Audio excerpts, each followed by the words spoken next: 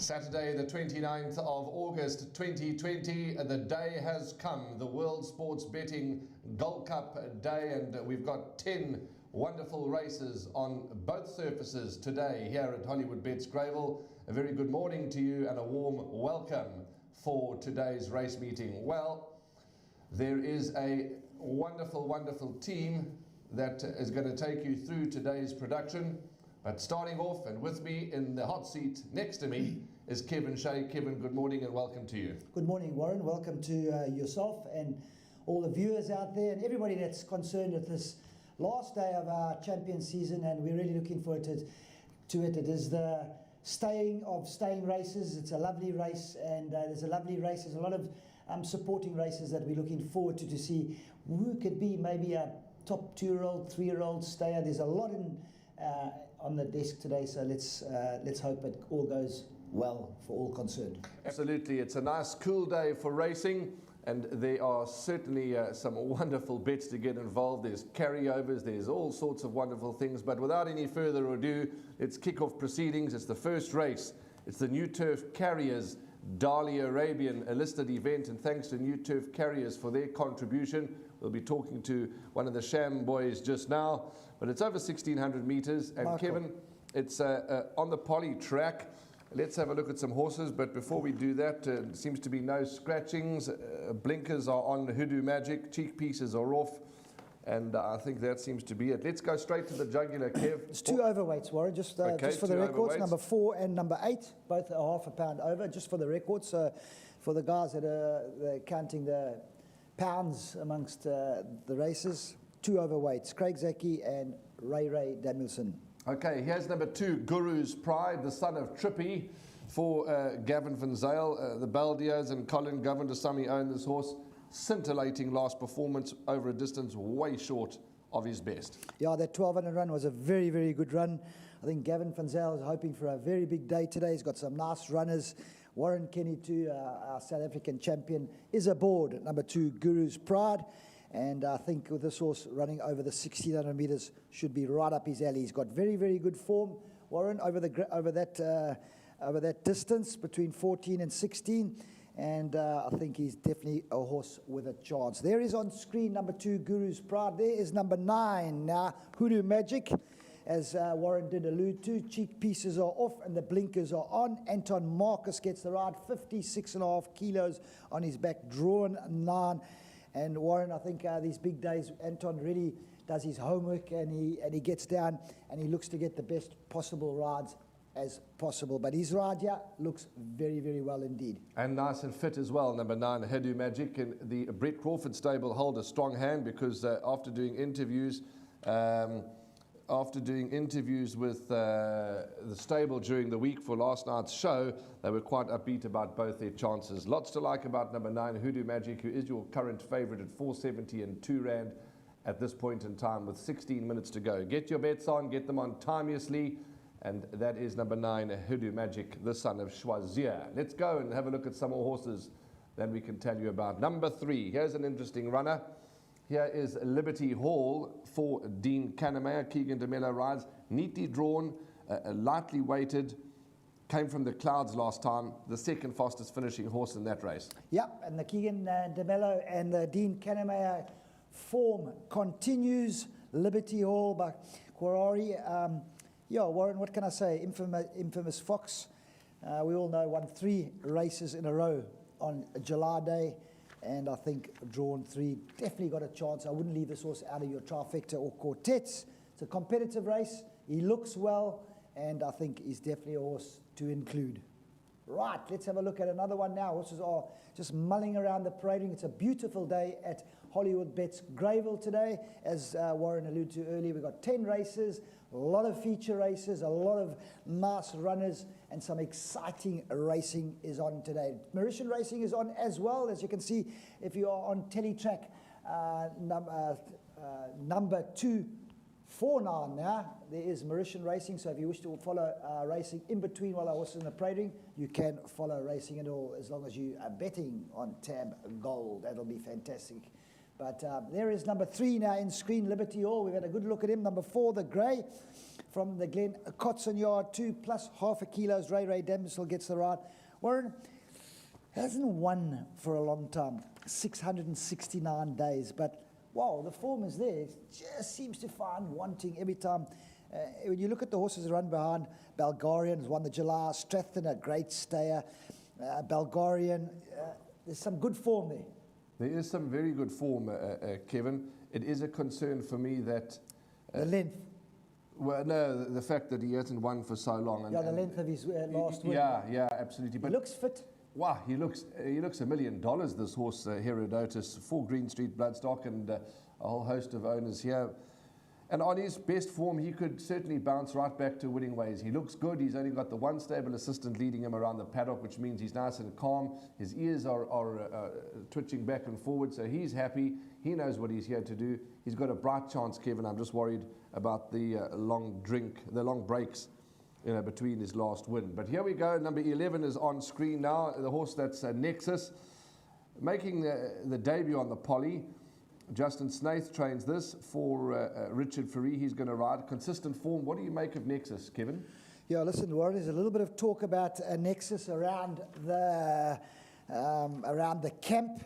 The Justin Snaith camp is definitely one of Richard Fourie's nicer rides. Well, not nicer rides, one of his chance rides today.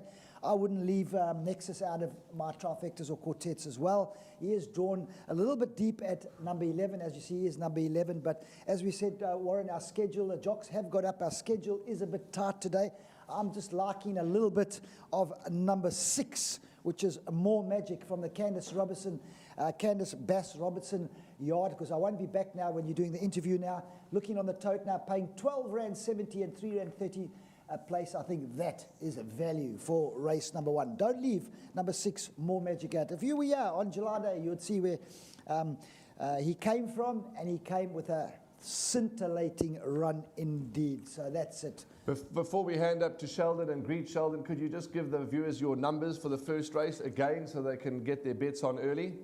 Warren, I like number 6, definitely a big chance with, can't leave out Anton Marcus, number 9, over the page, number 11, Nexus, and there's a little bit of a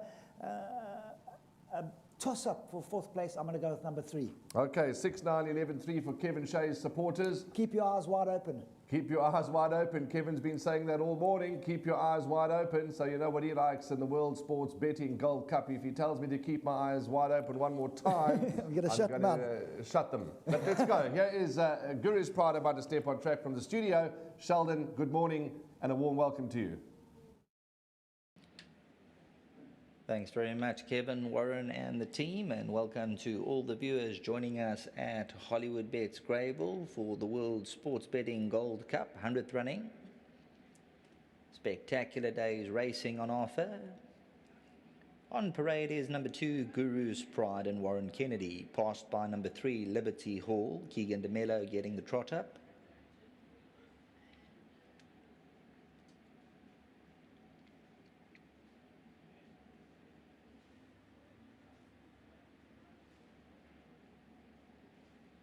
There's number 3, Liberty Hall. About to turn, number 3, Liberty Hall. The first race is on the Poly over the mile, 1,600 metres, 8 furlongs. Number 3, Liberty Hall. Head into the chest for number 2, Guru's Pride.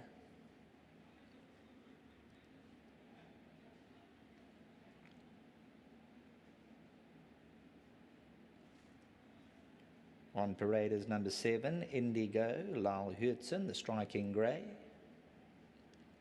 First race, the New Turf Carriers, Dali Arabian, listed over 1,600. Silent Crusades made the way past. So too Hoodoo Magic and Anton Marcus with a companion. The grey, number 7, Indigo.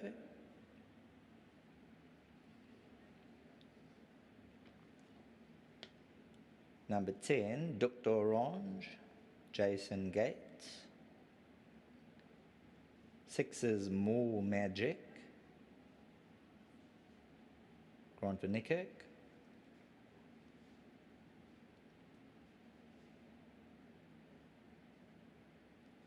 11, Nexus, Richard Fourie rides.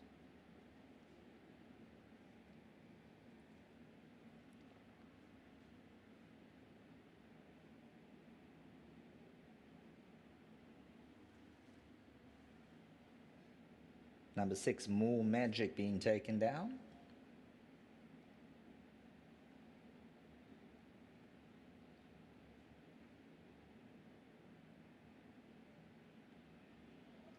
Another look at 11, Nexus.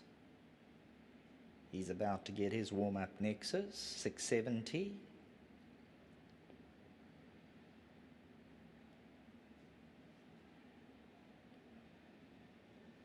Here's number 11, Nexus.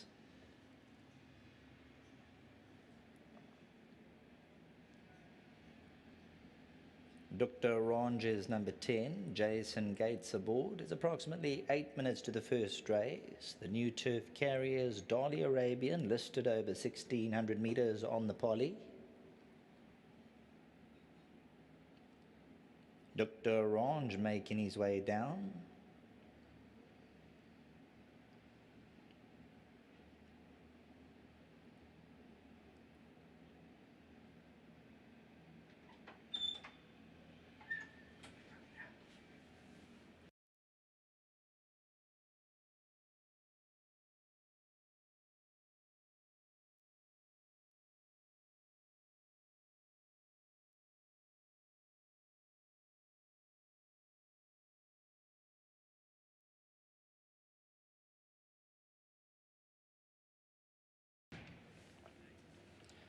Good day from myself, Sheldon Peters, and welcome to Hollywood Bet's Grable Racecourse. Some spectacular footage coming through. You can see the track looking in immaculate condition, and really looking forward to today's race meeting.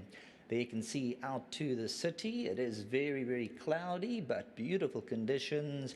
And just looking at the golf course, you'll see coming towards the flags there, they are predicting a slight breeze. It'll be a slight tailwind, not too much to talk about, probably around about 15 to 20 kilometers.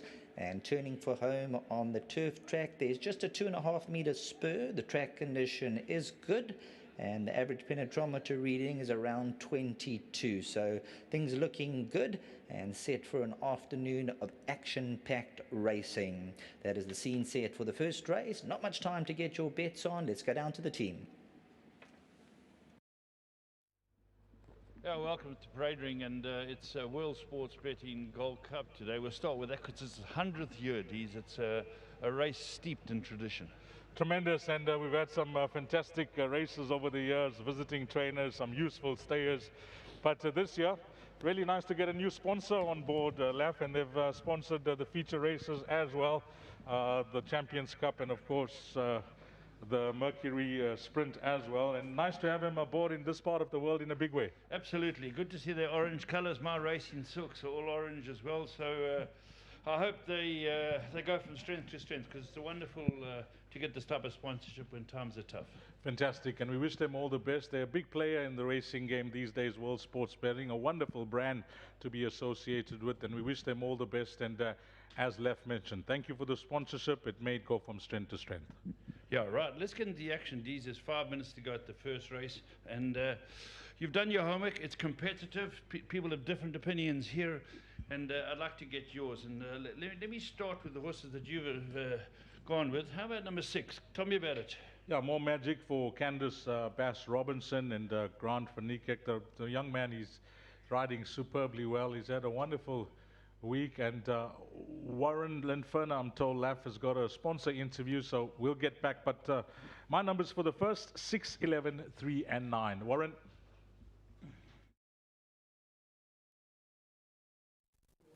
6, 11, 3 and 9 for Dees. Thanks very much, Dees and Paul. Good day to you. We'll see you in a moment. But without any further ado, it's wonderful to have Michael Sham, one of the directors of New Turf Carriers, in the studio with us.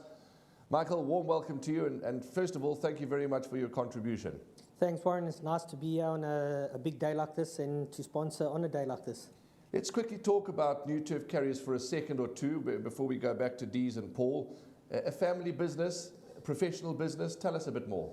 Yeah, it is a family business. My mom and dad started it, I think, 25 years ago.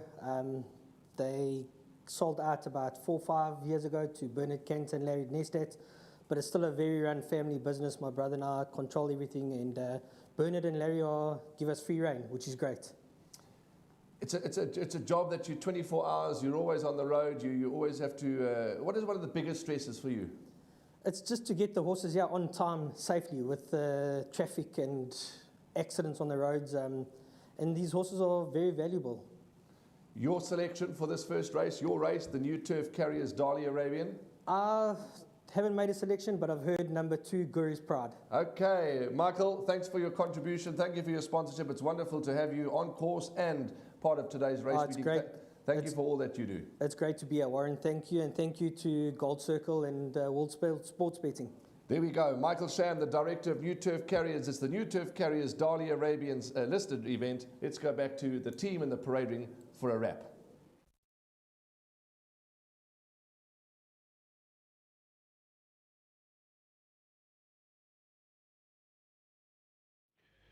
Well, Dees, we're talking about Nexus. You've done number 6. Let's look at Nexus. This was the 5-year-old. Form's very hot at the moment. Very hot, highly rated by the stable, full brother to Lady in Black. Last time out, looked the race for him to win. Great run from Running Brave, we will see later on this afternoon, defending a title. But if he takes to the poly track and Richard Free's Magic from the draw, possibly the right horse in the race, but he's friendly in the betting market on Tab Gold, paying 7 rand for a win. Yeah, because he's got to give a bit of weight to others. He has to give the entire field. Yeah, that's the key. You know, people are saying, can he do it first time on the poly? Now, Liberty Hall, your third selection. This horse has got a lightweight when you look at it. The last effort was a good effort, and it has ability. Well, you can see, judging by my selections, I'm in the camp of the infamous Fox form line. I'm trusting that to hold up here with Liberty Hall and Hoodoo Magic.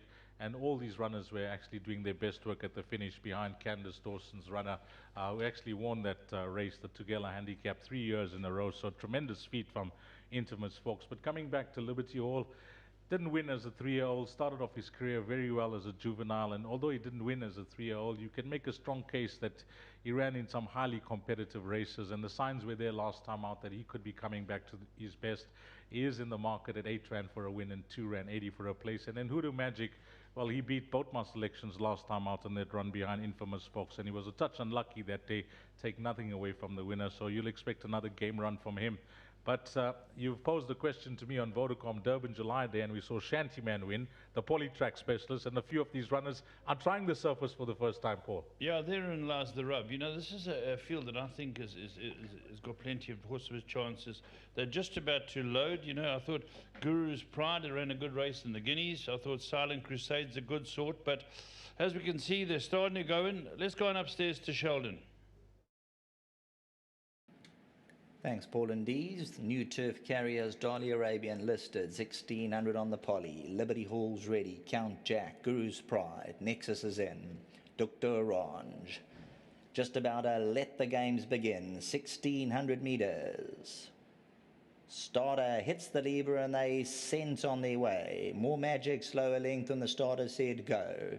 Silent Crusaders right there, but there goes Dr. Orange with long lengthy strides to the 1400 to pick it up. Nexus, the white cap, gets up second. Count Jack towards the inside. Guru's Pride, Silent Crusade. Hoodoo Magic is 3 around. Liberty Hall's 5 lengths off them. The Greys, Herodotus and Indigo team up together. Towards the back of the field, Cat Daddy, and that's got about 9-10 lengths to make up with More Magic.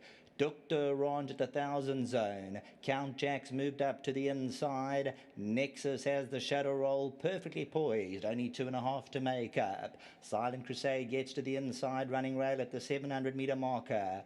Guru's Pride 5 lengths to go with Liberty Hall. Indigo further back, Herodotus. Cat Daddy's making a length and then More Magic. Whipping them for home. Dr. Orange 450 to go. Catch me if you can, a length and a half. Count Jack's going to come around. Nexus is under big pressure. Coming inside the 300 and Dr. Orange still has 2 lengths to spare. Count Jack now becomes the danger. Guru's Pride is starting to run on towards the inside. But Dr. Orange at the 200. Guru's Pride is now mounting a serious challenge, and here's Guru's Pride exploding through. And Guru's Pride will take the money in the first. Dr. Orange second. More Magic, and then came Indigo.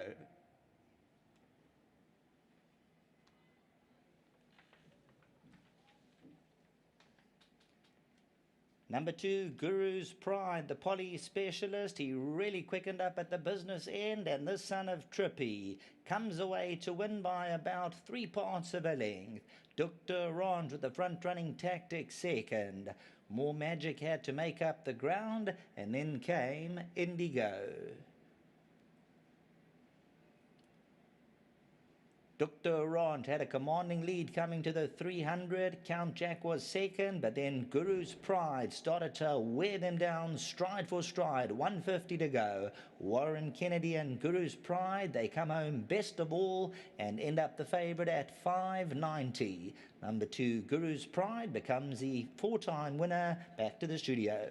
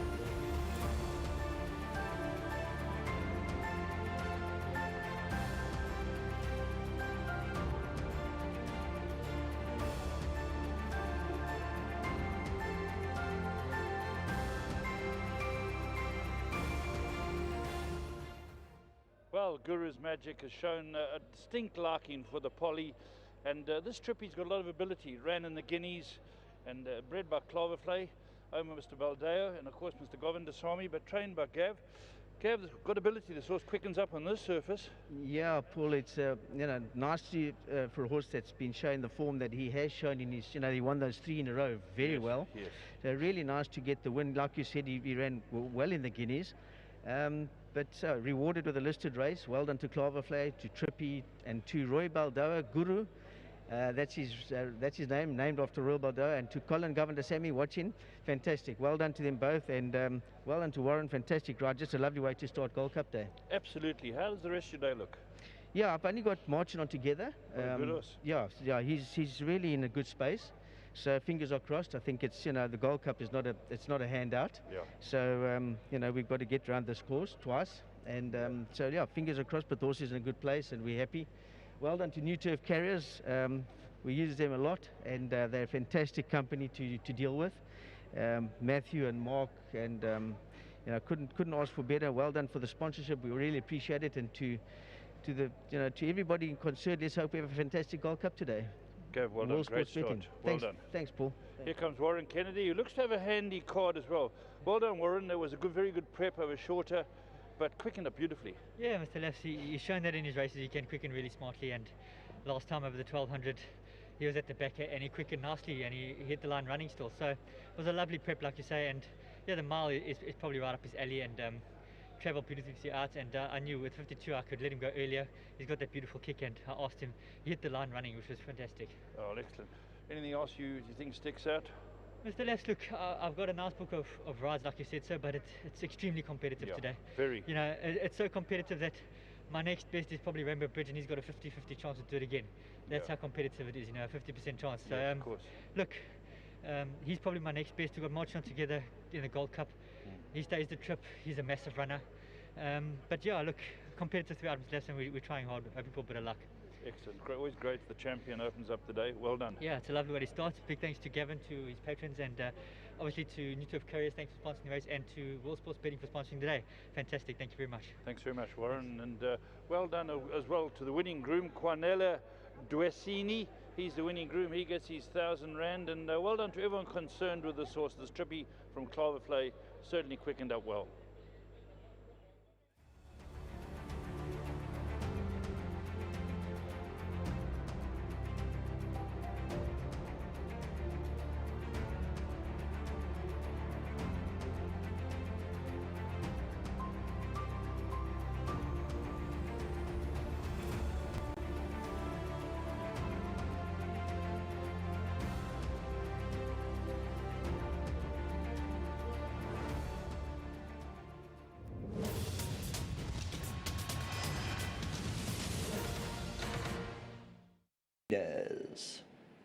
Starter hits the lever and they sent on their way. More Magic, slower length, and the starter said go. Silent Crusaders right there, but there goes Dr. Orange with long lengthy strides to the 1400 to pick it up. Nexus, the white cap, gets up second. Count Jack towards the inside. Guru's Pride, Silent Crusade. Hoodoo Magic is 3 around. Liberty Hall's 5 lengths off them. The Greys, Herodotus and Indigo team up together towards the back of the field. Cat Daddy, and that's got about 9-10 lengths to make up with More Magic. Dr. Orange at the 1,000 zone. Count Jack's moved up to the inside. Nexus has the shadow roll perfectly poised. Only 2.5 to make up. Silent Crusade gets to the inside running rail at the 700 metre marker. Guru's Pride 5 lengths to go with Liberty Hall. Indigo further back, Herodotus. Cat Daddy's making a length and then More Magic. Whipping them for home.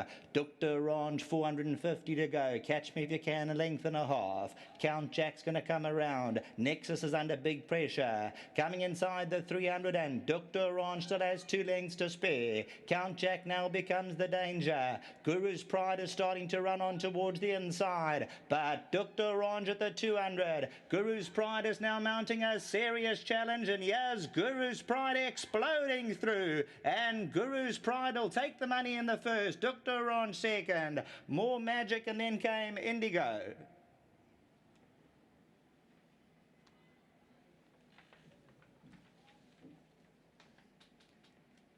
Number 2, Guru's Pride, the poly specialist. He really quickened up at the business end, and this son of Trippy comes away to win by about 3 parts of a length. Dr. Rond with the front-running tactic second. More Magic had to make up the ground, and then came Indigo. Dr. Rond had a commanding lead coming to the 300. Count Jack was second, but then Guru's Pride started to wear them down stride for stride. 150 to go. Warren Kennedy and Guru's Pride, they come home best of all and end up the favourite at 590. Number 2, Guru's Pride, becomes the 4-time winner. Back to the studio.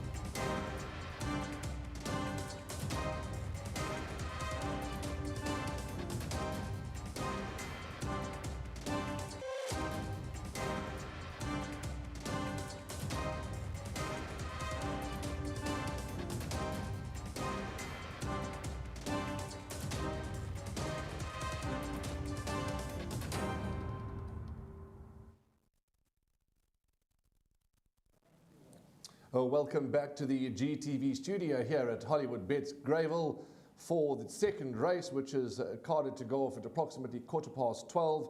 It is the Terence Millard Umgani Handicap, a listed event over 1,000 meters.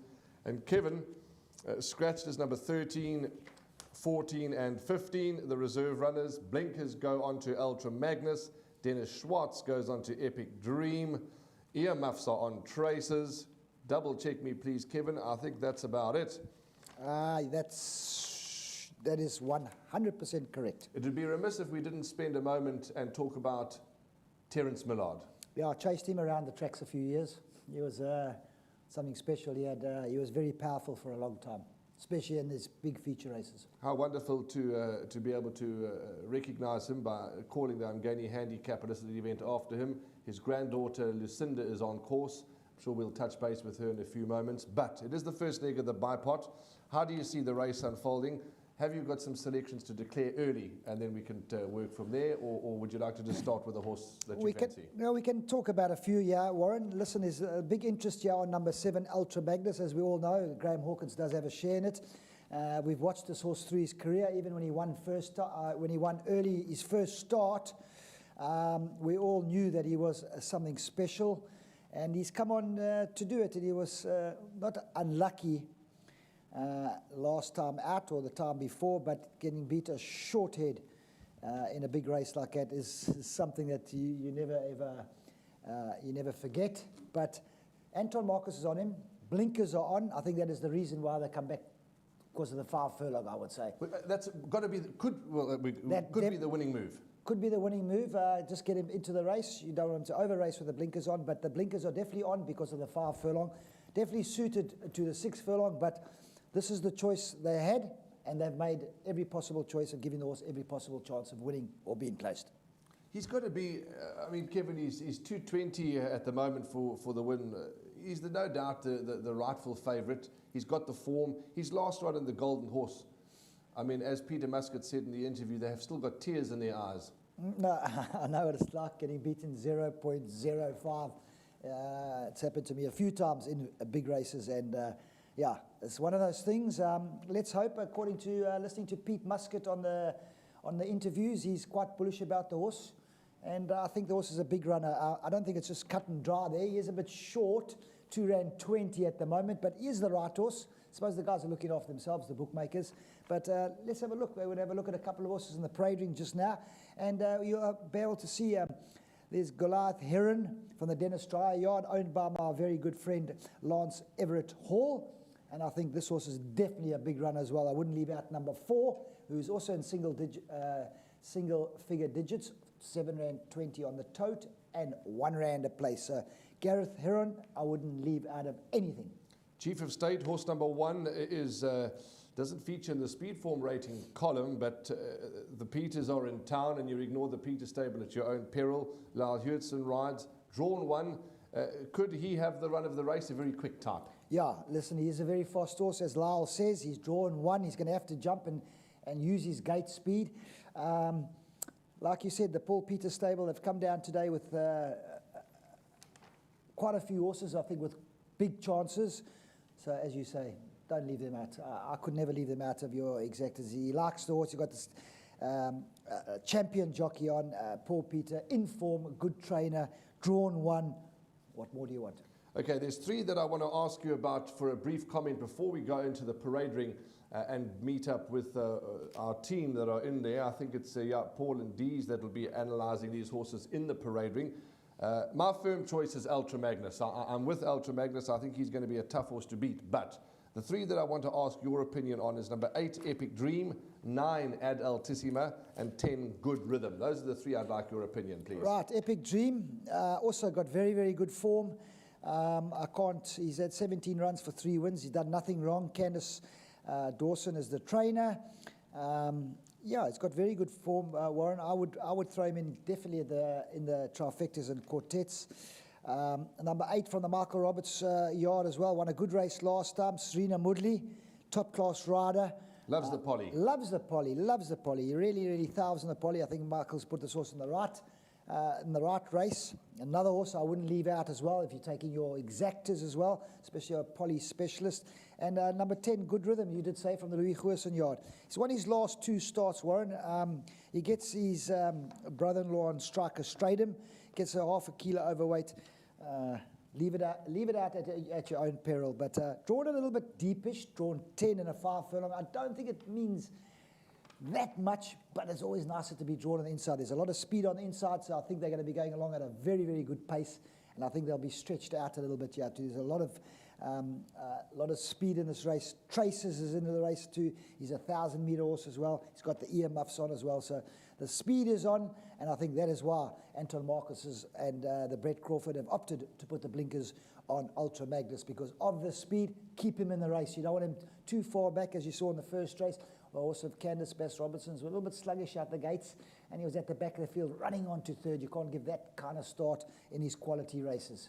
Okay, horses have started to go into the parade ring, and Dees and Paul are working from the parade ring. They're going to get a good up-close and personal look at these horses. Number 2 is Celtic Voyager, a horse that's got an unbelievable speed and unbelievable gate speed, lightly weighted, positively drawn. But I think without any further ado, let's go to our colleagues, Dees and Paul. They're in the parade ring. They're going to have a look at the horses right up and close, and they're going to give us their thoughts and feedback. But I'm firmly in the camp of number 7, Ultra Magnus. Kevin likes a bit of Goliath Heron for a place. Let's go to Dees and Paul for the parade ring analysis. Yeah, thanks to the guys. Start off the bipod now. Terence Millard, Mgeni handicap. Wonderful that they've honored the legend Terence Millard. Wonderful memories, most of them before my time, but you hear great stories about the great man. And horses in the ring here. Bipod time, and we'll have a look at a few in the ring. And we'll bring in with horse number 2. That's Celtic Voyager from the stable of Glenn Cotson and Warren Kennedy. A nice start for Warren, teaming up with the stable in race number 1, and a good win from Guru Spider. And here's a horse that Warren gets on superbly well with. Just partnered him the one time, and it was a superb win as well at his penultimate start, winning the Durban Dash. He's got the draw. He's got a nice low weight, And on the poly track, well, he's had one run for a second, which came last time out, beaten by Big Blue Marble. So I'm certain he's the type of horse that will have followers in the first leg of the bipod. 13 minutes to get your bets on, and horse number 2 is paying 6 Rand 10 for a win, 1 Rand 40 for a place.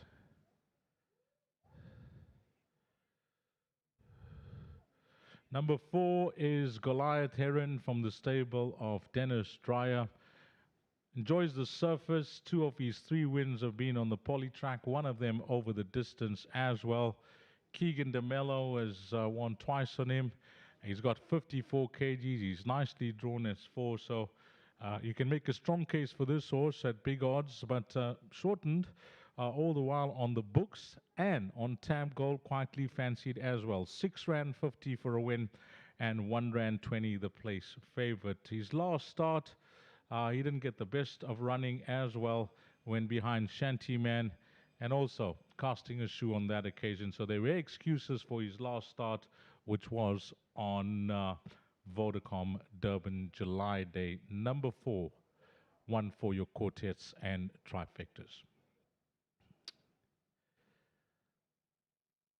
With 12 minutes to go, that quartet pool is now well over 60,000 Rand. We mentioned the start of the bar pot. That's in excess of 360,000.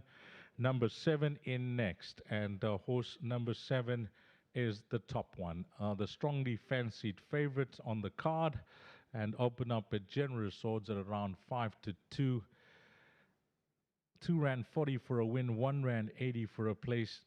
This individual, Ultra Magnus, he could have easily taken his place in the World Sports Betting Mercury Sprint later on this afternoon. But it's all about planning the horse's career, trying to give him the best opportunity of winning. And the stable could have hit the bullseye with him here, racing him in this race, the Umgeni handicap, a listed race where he'll have to give chunks of weight to the entire field instead of the weight for age race, the Mercury Sprint later on today. But that said, he's the class package in the race. There's no doubt about that. He firmly deserves his position on top of betting boards. Personally, I made him one of the best bets on the card. And he hasn't won over the distance because he hasn't been tried over the distance. So don't read anything into that. He is a strong front runner, very quick out the gates. And Anton's going to waste no time with this individual. 61.5 on his back. I think it will be catch me if you can. There are a few speedy sorts in the field, but he's the class package, and I'm hoping that class will prevail. Bipod time, 10 minutes to get your bets on. And that pool is fast approaching 400,000 Rand. Horses leaving the ring, and strong favorite here in Ultra Magnus. If he has to miss the bipod, then I think you're in for a result, whichever runners finish 1 or 2. But it's the way of champions down the shoot at Hollywood Bets Greyville.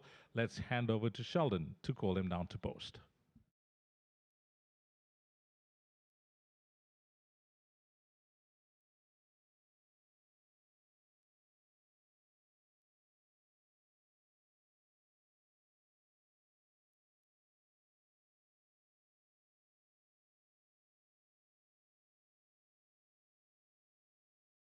All right, please note that in the first race, and good afternoon from myself, Craig Peters, I'll be taking through the rest of the card. Nexus, not striding out behind, that was the excuse in the first race for Nexus. And the first race time was 92.67 on the poly, 92.67, which was a new course record. Runners passing by, number 1 is Chief of State, Lyle Lewitson. Number 2, Celtic Voyager, Warren Kennedy.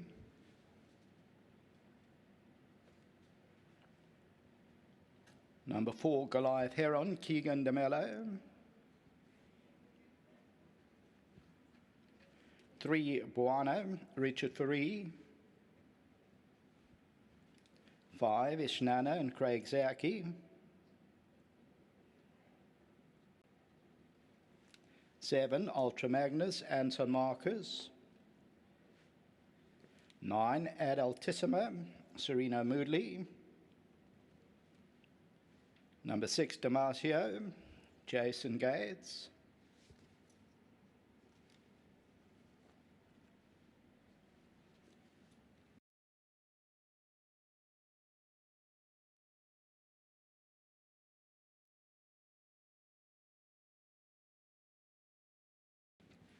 Number 10 is Good Rhythm, Pure Stratum. 11, Filippo Muzieni.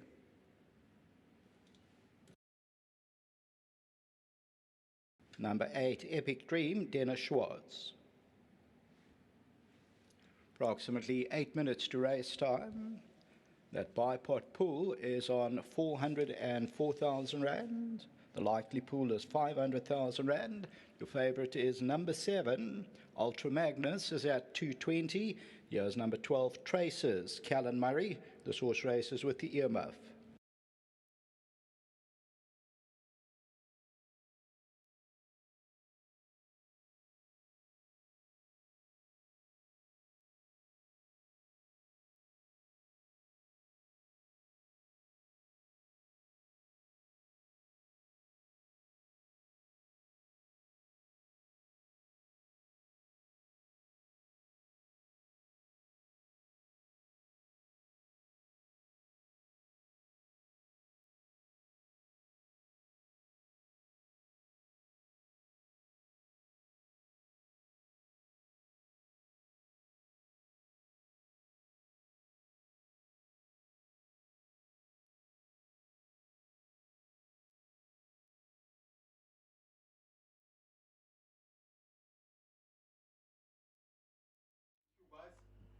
Right, it's D's, time for race 2. Race 1, fancied runner came in, but it's difficult racing. This is interesting. How did you see it initially?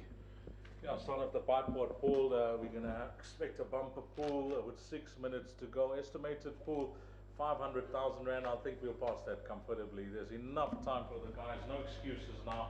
I strongly fancy Treasures in the race as well, and that is the Brett Crawford.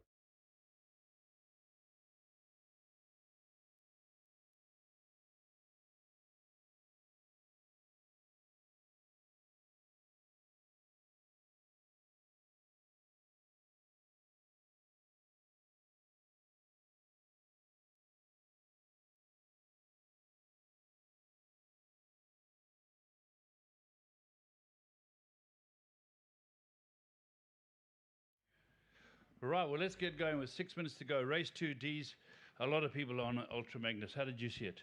I think he's one of the best bets on the card, and thankfully it comes early in the race meeting, so you can bank some cash to invest in the exotics that are going to be very sizable pool to borrow if he gets beat. Well, if he gets beat, then that's plan B. Plan B. Well, if you have to borrow, then you have to borrow. But I hope you got, you know, the standby. Yeah, you got to have the standby. He does look the right horse. He's got Arthur Marcus. It's Polly. 61.5 though.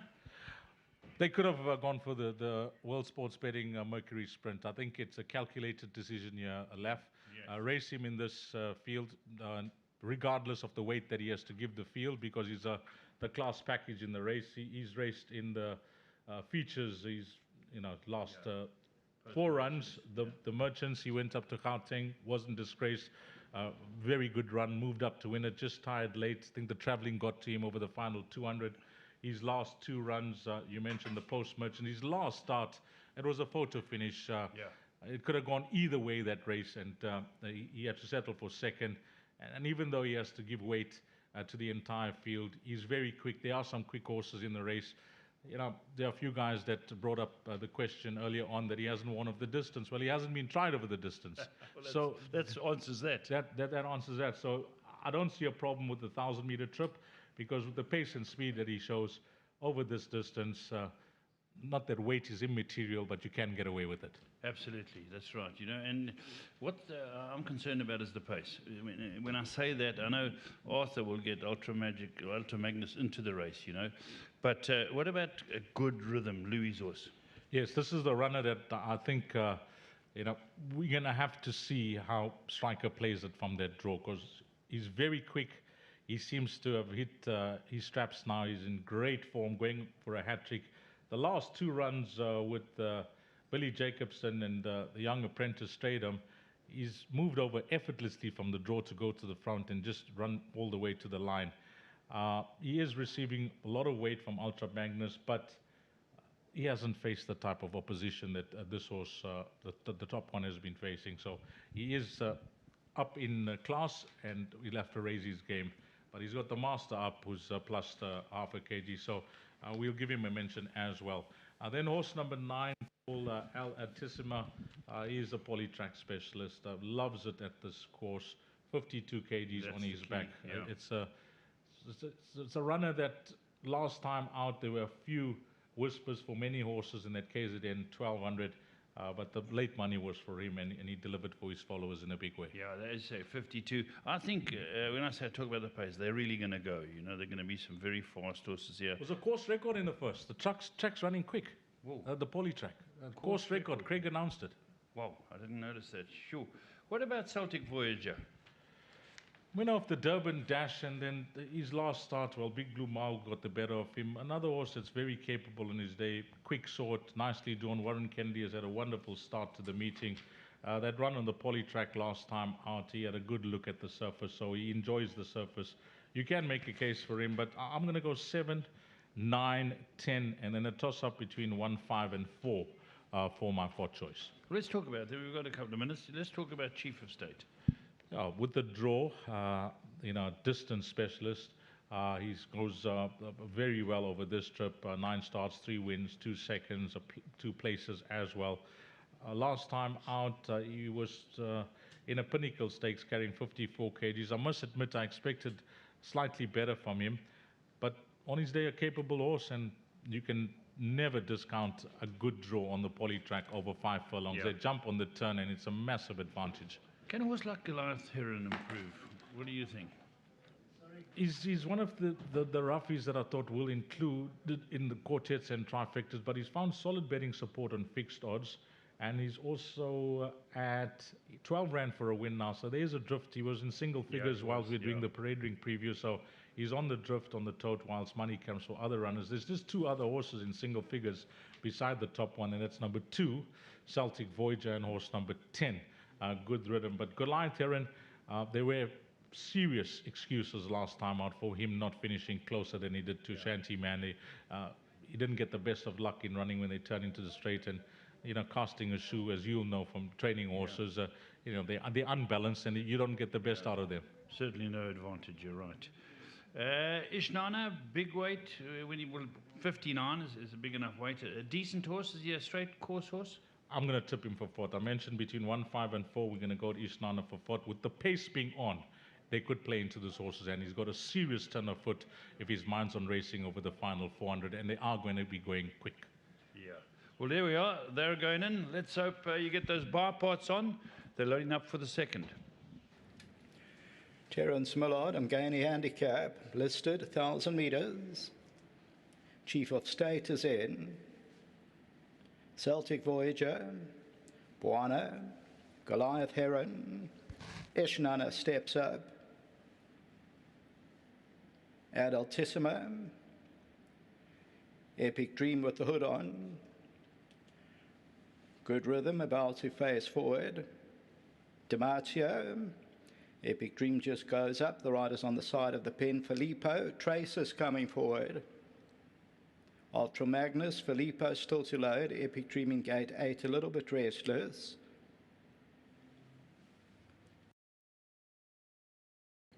Filippo goes in, Traces comes up. Ultra Magnus, the favourite, the last one. Bipod pool on 562,000, 1,000 metres. Epic Dream just has to settle. Gate 8. Sprinting away from the 1,000 metre marker. Epic Dream is one of the trailers early on. They're lining up for the lead. Celtic Voyager, Buana's right there. Traces, Ad Altissimo, Goliath Heron's in the orange. Dematio, Good Rhythm, the white headgear. Then Chief of State. Ultra Magnus is about 6 lengths off the leader. Then Filippo. Behind that one, Ishnana. And at the back, Epic Dream, 8 or 9 lengths off the leader. Top of the lane, and Traces brings him in. Back in second position, Buana. In the third spot is Celtic Voyager. The outside, Albertissimo. Ultra Magnus got about 4 lengths to make up. Goliath Heron's also trying to have a go at the leader. Traces is the leader coming to the 200. Buana. Celtic Voyager's there at Altissimo, and then comes Goliath Heron. Ultra Magnus still got 3 to go. Traces the leader, Celtic Voyager. Buana's on the inside at Altissimo. Coming strongly as Celtic Voyager, and Celtic Voyager won it. At Altissimo maybe second, Traces third. Goliath Heron ran fourth.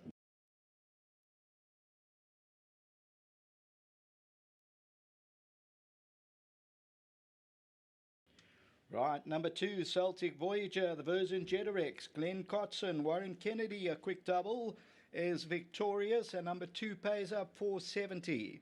Second is very close. I thought the horse nearest us, but it's mighty close between that and Traces on the inside. Then Goliath Heron. Ultra Magnus finishes back in 5th, and further back Good Rhythm. Number 2 at 470. The tote favourite was 7 Ultra Magnus, which goes missing from the bipods.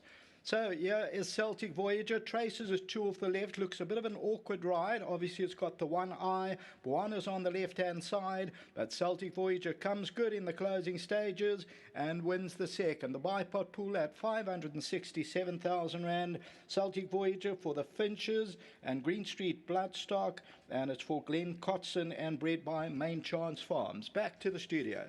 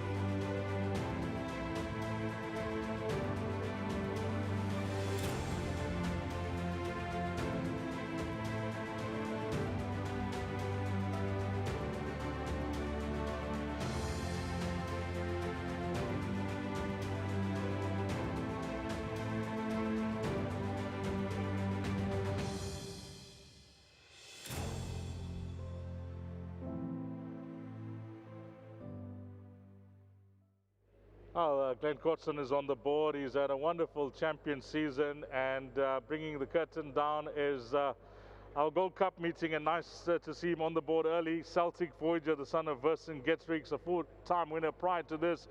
He'll now take that tally to 5 from 13. A whole host of owners here. Well done to all of them. Main Chance Farms, the breeders. Warren Kennedy, a wonderful start. Glenn, firstly, a fantastic champion season.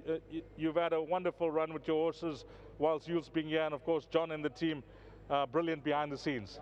Yeah, I'll tell you what, I cannot tell you how great it's been. It's been fantastic.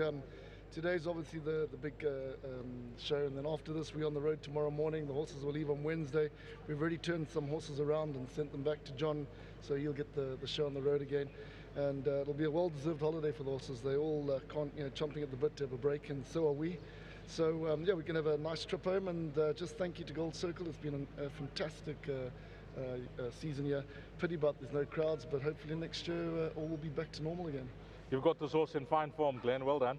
You know, from the day he got off the float, he's just blossomed. He just got better and better, and he's just held his coat really well, and he's done really, really well. So he had a great prep coming to this race. We were very confident for lightweight. Champion jockey, current champion jockey of the year. What more can we ask for?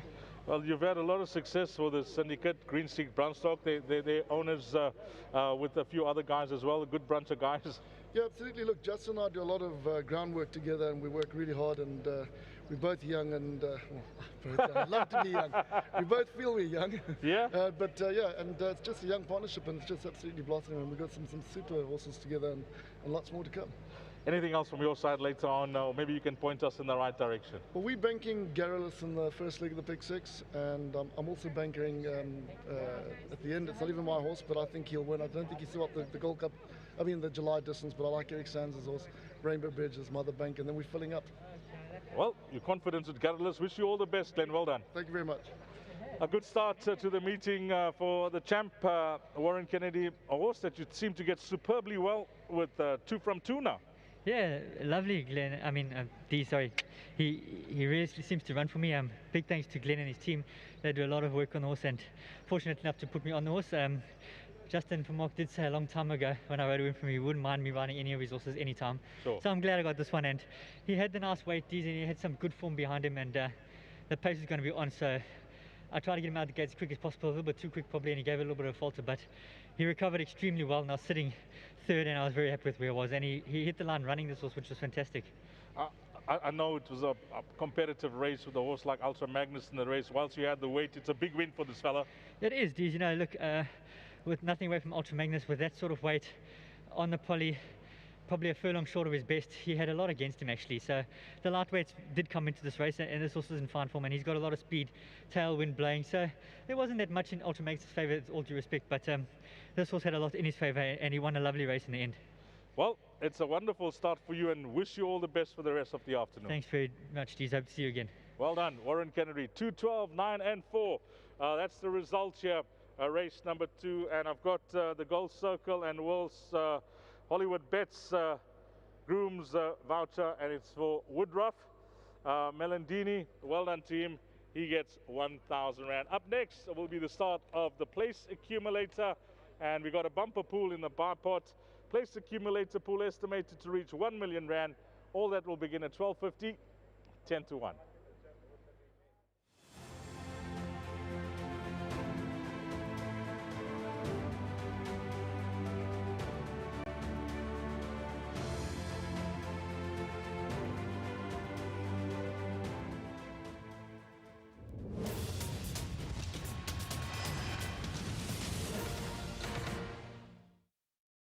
To settle, gate 8.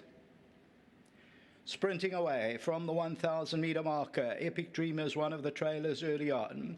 They're lining up for the lead. Celtic Voyager, Buana's right there, traces Adaltissimo, Goliath Errands in the orange, Damatio, Good Rhythm, the white headgear, then Chief of State. Ultra Magnus is about 6 lengths off the leader, then Filippo. Behind that one, Ishnana, and at the back, Epic Dream, 8 or 9 lengths off the leader.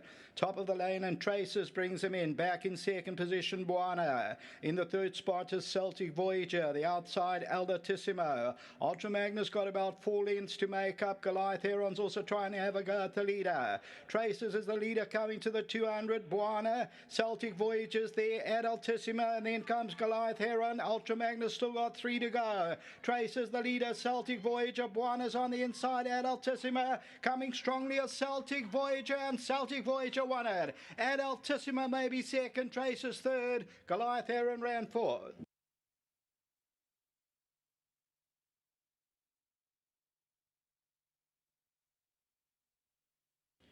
Right, number 2, Celtic Voyager, the Virgin Jetarex, Glenn Cotson, Warren Kennedy, a quick double, is victorious, and number 2 pays up 470. Second is very close. I thought the horse nearest us, but it's mighty close between that and Traces on the inside. Then Goliath Heron. Ultra Magnus finishes back in 5th. And further back, Good Rhythm. Number 2 at 470. The tote favourite was 7, Ultra Magnus, which goes missing from the bipods. So here is Celtic Voyager. Traces is 2 off the left. Looks a bit of an awkward ride. Obviously, it's got the one eye. Buana's on the left-hand side. But Celtic Voyager comes good in the closing stages and wins the second. The bipod pool at 567,000 Rand. Celtic Voyager for the Finches and Green Street Bloodstock. And it's for Glenn Cotson and bred by Main Chance Farms. Back to the studio.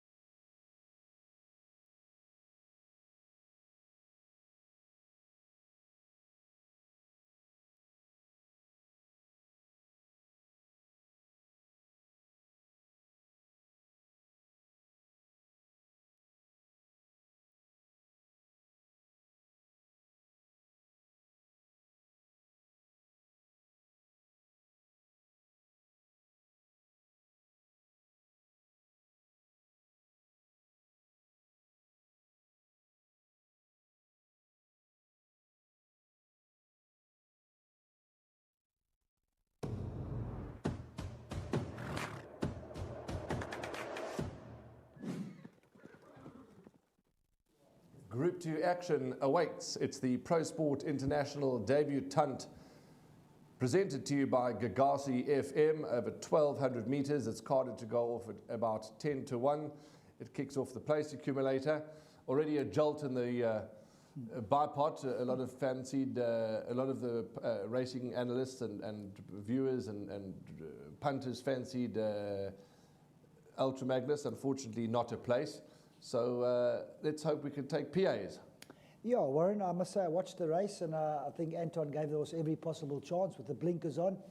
He was travelling very well in behind them, and he just never went on it. So I think maybe, you know, putting the blinkers on and trying the 5 furlong can sometimes ruffle their feathers a little bit. So just put a line through that run. It's not his form. They did try something. Like I said, they only had one choice. It was a 5 furlong on the day, or they could have gone for the Mercury Sprint. And they went on the poly, and it didn't pay off. So anyway, that's not the be-all and end-all of it.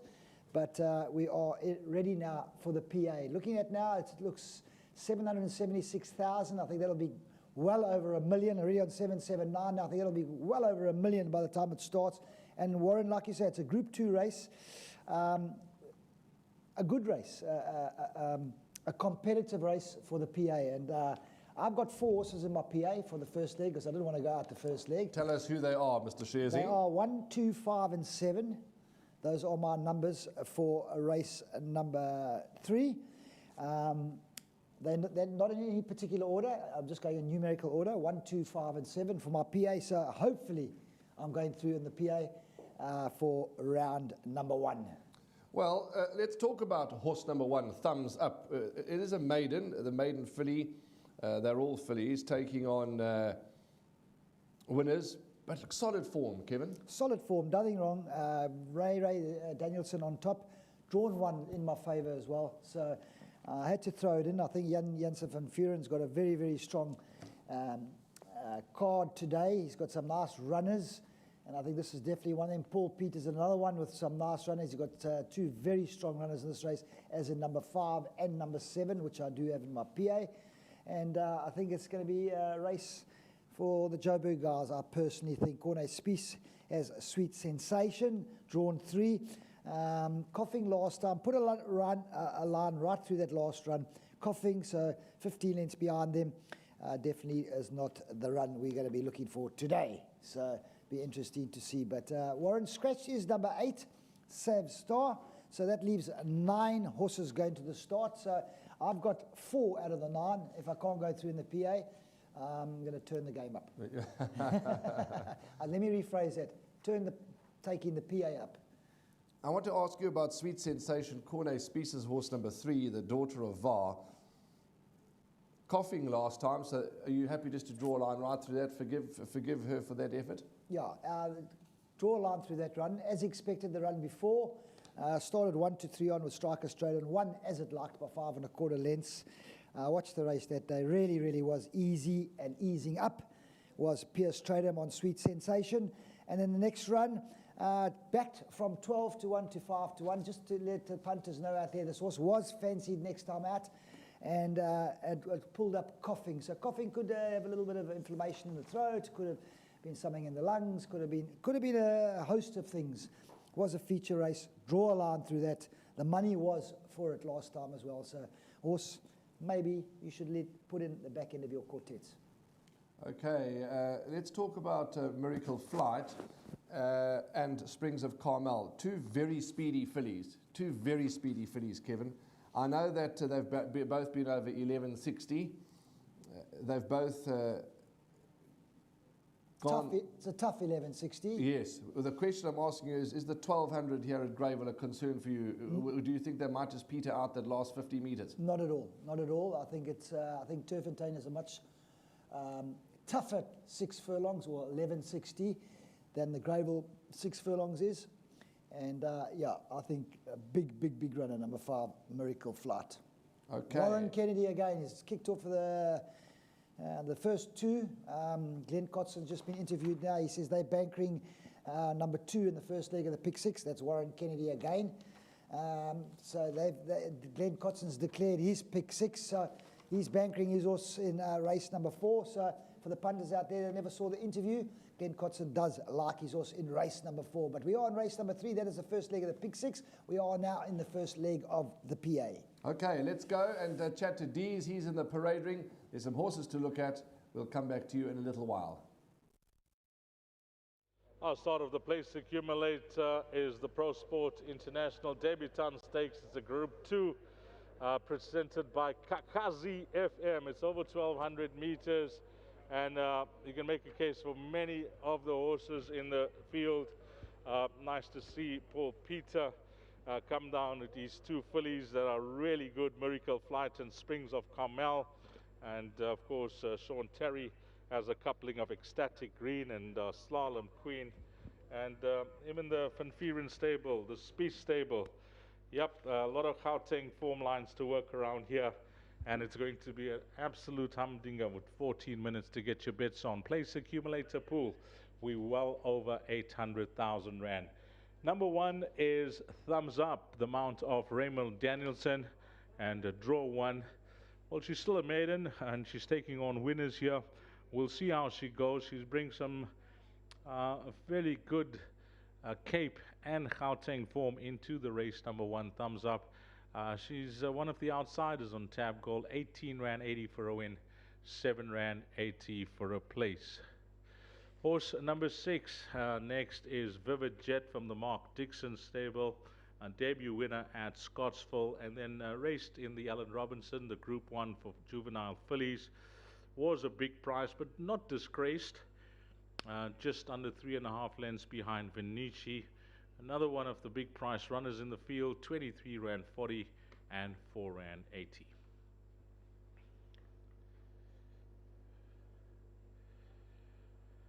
We mentioned the place accumulator. Well, looking for $1 million. Oh, that's going to sail past that comfortably, and we're just going to have some absolutely bumper pools this afternoon. And the Barport pool got to 567,736 Rand. Horse number 10 is 50. That's number 9. Number 10 is Keep the Lights On. Justin Snate's runner with Richard Fourie up. Last time out did win the maiden well at Scottsville and winning comfortably. Yeah, she is going to be tried against some serious horse flesh here of her generation, and we'll see how she handles the step up to this class. Number 10, Keep the Lights On. 24 Rand 90 for a win, 4 Rand 70 for a place. Moving along to one of the more fancied runners in the race, number 5, Miracle Flight. Warren Kennedy, a wonderful start to the meeting. He'll be looking for 3 on the bounce here. A horse that he knows very well, partnered this daughter of Var in her first 4 starts for 3 wins. Her last 2 runs in Gauteng, her stable companion Springs of Carmel has had her number, but she's a quick filly and she's better drawn, so this type of race at 4 Rand 30 for a win and 1 Rand 20 for a place, she's not to be taken lightly for place accumulator players. With her speed and pace and the shorter running at Greyville, we're now on the turf. Likely horse to be staying on and staying on well. Number 9, just moving out a shot there, is 50 Shades Darker from the stable of Candace Bash Robinson. I like this filly for the quartets and trifectas. She brings some very strong Cape form lines into the race. Daughter of Gimme the Gleonite will race in Mario Ferreira Sulks. But they're on their way out for race number 3. Place accumulator pool, estimated pool going to be $1 million. It's going to sail past that, and in a big way with 11 minutes to go. Very popular bet. Races 3 to 9, and most punters, well, they play permutations, and it looks like one of those races where if you want to play a straight line PA today, well, you're going to need the crystal ball because it looks exceptionally tough with all these feature races. If you survived the first leg of the Barport, well played there, finding Celtic Voyager. If you're finding Traces that just pipped out Adultissimo for that second position, but nevertheless, it's a great result for you. 10 minutes to get your bets on. We're down the way of champions at Hollywood Bets Greyville. It's going to be a wonderful afternoon as the day progresses, leading up to the 2 big ones, the Group 3 World Sports Betting Gold Cup and the Champions Cup. Oh, cannot leave out the Mercury Sprint as well. All sponsored by World Sports Betting. Horses onto the track. Apologies for the previous race. It's Craig Peters to call them down. Thanks very much, Dees. As the runners come out onto the track for the 3rd race, we look at number 3, Sweet Sensation, Craig Zaki, Pro Sport International Debutant Grade 2, presented by Gagazi FM. Number 2, Ecstatic Green, Lyle Hewitson.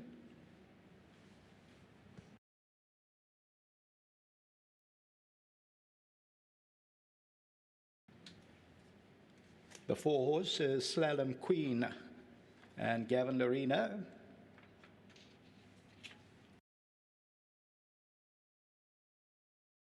Slalom Queen wears the red cap.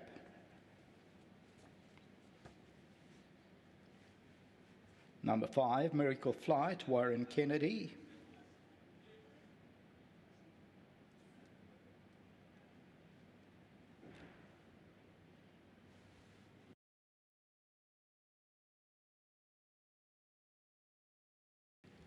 Number 10, Keep the Lights On, Richard Fourie with the lead horse. The biggest outsider in the race is number 10, Keep the Lights On.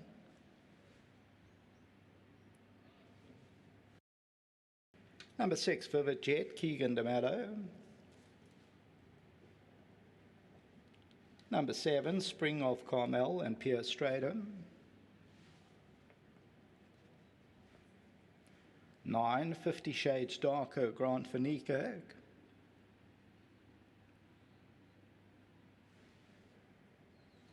1, Thumbs Up, Raymond Danielson.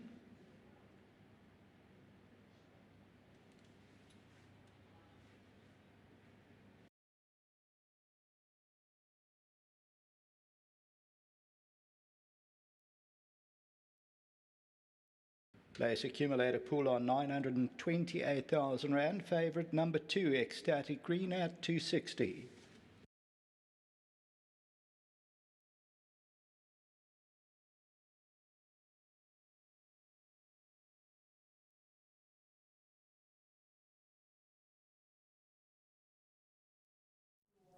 Welcome back to the studio here at Hollywood Bets Greyville. Time to preview race number 3, which is the Pro Sport International Debutant. It's a Grade 2 event presented to you by Gagasi FM. It's over 1,200 meters. We move now onto the turf track and some scintillating racing. We've already been treated to some top quality racing, and there's plenty more on offer. It gives me great pleasure to welcome Vukile Zondi into the studio, the Managing Director of Gagasi FM. Vukile, a warm welcome to you to our GTV studio. Lovely to have you with us. Thank you very much. I'm glad to be here and to be part of what has been a very good day. You are the Managing Director of Gagasi. Tell us a bit more about your role and your radio station. Well, we as Gagasi FM, first of all, just some history on the station. It's a radio station that broadcasts within KZN. We're the biggest privately owned radio station in the country, broadcasting about 1.3 million people throughout KwaZulu-Natal, and then about 50,000 people outside of the province via online app. And our involvement really, is a partnership with Pro Sport International to expose our audience to this beautiful sport. The role being really to expose a broader audience to what is a great sport, what is a sport that is quite prevalent within KZN. And in partnership with Pro Sport International, to just bring people on board. We've had a competition that we've been running in the build-up to this, where we've given listeners the opportunity to be virtual owners, to understand the sport a lot better, bring them into the furor. I mean, we've got a big part of our audience is interested in sports betting, and generally it'll be soccer, generally it'll be cricket. So it's now introducing them to something like horse racing, which makes for great content, but also means that we are bringing the sport into the public domain and giving more people the opportunity to be involved with it.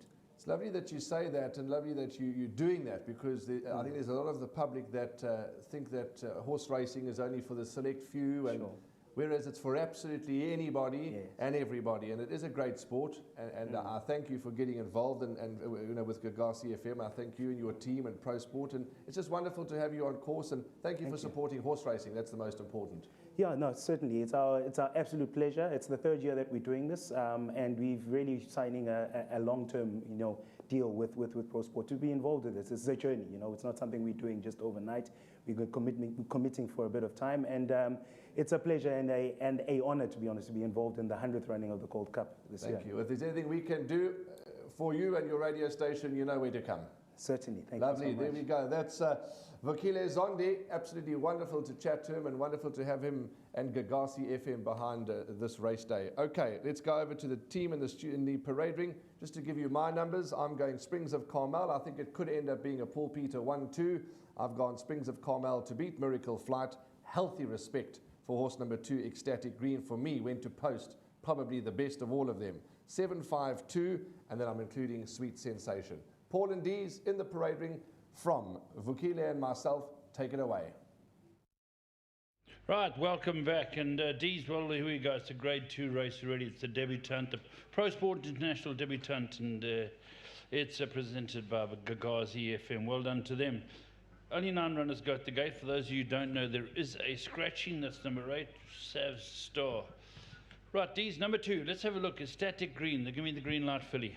Yeah, she brings some solid form into the race, having contested the last 2 premier 2-year-old features. Of course, the other being the Golden Tikweni Stakes, which is later on today. The Alan Robertson, the Golden Horseshoe, Vinici. It was a close finish, and that result could have gone either way. And that day she was drawn 15 out of 15, which is usually the wrong side of the park. Great run. Her last start. Good effort as well, Paul, behind Nobis. Yeah, not beaten far. Not beaten far, and they've decided to go the furlong shorter. 1,200 meters at this stage of her career seems to suit her best. That Vinici form line has seen War of Athena. Later on we'll see her Winter Smoke come out to win. Love Bomb coming out to win the Group 2. So it's a powerful form line. Springs of Carmel seems to have a number though. In Gauteng, beat her twice, and the weight's also in favor of Springs of Carmel. But I think this type of filly, the fact that she's being trained here and she's got a good draw, she could reverse the form on Paul Peters' runner. Right, let's talk about Paul Peters. He brings two into the race here. Number 7, Springs of Carmel, the captain of all.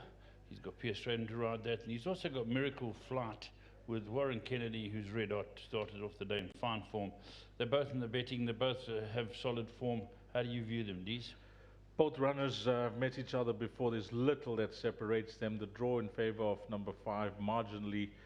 Two different types of fillies, Paul. One will be up with the early pace, that's Miracle Flight, and Springs of Carmel, she's going to be held up for a run. Unbelievable win last time out. She looked beat. It looked the race that Miracle Flight was going to win, but a great finish from Pierre to get her to win, the daughter of Captain of All. So not much between the two, but I think you're going to see two different riding styles. One's going to be handy, the other's going to be coming from off the pace. Two talented horses. Absolutely. Well, you know, we've got another Give Me the Green Light in the race. The favourite is 1. And this is 50 Shades Darker. And it's the Candice Bass-Robinson team who bring this out. It's drawn 9. Seems to be going the right way. On the strength of her Cape form lines, she wouldn't surprise as a winner in this type of field. I've pulled up her form lines, and a penultimate run, 3 winners, 2 subsequent winners. Her last start, all of French Queen, I'm a Lady, Kaya Coco, Major Attraction, have all come out to win. So she does bring some powerful form lines into the race. And Candice Bass-Robinson, she hasn't, you know, had many horses during our champion season, but this filly in particular, they've decided to bring her down late. So they must think that she'll be competitive in this type of field, because they would have had a look at the program, and she's not here, you know, just for the trip down to KZN. She does bring some solid Cape form lines into the race, and that could stand her in good stead. Even though she's poorly drawn, I'll make her the joker of the pack. There we go. There are a couple of others, but they're loading up. Let's go on upstairs to commentator. Loading up at the 1200 metre, Miracle Flight comes in. Sweet Sensation. Thumbs Up. Vivid Jet about to come forward. Springs of Carmel. 50 Shades Darker, she comes in. Place accumulator pool over 1.3 million.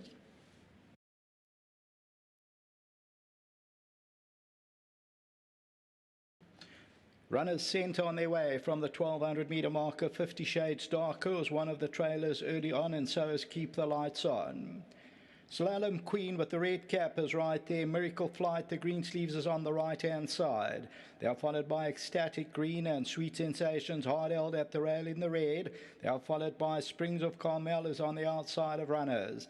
Then Vivid Jet, followed by Thumbs Up, and then Keep the Lights On, and 50 Shades Darker, the trailer, about 7 or 8 lengths off the lead. Miracle Flight takes him towards the 600 and the entrance to the straight, about to come off that false rail. They're about to be homeward bound, and Miracle Flight brings him in. Back in second, Ecstatic Green. Slalom Queen is towards the inside, and Springs of Carmel comes out for a run. Down the inside, Sweet Sensation, and they're followed by Keep the Lights On, who's also running on. Coming down to the 200 metre marker now, Ecstatic Green is on the outside, and Keep the Lights On is trying to run on. Springs of Carmel's under pressure.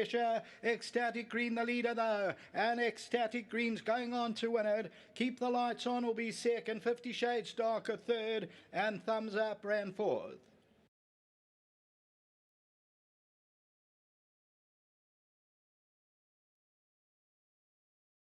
So the winner number 2, Ecstatic Green, the tote favourite at 260. The Gimme the Green Light, Sean Terry, bred by Mr. S.W. van der Wals. And Lyle Lewitson is the winning rider for Chris van Niekerk, and they win it. And this is win number 2 from 6. Second, number 10 at 5:10, Keep the Lights On, who came from the trail of the field. Third to number 9, 50 Shades Darker, and fourth to number 1, Thumbs Up. Further back in the run, Springs of Carmel. As we look at this, and the winner, number 2, Ecstatic Green. It's with the blue cap and goes on to score. Springs of Carmel did not kick on, and on the right-hand side, coming from off the pace, was number 10, Keep the Lights On, and 50 Shades Darker also comes from off the pace, but a good win for Ecstatic Green. PA over 1.4 million. Next up, it's the 4th race, the start of the Pick 6, and the Pick 6 pool are likely to get to 8 million rand, and the carryover is 1 million. Back to the studio.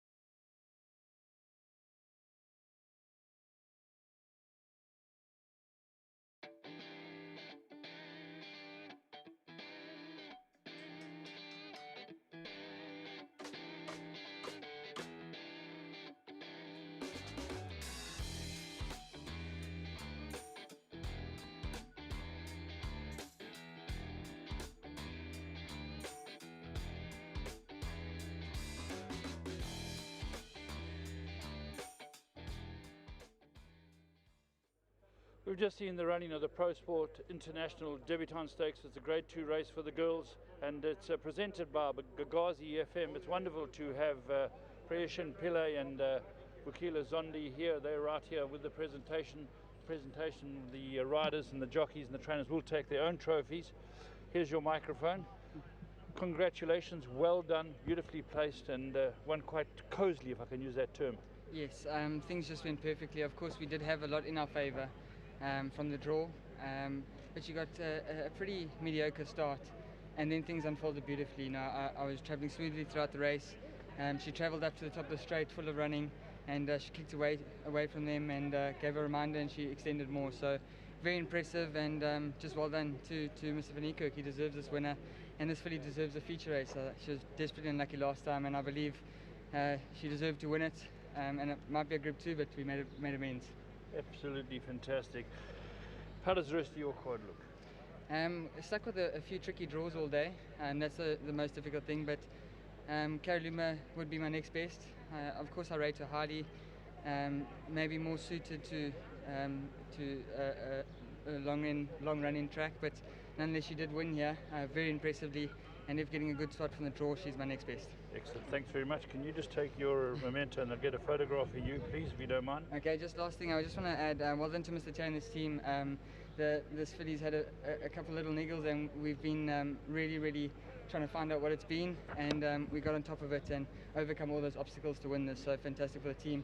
Well done to them, and my first feature with my sponsor Drakenstein, so congrats. There you go, there's your, if you could just hold it up for a photograph.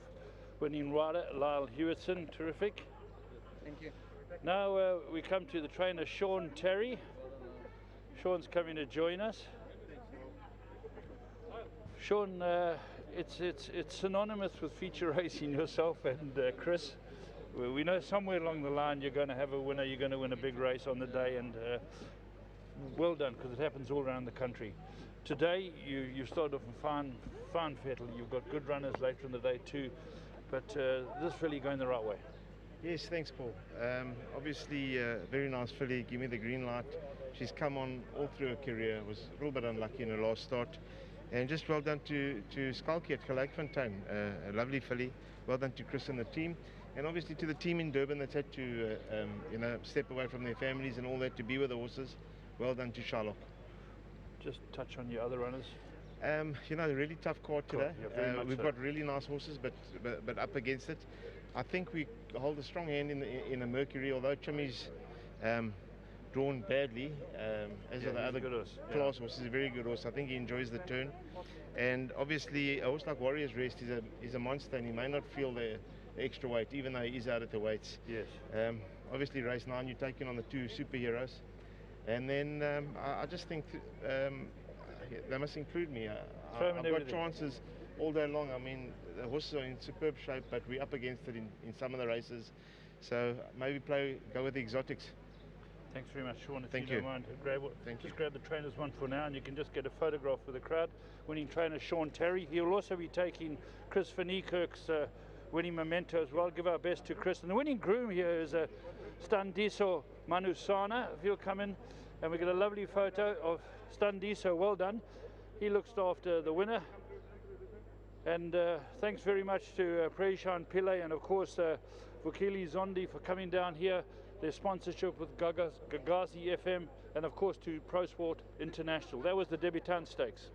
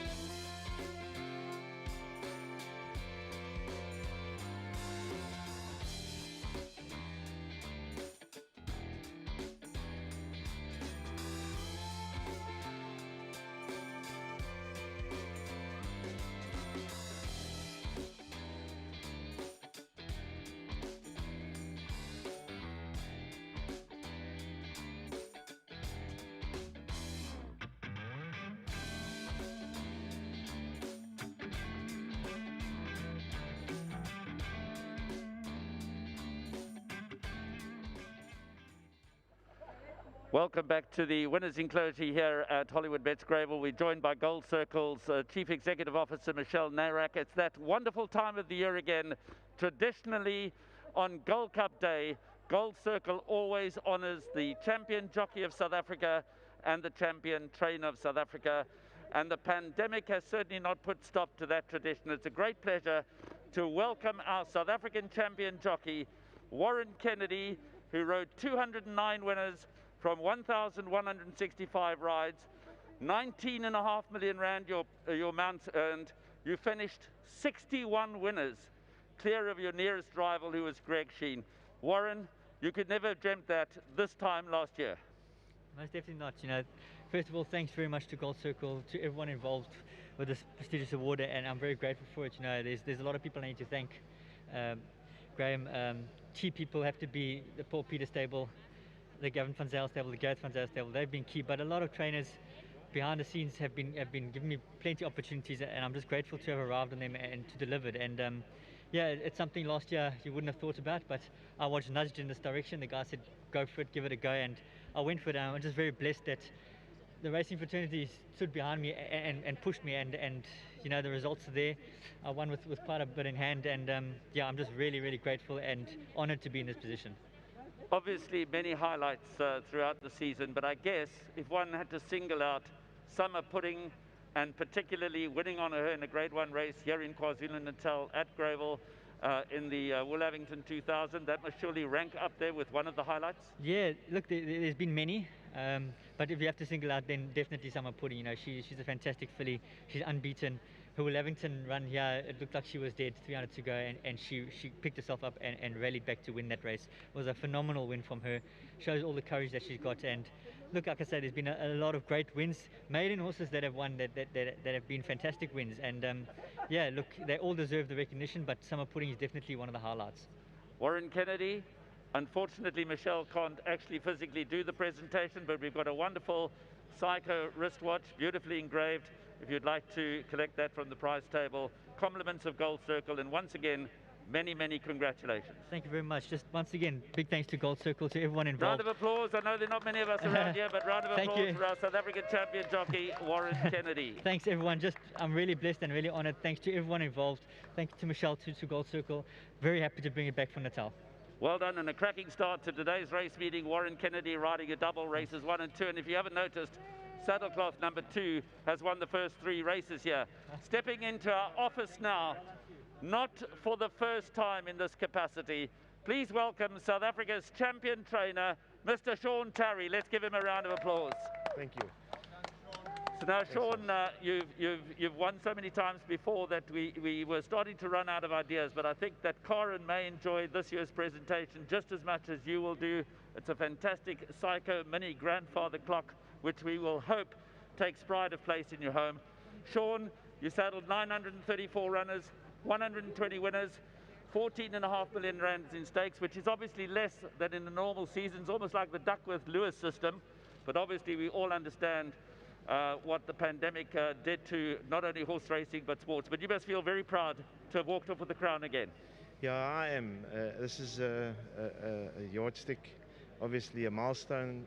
5 is a proper number. I always say you can fluke 1 maybe, and 2 is great, but 5's proper. So well done to my team, to my family for all the support, and obviously to a man like Chris van Niekerk, who's solidly and squarely in my corner. Yeah, it's a great team effort, and I'm just very pleased. Yeah, it's probably very appropriate that just prior to receiving this presentation again from Gold Circle, that you won the previous race with ecstatic green in the colours of your stalwart patron, Chris van Niekerk. Yes, thank you, and obviously it's very pleasurable being able to train for a man like that, but just to the whole team. I mean, as I said earlier, these guys have to leave their families to come and raid with these horses, and Shylock, who's done a phenomenal job, all the guys that have kept the home fires burning. Yeah, just very, very pleased. And a big thank you to Gold Circle, your sponsors, Hollywood Bets. It looked like we were in trouble this season, but you guys have managed to pull it out of the flames, and it's a privilege. Well, Sean, once again, many, many congratulations, and I'm sure that you're not going to relinquish this title easily, and we can look forward to another 5-star performance from all your runners throughout the coming season. Thank you, Graham. Well done, Sean. If you'd just like to collect your your trophy, and there's a photo opportunity. Wonderful presentation from Gold Circle. Thanks to our boss man, Mr. Michel Narak, for joining us here in the winners' enclosure. Now it's time to get on with the racing.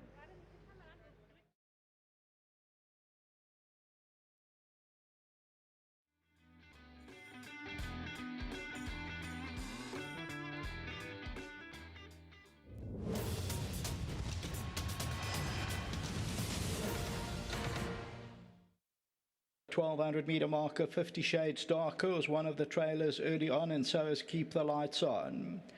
Slalom Queen with the red cap is right there. Miracle Flight, the green sleeves, is on the right-hand side. They are followed by Ecstatic Green and Sweet Sensations, hard held at the rail in the red. They are followed by Springs of Carmel, is on the outside of runners. Then Vivid Jet, followed by Thumbs Up, and then Keep the Lights On, and 50 Shades Darker, the trailer, about 7 or 8 lengths off the lead. Miracle Flight takes him towards the 600 and the entrance to the straight, about to come off that false rail. They're about to be homeward bound, and Miracle Flight brings him in. Back in second, Ecstatic Green. Slalom Queen is towards the inside, and Springs of Carmel comes out for a run. Down the inside, Sweet Sensation, and they're followed by Keep the Lights On, who's also running on. Coming down to the 200-meter marker now, Ecstatic Green is on the outside, and Keep the Lights On is trying to run on. Springs of Carmel's under pressure. Ecstatic Green the leader though, and Ecstatic Green's going on to win it. Keep the Lights On will be second, 50 Shades Darker third, and Thumbs Up ran fourth.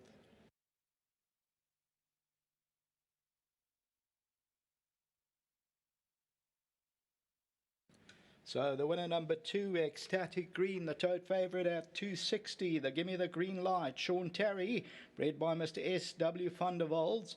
And Lyle Lewitson is the winning rider for Chris van Niekerk, and they win it. And this is win number 2 from 6. Second, number 10 at 5:10, Keep the Lights On, who came from the trail of the field. Third to number 9, 50 Shades Darker, and fourth to number 1, Thumbs Up. Further back in the run, Springs of Carmel, as we look at this, and the winner number 2, Ecstatic Green, it's with the blue cap and goes on to score. Springs of Carmel did not kick on, and on the right-hand side, coming from off the pace, was number 10, Keep the Lights On, and 50 Shades Darker also comes from off the pace, but a good win for Ecstatic Green. PA over 1.4 million. Next up, it's the fourth race, the start of the Pick 6, and the Pick 6 pool are likely to get to 8 million rand, and the carryover is 1 million. Back to the studio.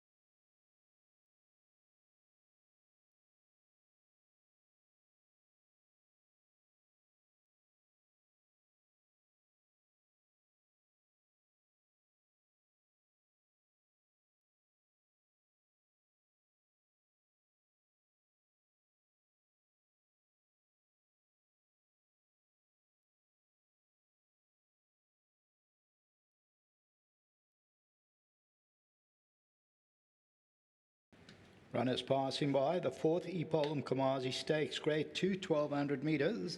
Number 3, Rise as One, Craig Zaki.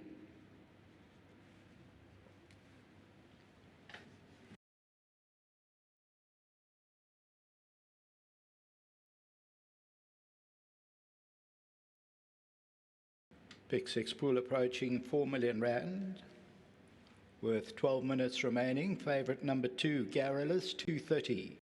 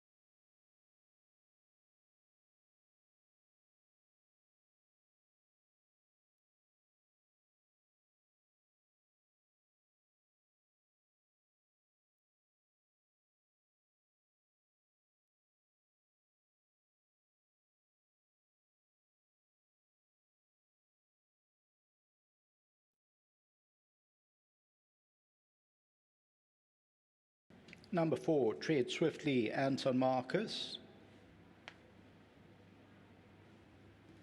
Number 5, Captain Marisco, Smanga Kumalo. Number 7, Thai Gold, Stuart Randolph. Number 1, Action Packed, Raymond Danielson.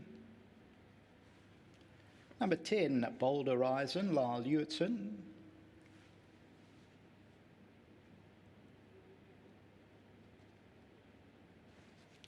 Number 6, MK's Pride, Pierre Stradham. Number 13, The Contractor, Muzieni. 9, Eric the Red, Richard Faree.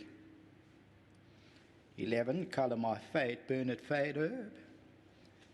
And 12, Pray for Rain, Sean Veal.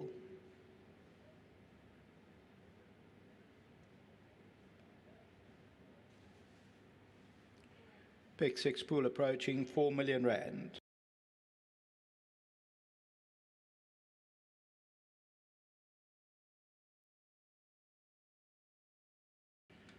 Number 14, Dandolo, to be mounted on track with the red earmuffs, will be removed at the start.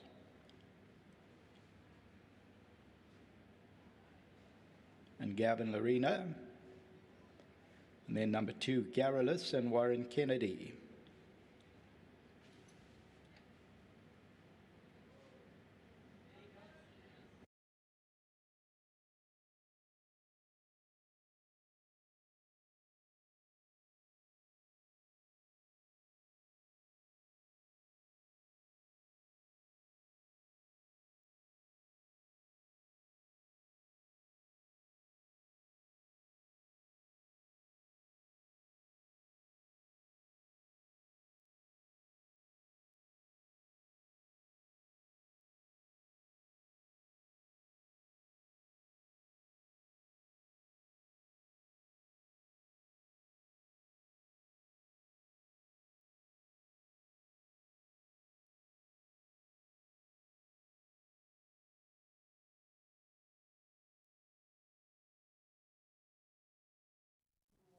Welcome back to the GTV studio here for the 4th race, which is the Epol Umkamazi Stakes. It's a Group 2 event over 1,200 metres, and we're on the turf. It gives me great pleasure to welcome not only a racing colleague, but a good racing friend too, and Debbie Dick from Epol.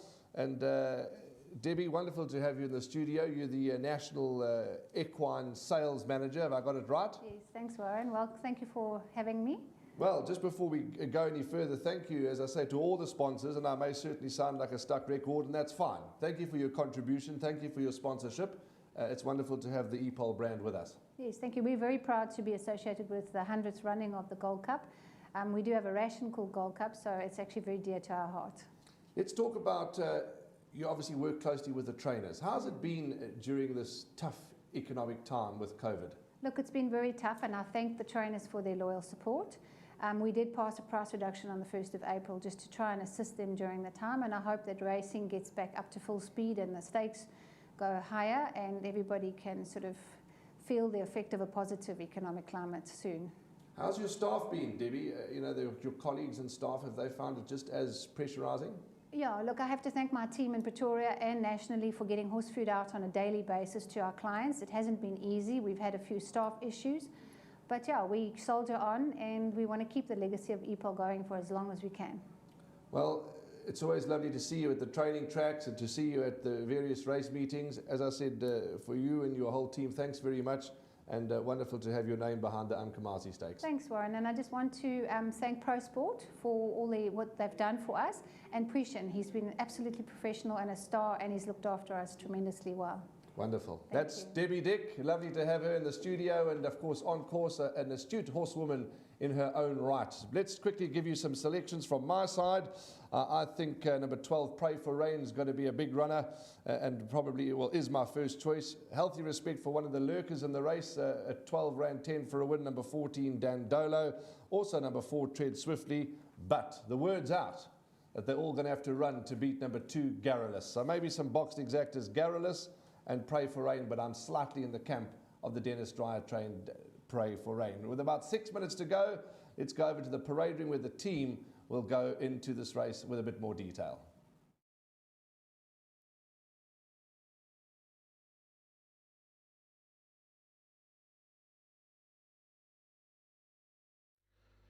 Yeah, thanks to Warren, and it's going to be a cameo from my good friend and colleague. Miss him at the racetracks, a wealth of knowledge, years of experience, and he's been quiet during COVID, but things are going to shape up. And if you haven't guessed yet, there's only one man that does documentaries in this country, and that's none other than Andrew Bourne. Andrew, nice to have you in town. Great honor to be here, Dees. Thank you for your very kind introduction. Well, is there a banker in the Pick Six? The guys that are, the last-minute punters like I am when I'm not racing, 5 minutes to go. Is there a banker for the boys? The answer is yes. The horse is called Do It Again, and I'll tell you why. Very simple. There's a thing called intuition that is about 1 meter from your heart. It's where your head and your gut come together. Mm-hmm. And I just believe what I've seen, this horse's preparation. I just know the form between him and Rainbow Bridge has always been close, but I just think that today you're going to see something absolutely eye-popping. Healthy respect for Rainbow Bridge, healthy respect for Golden Ducat and Cirillo, various other runners, but the champ, the dual horse of the year today, he's my banker. Okay, Do It Again, a banker in the Pick Six. The first leg of this Pick Six, if you missed the interview, we try and disseminate as much information as possible to you, the viewer, to you, the punter. If you missed the interview with Glenn Kotson after the win and race number 2 in their Pick Six, that's the Team Kotson Pick Six, they've banked horse number 2, Garrulus. Are you in the camp of this horse? Are you big on him as the stable is? I'm bigger. Mm-hmm. I just think this is a machine. What I saw last time out, what I saw going to the gate, he just is phenomenal. He's a beautiful individual, and I think that he's going to give them a good, solid galloping lesson today. Obviously, you've got to have huge respect for Dennis Dryer's runner, Pray for Rain, second to his stable companion twice. Eric the Red, the Snaith team are very, very confident. And I think Tread Swiftly, with the blinkers on, Anton Marcus for Brett Crawford, decent draw. This is a horse that you have to take very seriously. But Garrulus, for me, is the right one. Just, we don't want to cast this in stone, but watching that first race on the turf, those horses in front, they seem to skip, and that was it. The track seems to be running quick, and there's a slight tailwind, if anything. Yeah, well, it's very similar to the conditions that I remember when Cirillo nearly burgled it. I think Rainbow Bridge ended up winning, but at the end of the day, that was, I'm talking about the Gold Challenge. Yes. The Rising Sun Gold, those kind of conditions. And, Garrulus he's got gate speed. He can sit there. I just think his turn of foot is something that I haven't seen in a long time. And I think today we could see a very special horse. Do we read the race the same? Pray for Rain, no different from what he's been doing prior to this, even though he's poorly drawn. He's the horse that's going to go to the front, fetch me at top of the straight. He's the horse to beat over the final 400. I don't think he's got too much option. He's going to have to, it's almost like Rainbow Bridge and Golden Ducat and the Vodacom Durban July. You cannot forfeit a good draw. You have to be there. Sure. And that helped the horses that were very badly drawn because of the excruciating pace. So this horse, Pray for Rain, he's going to have to use a lot of petrol early. It's not going to be in his favor, but he looks very, very classy as well. And Dennis Dreyer, master. They would have obviously had consultation with the Fastfontein with regards to number 9, Eric the Red, pedigree, breeding, etc. So they haven't gone for the mile later on today. They've rather said, let's go back to arguably his favorite trip at this stage of his career, back over 1200. He's faultless in Cape Town, and he's had 2 good runs in the province. He has had 2 very good runs, and Justin was extremely upbeat. Unfortunately, I just didn't have time to disseminate that interview, but he's hell of a upbeat. I remember Covenant very well. Mike Bass trained her. She was world class. And Captain Al, well, he's a legend in his own lifetime. Whilst you're talking about it, it just came through that they're actually replacing a shoe on Eric the Red. So, you know, that's it. We're talking about the horse, and it's just come through. Unfortunate, pulling a shoe maybe on the way down to the start or wherever it's happened, but they've done the right thing. They've noticed it, and a shoe will be replaced on number 9, Eric the Red. Apologies for disturbing. What were you saying, Bonsky? No, I'm glad you touched on that, because I had a GoPro camera on Twist of Fate, going to the start in the Lormerans Queen's Plate. You remember that ill-fated Queen's Plate that was delayed for about 20 minutes? Correct. 3 horses spread plates then. And I'm part of the South African Association of Professional Farriers as a sort of an ex-gratia member, and I get all the SMSs from the farriers, and I feel so sad for these guys because they work so hard. But if you think of this 500 kilogram mass of boiling energy and testosterone going down to the start, and they're dancing left, they're dancing right, it's so easy for that almighty weight to stand on just the corner of that shoe, and boom, it's off like that. And it's like pulling your nail. It's not pleasant, and they have to find the shoe to get it back on again. They can't just go and pull another shoe. Yep, you know, it's been something that's been on social media for the last month or so. Horses pulling shoes here in South Africa, but that's a topic for another day. It happens all over the world. Happens all over the world. It's not unique to South Africa. What's that Pick 6 pool? The estimated pool was 8 million, and that was a huge jump in the last 3 minutes or so. Well over 7 million from 4 million. And with the delay to the running of race number 4, if you were caught napping and you couldn't get a bet on, well, someone's looking down, because you got a bit more time to get your bets on here. If I had to push you for a top selection, I know you like Carolus, but is he your firm pick for number 1? As firm as Do It Again. Seriously, I really, really like this horse a hang of a lot. And horse number 11, which is Color My Fate, another horse having a shoe refitted. So 2 horses here, 9, Eric the Red, and 11, Color My Fate. 11, one of the outsiders, 43 Rand 90 for a win, 9 Rand 40 for a place. And then the more fancied number 9, Eric the Red, at 4 Rand 10 for a place. Andrew Bond is big on Garrulus, so is the stable of Glenn Kotson. And look at the form. I mean, the second horse hasn't run. The third horse came out and won. The fourth horse came out and won. Garrulus, you know, he looks like a combination of Daley Thompson, who was a great decathlete, Edward Moses, and a little bit of Usain Bolt. Can you imagine a hybrid of all those people? Number 14 now, Dandolo is a very interesting runner, because from day 1, the stable have rated him. The word was out when he made his debut, he got the job done. When he ran in the KZN Breeders, he actually was the horse that was the fastest finisher that day. I know it wasn't in a ridiculously fast time, 24.9 seconds, but all he could do was run the race that was in front of him, and he ran on smartly. The poor draw against him, but is he one of the roughies that could upset? No, definitely not. I love Tony Riverland to bits. I think he's a very fine human being, great trainer. I'm just looking at the form. He was back from 5-1 to 12-10 last time out, and I went through this form with my brother-in-law, who's Marco van Rensburg's agent, and he said to me, the form's not good enough. He might be extraordinary, and he might have shown a lot of improvement, but I really think today he's up against the big boys, and I wouldn't be surprised to see him sneak in the quartet, but I would be flabbergasted if he had to win. Well, I'm told there's an announcement, Craig. Yes, he's just repeating that it's both front shoes of both horses. So number 9, Eric the Red, I think they said was an off-horse shoe. and Colour My Fate was also a front shoe. So one of each horse, but they were both a front shoe. They had to be refitted, 9 and 11.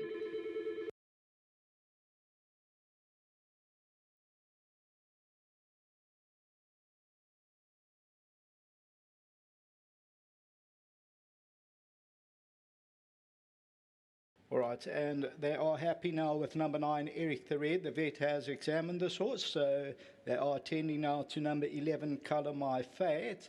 As you can see on screen, that's the rider with the orange cap just looking on. That's Bernard Faderb. Meanwhile, that pick 6 is approaching that 8 million that they estimated. It stands at 7,300,000. Your favourite is number 2, Garrulus, is at £2.80. There's actually only 3 horses in single figures currently for this, the 4th race, the Ipal Umkomazi Stakes Grade 2, and it's over 1,200 metres. So none of the riders mounted up as yet. Gives you that little bit of an extra time to get involved in that pick 6. Next up is the start of Jackpot 1, race 5. And we start off our grade 1s in the 5th race. So next up is race number 5, the Tukweni Stakes, over 1,600 metres.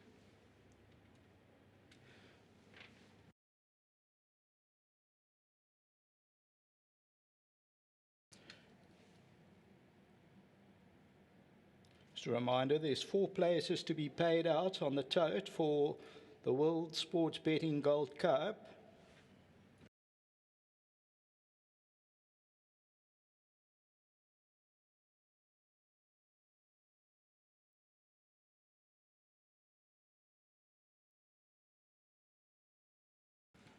So Jackpot 1, leg 1, race 5, a carryover of 250,000, the likely pool 2.5 million rand.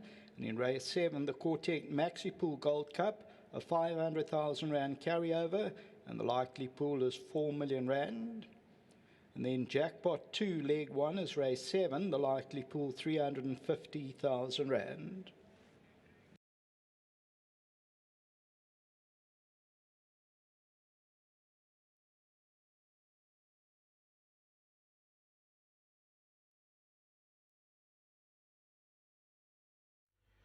Well, you've got it there, Andrew, and you were just telling me it is a task for the farriers, but they'll get the job done. And that pick 6 pool is now, we'll call it 7.5 million rand, the top one. There's 3 horses in single figures, numbers 2, 9, and 12. And when we broke there, we were speaking about Dandola, and you said you'll be surprised. Yeah, I just looked at his form. You know, my brother-in-law is Marco van Rensburg's agent, and he's a very, very astute form follower, as I'm sure you are. But I looked at the form's not good enough to shape in this class of company just yet, and he's got a deep draw. I think he's a very improving horse. You know, I'm not saying he can't run in the quartet, but not for me today in terms of the first 3. But a horse that I'd like to mention is Louis Goosen's runner, number 10, Bold Horizon, because Louis told me a fantastic story about this horse that really, really surprised me. The horse was on offer at 50 to 1 in its maiden after having won a barrier trial, and obviously this particular individual was backed overseas, yes, overseas connections, and he says he's the kind of horse that is going to shape up in the Graham Beck and the Guineas. He's very much in the mold of Zen Arcade. He's not quite there yet, but don't be surprised to see this horse running on late and run into the quartets. Well, that will be a tremendous result if you included number 10 in the pick 6. If you played a pick 6 this afternoon on World Sports Betting Gold Cup Day, all the best. Over to Craig. Thanks, Steve. They're starting to step up at the 1,200. They trotted out 11, Colour My Fate. The vet is happy with Colour My Fate and Eric the Red, and they're starting the loading process. Action Pact is in. Garrulus stepping up. That's the favourite at 270. Rise is 1. The rider wears the red cap. Captain Marisco. Ty Gold. Eric the Red is in. Bold Horizon. Colour My Fate.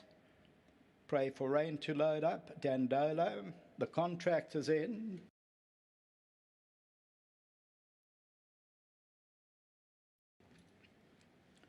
Tread Swiftly, 1,200 metres, Ipal Umkomazi Stakes, Grade 2. Hood is still on. Pray for Rain, now removed. They sprinting away, and Colour My Fate a little bit slow out of the gates.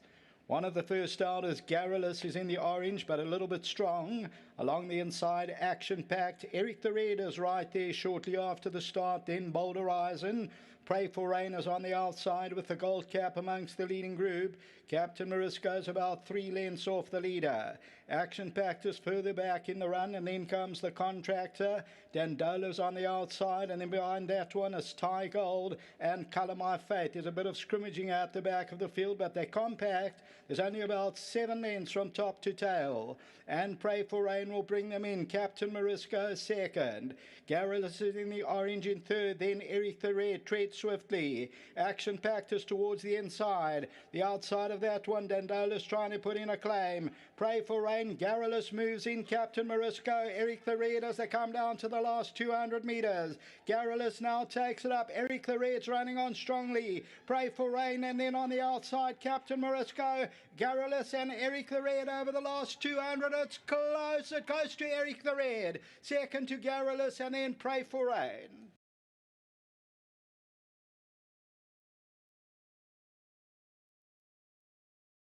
Number 9, Eric the Red will win it.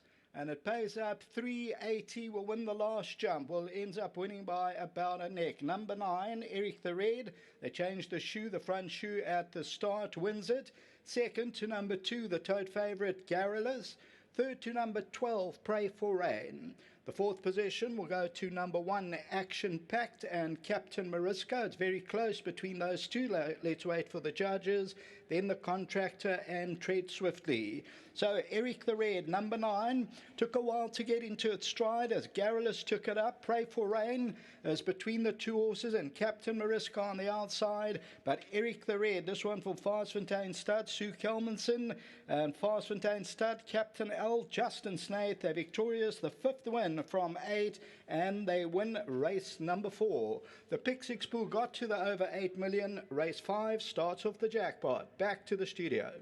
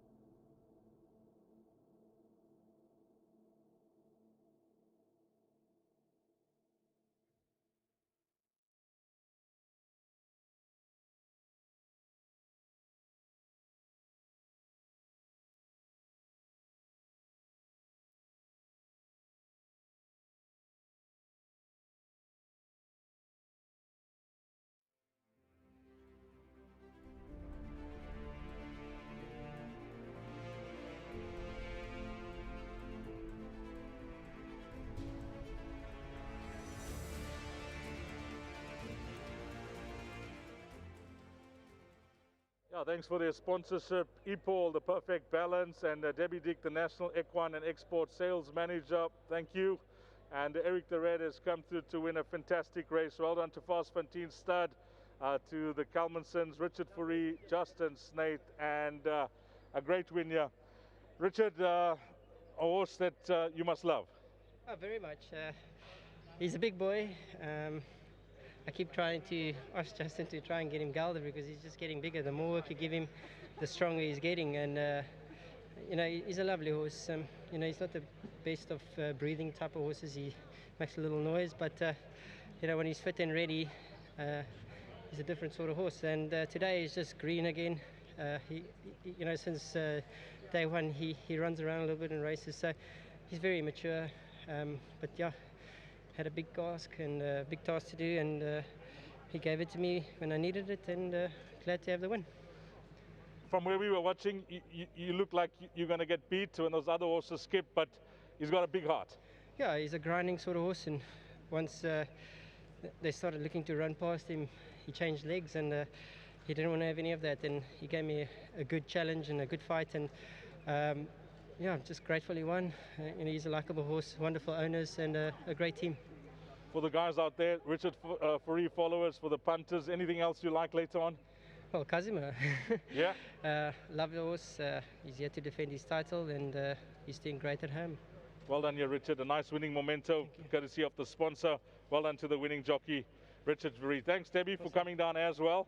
And let's get Justin Snaith in. Justin, he's been a super horse. I've had he's a super horse, Justin. You did superbly well with him down in Cape Town.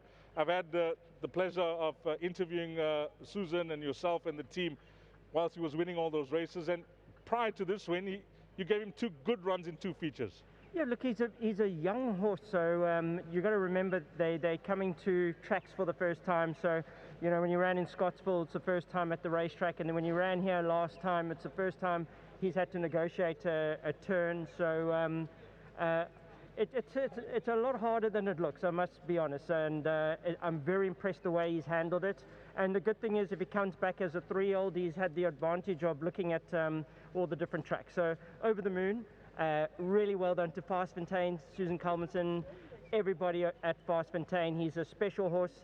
When he arrived, Calderfoss said to me, and Amanda said, look after our next stallion. So there was no pressure to start with, and so far it's looking like he's going the right way. Was the mild race an option on today's card? It was, but when we drew badly, we decided not to. The mile is quite tricky from a wide draw, so I think this is the right race at the right time. It was a competitive race. I mean, every race is competitive today. It's if I had to say, as a race day goes, it's the most competitive race day in South Africa, I think.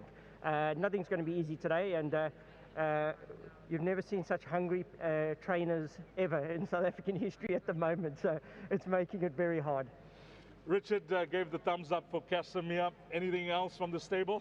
As I said, pressure's on. We're hoping for a good day. So the horses are well, and we're just hoping for good results. Just for Do It Against fans, the guys that are in his camp in a big way today, how's he taken his Vodacom Durban July run, and how's he doing?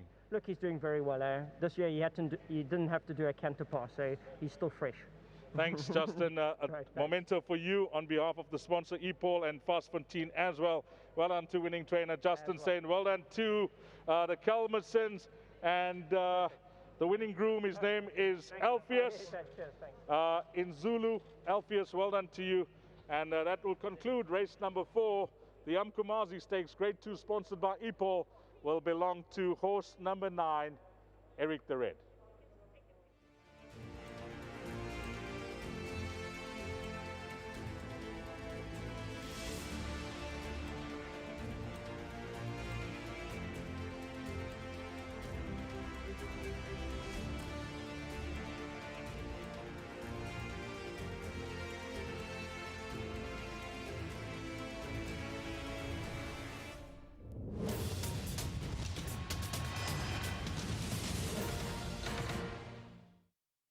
On Pray for Rain, now removed. They sprinting away, and Colour My Fate a little bit slow out of the gates. One of the first starters, Garrulus, is in the orange, but a little bit strong. Along the inside, action-packed. Eric the Red is right there shortly after the start. Then Bold Horizon. Pray for Rain is on the outside with the gold cap amongst the leading group. Captain Marisco's about 3 lengths off the leader. Action Pact is further back in the run, and then comes the Contractor. Dandola's on the outside, and then behind that one is Ty Gold and Colour My Fate. There's a bit of scrimmaging at the back of the field, but they're compact. There's only about 7 lengths from top to tail. And Pray for Rain will bring them in. Captain Marisco second. Garrulus is in the orange in third. Then Eric the Red treads swiftly. Action Pact is towards the inside. The outside of that one, Dandola's trying to put in a claim. Pray for Rain. Garrulus moves in. Captain Marisco. Eric the Red as they come down to the last 200 metres. Garrulus now takes it up. Eric the Red's running on strongly. Pray for Rain, and then on the outside, Captain Marisco. Garrulus and Eric the Red over the last 200. It's close. It goes to Eric the Red. Second to Garrulus, and then Pray for Rain.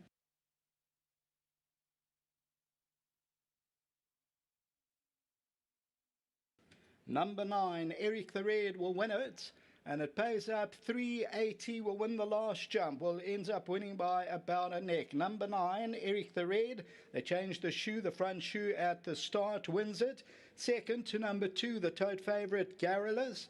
Third to number 12, Pray for Rain. The fourth position will go to number 1, Action Pact and Captain Marisco. It's very close between those two. Let's wait for the judges. Then the Contractor and Tread Swiftly. So Eric the Red, number 9, took a while to get into its stride as Garrulus took it up. Pray for Rain is between the two horses and Captain Marisco on the outside. But Eric the Red, this one for Farsfontein Stud, Sue Kelmanson, and Farsfontein Stud, Captain L, Justin Snaith. They're victorious, the 5th win from 8, and they win race number 4. The Pick 6 pool got to the over 8 million. Race 5 starts off the jackpot. Back to the studio.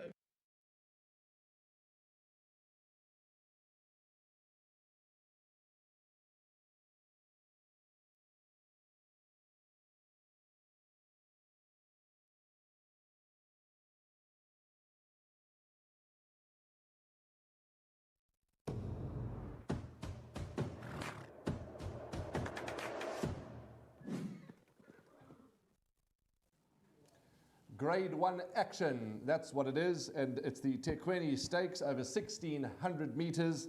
We're on the turf. It's due to go off at approximately 2 o'clock. The favourite at this point in time is number 4, Anything to Goes at 310, 210 for Ian van Schalkwyk and Mr. Marks, Stuart Pettigrew, Diego de Gavea. It gives me great pleasure to welcome into the studio Graham Hawkins, who, like I said earlier about Debbie Hawkins, is not only a colleague and co-host, but a good friend. Welcome, Graham. How are you? Thank you, Warren. Thanks very much. Nice to be here, and it's great to see the Grade 1 racing action getting underway.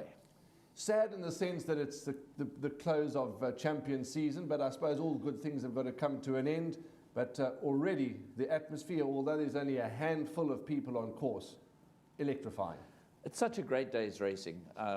10 feature races, Equus Awards up for grabs, national honours, all of our champions on display, our champion trainers, our champion jockeys, the best of the horses that are around, you know, for all different age groups at different race conditions. So there's something for everybody, and it's just a wonderful day. Great to see the Pick 6 get to that 8 million rand mark.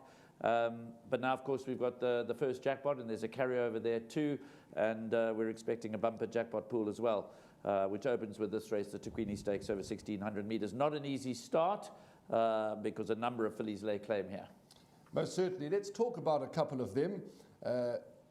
When we did the show, your selection was Love Bomb. I know we did the show a few days ago. Things can change. Is she still very much your first choice? I wouldn't say very much. She's still my first choice.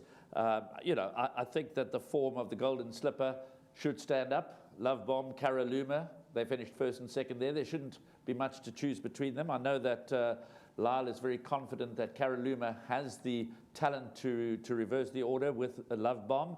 Love Bomb has the better of the draw, of that there is no doubt. But of course, adding to the mix is this unbeaten Daughter of Var that raids from the Highveld. Anything goes. She has yet to be tested in feature race company, but it's interesting. She goes into her Grade 1 race unbeaten 3 from 3, as does Tempting Fate in the Colts version, the Premier's Champion Stakes, although he's already proven himself at Grade 1 level. This filly has been running in, shall we say, just ordinary juvenile company, but there's not a heck of a lot of difference. She's done all she can do. She's won her first 3 starts. She's won them well. She's the market leader, and she's well drawn. First time, obviously, here at Hollywood Bets Greyville. But there are a number of others that could be open to any amount of improvement. Number 6, Maria Carolina. She absolutely flew up to win last time. She's a daughter of the very exciting Vercingetorix. I know that Adam Marcus thinks very highly of number 8, Princess Color. And then, of course, War of Athena is an interesting runner. She still looks to be very much on the green side. She won over 1,400 meters at Group 3 level at Turfentine a little while ago at the beginning of the month. She ducked to the outside, ducked back to the inside, and but her run before that, when finishing 3rd to Venici, gave sort of notice of her ability, because she absolutely flew up to run 3rd. She certainly did. In her last start, this Active War filly also bolted in, beating Elusive Woman. She was the fastest finishing, although, as you say, hang around, she certainly won very well. Here's number 5, and we're going to cross over to D's, but here is Graham's narrow, let me say now, first choice, number 5, Love Bomb at 561.40. Pristine condition, this filly by Oratorio from the Frank Robinson stable. Without any further ado, let's go and join our another good friend and colleague, Dees Diner, and he'll tell us more about number 5 and the other horses in the ring. Dees, thank you. Okay, race number 5 now, horses in the ring, and nice to have Sheldon down from the commentary box. He'll be with us throughout the afternoon as well. And Pick 6, very good race, that first leg of the Pick 6, race 4. Was a tremendous ride from Richard as well. Absolutely unbelievable. Just when it looked like the other runner was home, Jerome, never say die, come give that little bit extra. And good for the guys out there who are on that individual, and really breathtaking finish. This first leg of the jackpot with 8 minutes to go, a lot of guys looking to maybe, shorten down their selections. Is this a race you're going to have to play it wide, or can you go short? I think 3 or 4 runners should be sufficient, and then if you're looking to add in a few roughies, then it's certainly worth throwing in. But a horse like number 4, anything goes. A lot of talk for her. Love Bomb I like, and then we look past those 2 runners, then obviously War of Athena and Cara Luma. I think those are the short list. If you're going against them, then I think you've got to go quite a few more. Talking about Love Bomb, you really like this horse on Vodacom, Durban, July Day, just out of shot there. Can she step up now to go the extra furlong and seal the deal? Well, Frank was confident last time out, and I think he goes in fairly confident again. Sean Veal from a neat gate. I think she's going to enjoy the run of the race, and she'll see out the extra. She'll be staying on, and it'll be quite interesting to see the tempo of the race. Well, the first time we see this horse in the flesh, the unbeaten horse from Gauteng, Anything Goes, Stuart Pettigrew and Diego de Gouveia. Yeah, a horse that seems to have traveled down well, and he's just soaking in the surroundings, seems to be enjoying it. Yes, cool, calm and collected, and obviously an unbeaten horse is always very dangerous. You don't know how far they're going to go, and this could be a horse that goes right to the top. Okay, horses leaving the ring. We'll be back shortly. 7 minutes to get your bets on. There was a delay to the running of race number 4, so we're playing catch-up this afternoon, and hopefully we'll get back on time. But that jackpot pool, we'll call it R1 million. Jackpot 1 on R1 million with 7 minutes to get your bets on. If you played a Pick 6 this afternoon, that estimated pool was reached. 8 million. Over to Craig to call them down. Thanks, Dees and Sheldon. Tequini Stakes, Grade 1 for the 3-year-old fillies over 1,600 metres. About to come out onto the track. That Pick 6 got to the estimate of 8 million, and the jackpot pool is currently on the verge of R1 million as well.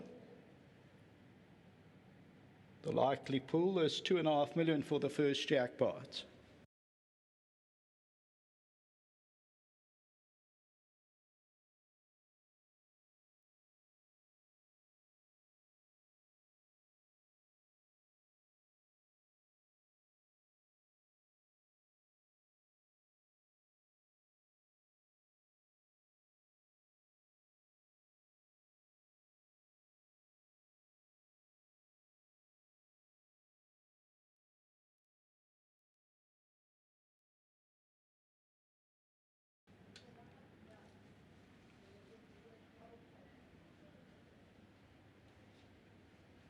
So they're parading, and then they'll head down to the 1,600.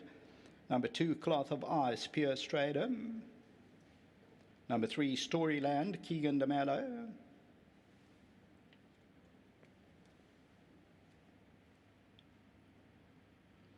Number 4 is your favourite, Anything Goes, Diego de Gavea.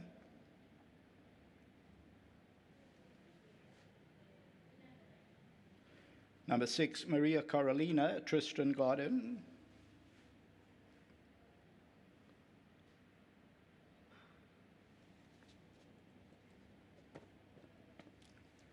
Number 3, Storyland.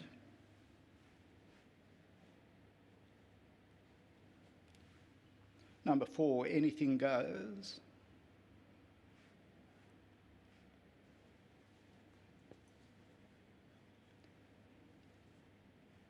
Six, Maria Carolina.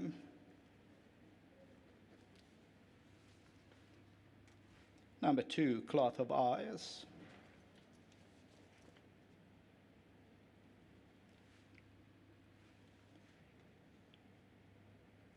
Eleven, War of Athena, Manga Kumalo.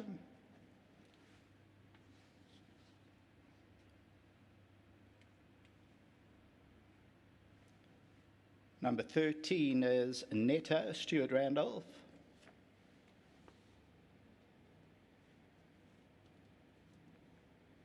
Number 10, Maladimo, Gavin Marino. 14, Trickster, Richard Faree.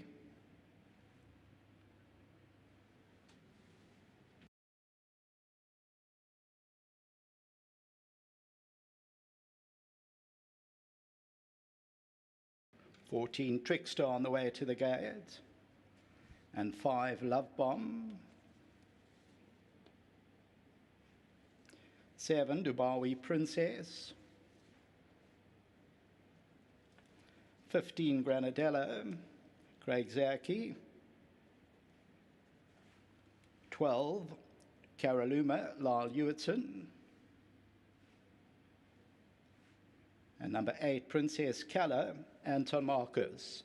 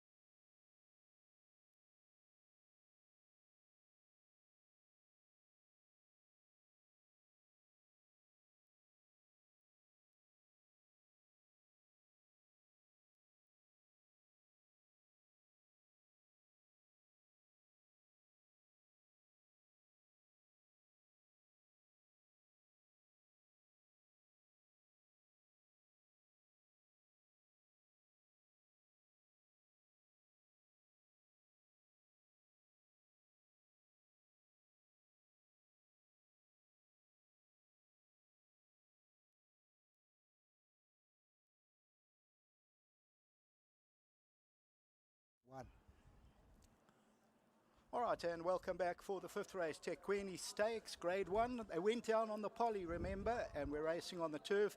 Kevin and I are going to just guide you on how they went down to the start. Scratch number 1, Cavian's Cara. Kevin, number 2, Cloth of Ice, went down nice and relaxed. Yeah, very relaxed. Craig, I must say, it looked very well as well. And definitely a horse I would add into the back end of the trifectas and quartets. All right, and the unbeaten filly, Anything Goes, first time at Greyville. She went down relaxed. Yeah, very relaxed. She's a small little filly from here. Ears were pricked, went down to the post very well. She was entitled to prick her ears. I think it is her first time here, so she looks very fit and on her toes. Definitely, I think the horse they all have to beat. And then number 5, Love Bomb, caused a huge upset last time out. Also went down striding nicely. Yeah, I do agree with you, Craig. There was a big upset last time, but I think Frank's already spoken openly. He thinks she's a big runner. She's a beautiful, beautiful filly. She looked fit. She looked well. And apparently her gallop at Summerfeld was very good as well. So there's one. I think that is also one of my fancies, one of my 2 fancies. That is number 5, Love Bomb. Now, number 6, Maria Carolina, big outsider, won at big odds last time out, faces a stiff opposition, but came from a long way back last time out, strode out beautifully on the way to the start, as well as number 10, Maladimo, head tucked into shoulders, and then 12, Caroluma, always goes down with that little bit of a choppy action, but 2 runs back, also went down that way and came home lonely. Yeah, absolutely. Caroluma, you can't leave her out. She's already got her followers.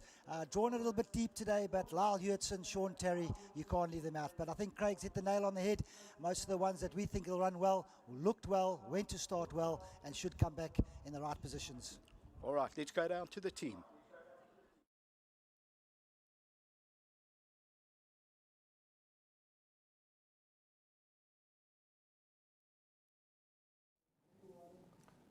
Graham, some lovely visuals there with the drone footage, and of course from the team upstairs, having a look at these horses go to the post for the Group 1, the Tikweni Stakes.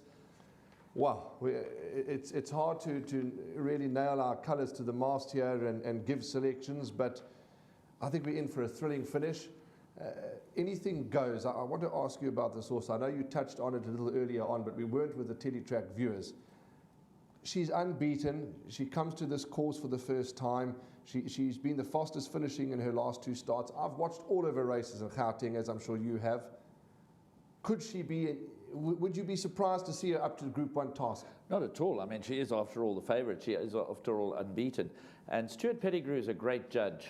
You know, he's not going to come here without a winning chance. So, you know, I think they've got anything goes to beat. But as we mentioned previously, she's untried and untested in feature race company, and that's why Love Bomb and Carolum have to be considered as well, because they ran first and second in the Golden Slipper. They've had the course experience. They ran in a Grade 2 last time. They step up to a Grade 1. So, you know, anything goes has got to prove that she's up to this level. Maladimo, an interesting runner, number 10 for Jeff Woodruff, Gavin Larena rides.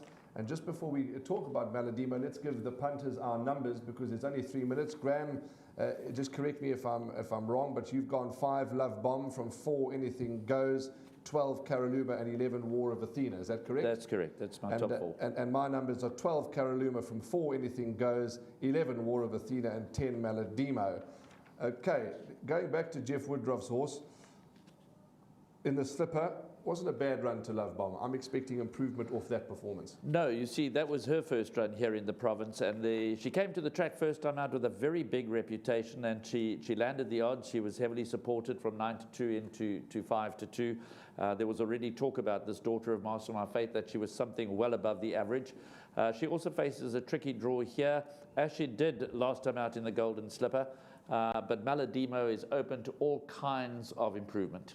Okay, there's about 3 or so minutes to go. Sheldon and Dees are in the parade ring, and they will want to just put the icing on the cake here for the 5th race, the Tikweni Stakes of Group 1. Let's go and hear what their numbers are.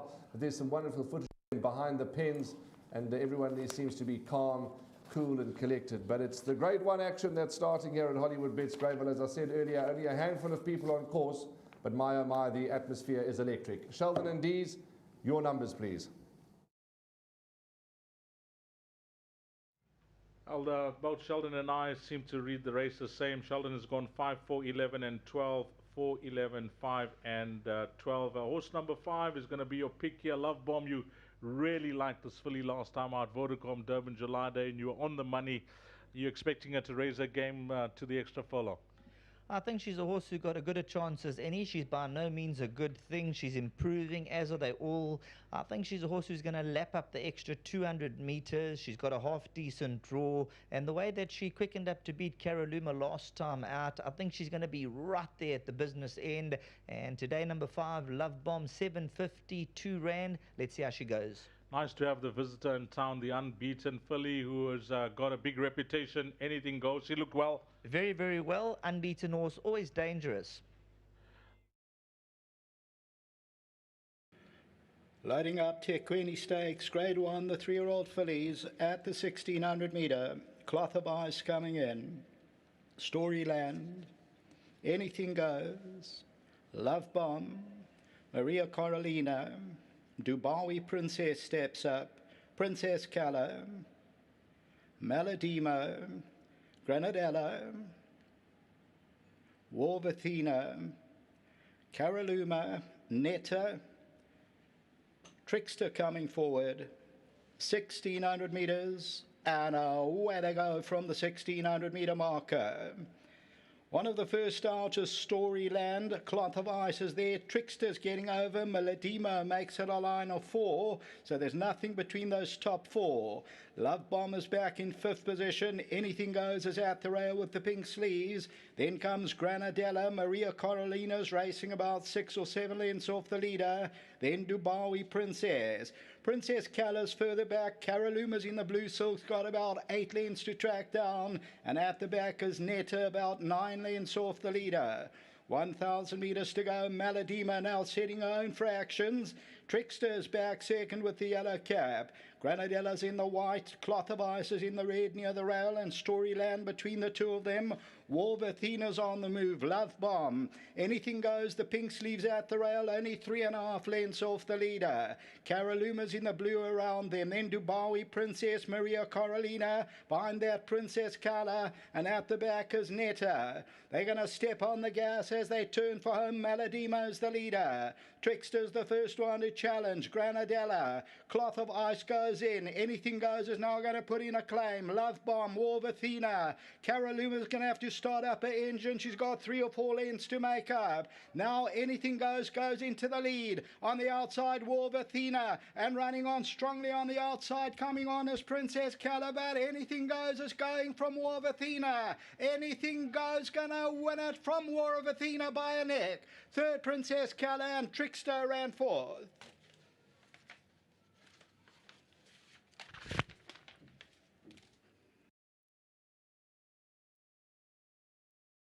The daughter of Va, Anything Goes, will win it. She wins it by about a neck. A cracking run from Wolverthina, who gets beaten about that neck into second position. A very good run. Third placing, Princess Cala. Let's just see that. Number 8 and then number 14, Trickster. The tote favourite was number 4, Anything Goes, who remains unbeaten. And this one, the VAR for Van Skolfake and Marks, and bred by Fastfontein Stud, Stuart Pettigrew and Diego de Gavea, sneaks through at the rail, had a perfect run, was placed at the rail, and then War of Athena in the middle of the picture tries to close it down, but the victory is for Anything Goes, who wins the Tequeni Stakes by about a neck or so over the 1,600 metres here at Greyville. So just looking at this from the side, Anything Goes, digs down deep, went for a rails run when they turned for home, and ends up winning it by about a half length. Number 11 for a place was 2 Rand 10, and Princess Cala, number 8 at 4.20. Take note of that run, although she was quite well beaten in that third position, and there's Trickster back in fourth. Princess Cala, just watch that replay, to be taken up for a stride or two at about the 1,100 metre, came from one of the tail end to run third, until the running of our 6th race, the Premier's Champion Stakes, Grade 1, back to the studio.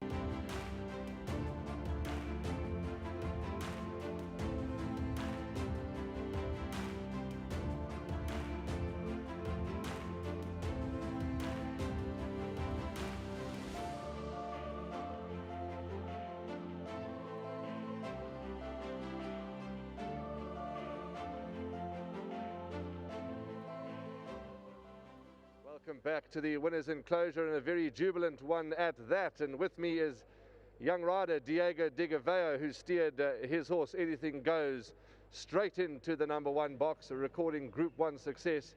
A 24-year-old who's just notched up his second Group 1 winner.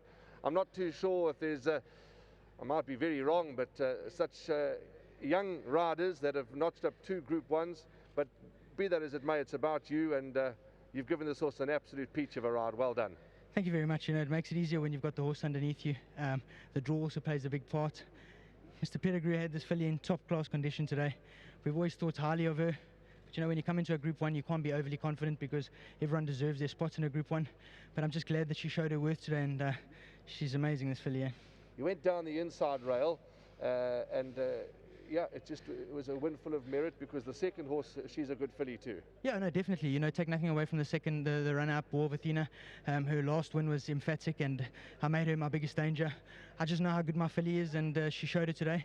I opted to go down the inside because she was still a bit green, so I just wanted her to have something alongside her just to keep her straight, and it worked out. Having chatted to you on many occasions about things in general, but in particular with this horse, you and the team have rated her, and no surprise to see you standing in the winners' enclosure with Anything Goes, recording a Group 1. Well done, Diego. Thank you very much. You know, it just makes it more special to ride a winner for Mr. Marks and Mr. van Schalkwyk. I think it is Mr. Marks' first Group 1 winner, not Mr. van Schalkwyk, but pleasure to ride your first one for you. And to Mr. Pettigrew, can't thank him enough. To the whole team back at home, Jason, Timothy, who rides this filly a lot in work, and to the whole team back at home, Nicholas, all the guys, thank you. Mr. Pettigrew supported you, and he supported you in a big way, and you're repaying him. Well done. Yes, you know, Mr. Pettigrew, I can't begin to thank him enough. He's given me opportunities from when I was an apprentice right through to now. So just a big thank you to him for always sticking by me, and for trusting me with this filly. Keep grinding. The winners will keep coming, especially the big ones. Well done, Diego. Thank you very much. Just again, once before I leave, big thank you to Mr. Pettigrew, Mr. Marks, Mr. van Schalkwyk, to all the guys involved, and to all the guys back at home. Thank you. Well done. Thank you. The gentleman that's... Oh, I apologise. There we go. Of course, there's Diego's trophy with all this COVID regulations. We seem to forget these things, but there we go. There is your trophy. Well done. Let's talk to Mr. Pettigrew. He's going to get into the winners' enclosure. A bit cramped for galloping room here. Yeah. But Stuart, wow, I mean, what a great filly, and congratulations to you and your whole team. Yeah, I've always rated her as a top filly. She showed me today she is. Thanks to Mr. Ian van Schalkwyk, to Anton Marks, loyal owners, and they deserve it. And to my sponsor, Hollywood Bets. What a great day to have a winner at Hollywood Gravel for them. And just a special day. It's been planning. And I'm telling you now, the second filly is a good filly as well. To run and rally with me like that, I can tell you that's a good filly that ran second. Nice to have you on course, and it's not easy travelling horses down and, you know, out of their comfort zone, out of province, but you've taken on the big guns. You've, I won't say made them look ordinary, but you've won, and you've won well, and really, I mean, I was watching in the studio with Graham, and we both said, wow, what a filly. Well done to you, Stuart. Thank you very much. I expected her to win, and today I was going to see how good she was, and she proved how good she was. Well done. There's your trophy, and you'd like to raise that up to the camera, cameras, I should say, and wonderful to have a Group 1 winning trainer. Now, Mr. Marks, it's a great pleasure to have him on course, and it's the first time I talked to you, Mr. Marks. Congratulations to you, and I think Diego said it was your first Group 1 winner. Is that correct? Yeah, that's my first Group 1 and my first horse that runs in a group race, so 100% strike rate, very happy. Well, she's done so well, you know, from the day that she stepped onto the tracks on the 19th of March 2020 when winning on debut, and she's brought you on such a wonderful journey into the Group 1 arena. Well done, Mr. Marks. Yeah, thank you very much. It's a journey, but first I want to thank Ian van Schalkwyk. He picked the filly at the yearling sales, went and showed me her, and then I had a look. I said, Ian, can I get a share? And he said yes. So for Ian allowing me in the horse, he made the hard work looking at buying her. Thank you very much. Then for Diego, brilliant ride, Diego. Well done. And then Stuart, now after the first race, he said we will go down for one of the big races in Durban. After the second one, he said to me, we're going to skip the July day, we're coming for the Great One. Well planned, Stuart. And there's I can't be more happy. Well done. Well done, Mr. Marks. Lovely. There's your trophy. Thank you can pick that up. You can rise it above and let everybody have a look at that. And I know that there's a huge smile behind that mask. Very much. There we go. Lovely to have Mr. Marks on course. Let's talk about the groom, which is Bambi Jinjoze, who's already had Bambi Jinjoze. He's already had his photographs taken. He's received R1,000 on behalf of Gold Circle and Hollywood Bets. Great one. Tekwini Stakes has gone the way of anything goes. And let me tell you, with this filly, absolutely anything goes. Maidens, maiden juvenile plates, group ones, you name it, anything goes for her. She's won and won very well. Well done to the whole team.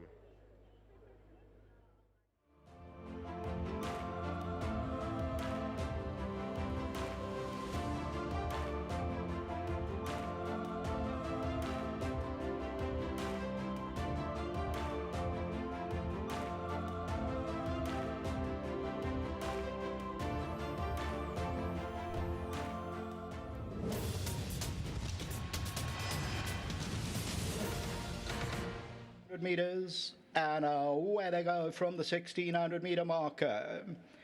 One of the first out is Storyland. Cloth of Ice is there. Trickster's getting over. Maladimo makes it a line of 4. So there's nothing between those top 4. Love Bomb is back in 5th position. Anything Goes is at the rail with the pink sleeves. Then comes Granadella. Maria Carolina's racing about 6 or 7 lengths off the leader. Then Dubawi Princess. Princess Callas further back. Caraluma's in the blue silk's got about 8 lengths to track down. And at the back is Netta about 9 lengths off the leader. 1,000 metres to go. Maladima now setting her own fractions. Trickster's back second with the yellow cap. Granadella's in the white. Cloth of Ice is in the red near the rail, and Storyland between the two of them.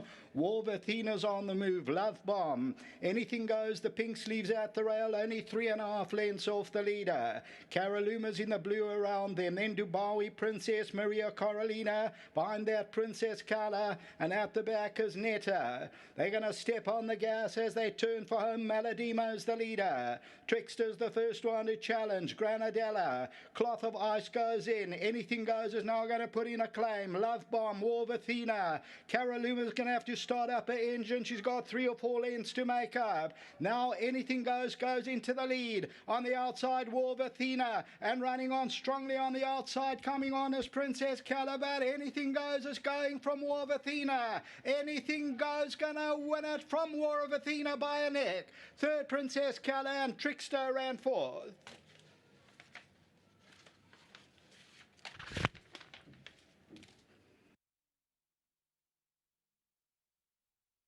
The daughter of Va, Anything Goes, will win it. She wins it by about a neck. A cracking run from War of Athena, who gets beaten about that neck into second position. A very good run.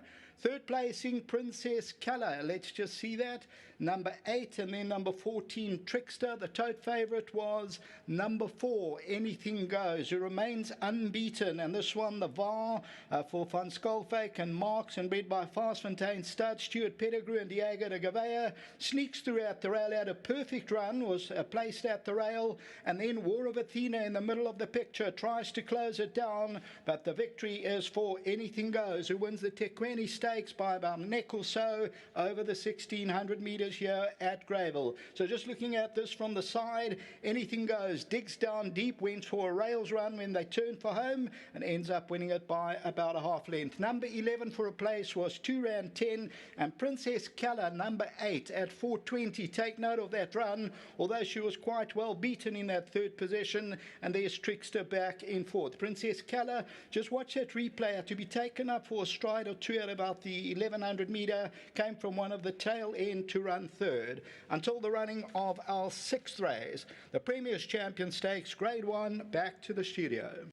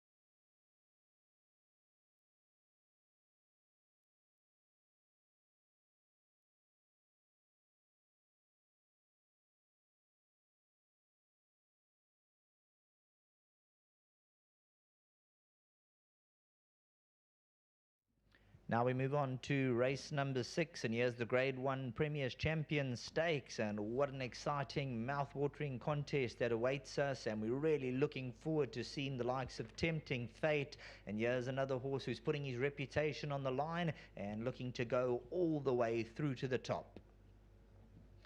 Number 9 is Crimson King. He's a son of Dynasty from the Kotson team. Glenn Kotson trains this individual. Last time out was slow, 13th at the 400. And Dees, this is a horse who will appreciate a decent tempo on.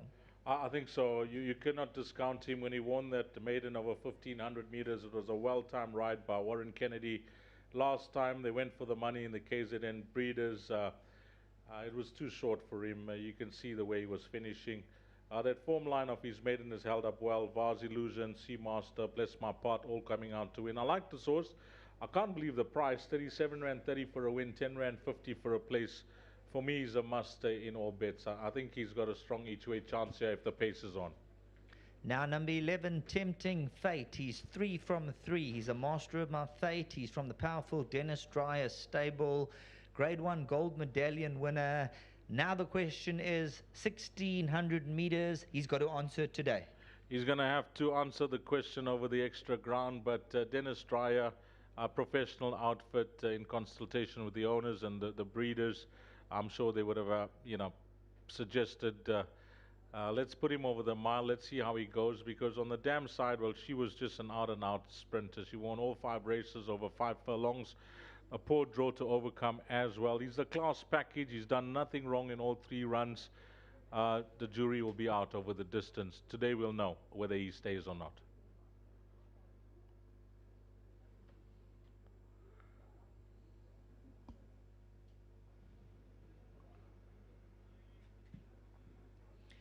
Number 2 is Pure South. He has a give me the green light from the Fortune Barn, and this is an individual who beat Kingsley's Heart. Fought on gamely was the comment there, and currently paying 18.40, 5.90. And just looking at this individual in the ring, pretty much on the leg, dancing around. Yeah, looks well. The son of Give Me the Green Light, and always a plus for a horse that's not trying the distance but has won over the distance. So we'll give him that. The draw is also in his corner. Maybe one for larger perms. When he won last time out at Turpentine, he raced up handy and he just kept finding all the way to the line. And it's not that they can't make up the ground, but if you're too far back, you're certainly finding it difficult to catch the front runners, as we saw in the previous race as well. Anything goes skipped, and that looked it, because Warthina, she was running on smartly, but she was never going to get there. Diego de Gaveo moved at the right time.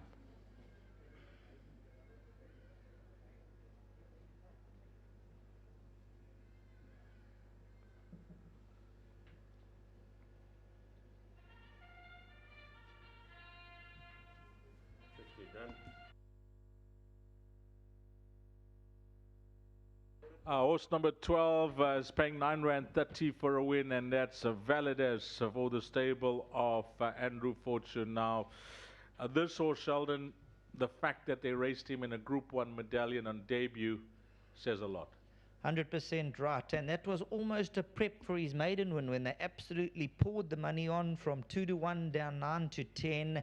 And he's a horse who went the mile trip. He didn't know where he was. He lost 3 lengths at the gate. He was hanging all about, but when he quickened up down the lane, he looks very, very useful. This is obviously going to be his test. He's drawn out deep. How far back will he be? And when they come to the 400, that turn of foot, is it going to be quick enough over that last 300 to get to the winner's box? Now, this race may just come a bit too soon for him, but the fact is he comes into the race with the reputation, number 12, Valdez, and he's got his supporters on tab goal. One of 3 runners in single figures, 9 Rand 60 for a win, 3 Rand 50 for a place. Before we hand over to Craig, 11, Tempting Fate, unbeaten in 3 starts over the sprint, now going a mile. 2 Rand 10 for a win, Sheldon. Well, the boys have latched on. They're going for 4 in a row. It's hard enough to win 2 in a row, 3 in a row, 4 in a row. They're going the mile. He's got the wide draw. If he wins this, he's as good as they say he is. Yep, we'll just have to wait and see how that pans out. But I think with 11 minutes to go, you could get a much better price on tab goal, because there will be support for other runners as we watch them go down to posts. Over to you, Craig, to call them down. Thanks, Dees and Sheldon. As they come out for the Premier's Champion Stakes, Grade 1, it's the 3-year-olds.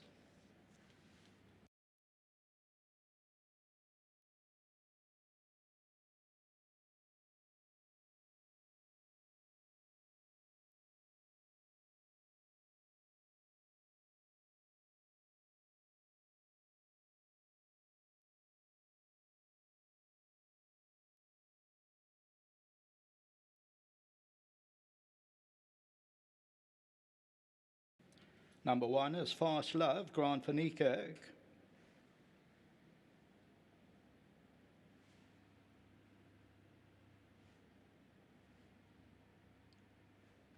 Number 2, Pure South, Kelvin Habib.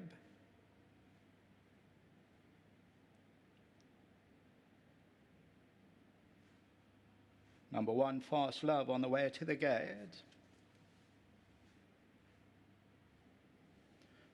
Norbesi is number 4, Stuart Randolph.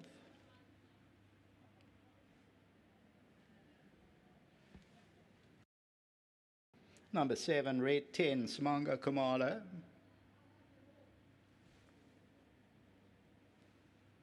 8, Kingsley Hart, Muzieni. 4, Norbesi.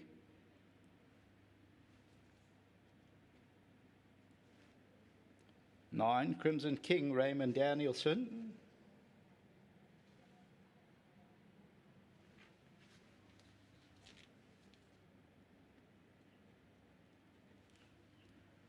2, Pure South, Kelvin Habib on the way to the gate. Here's Validus, number 12, Anton Marcus. Number 3, Native Tongue with the lead horse, Richard Ferree. Tempting Fate on the way to the gate. It's your favourite, Seanville. 5, Catch 22, Gavin Larena. Validus on the way to the gate. Then number 10, Portico. 13, Willow Express and Lyle Hewitson. Then number 6, Sent by Destiny on the way to the gate. And the last one, number 14, Fight Song and Pure Stratum.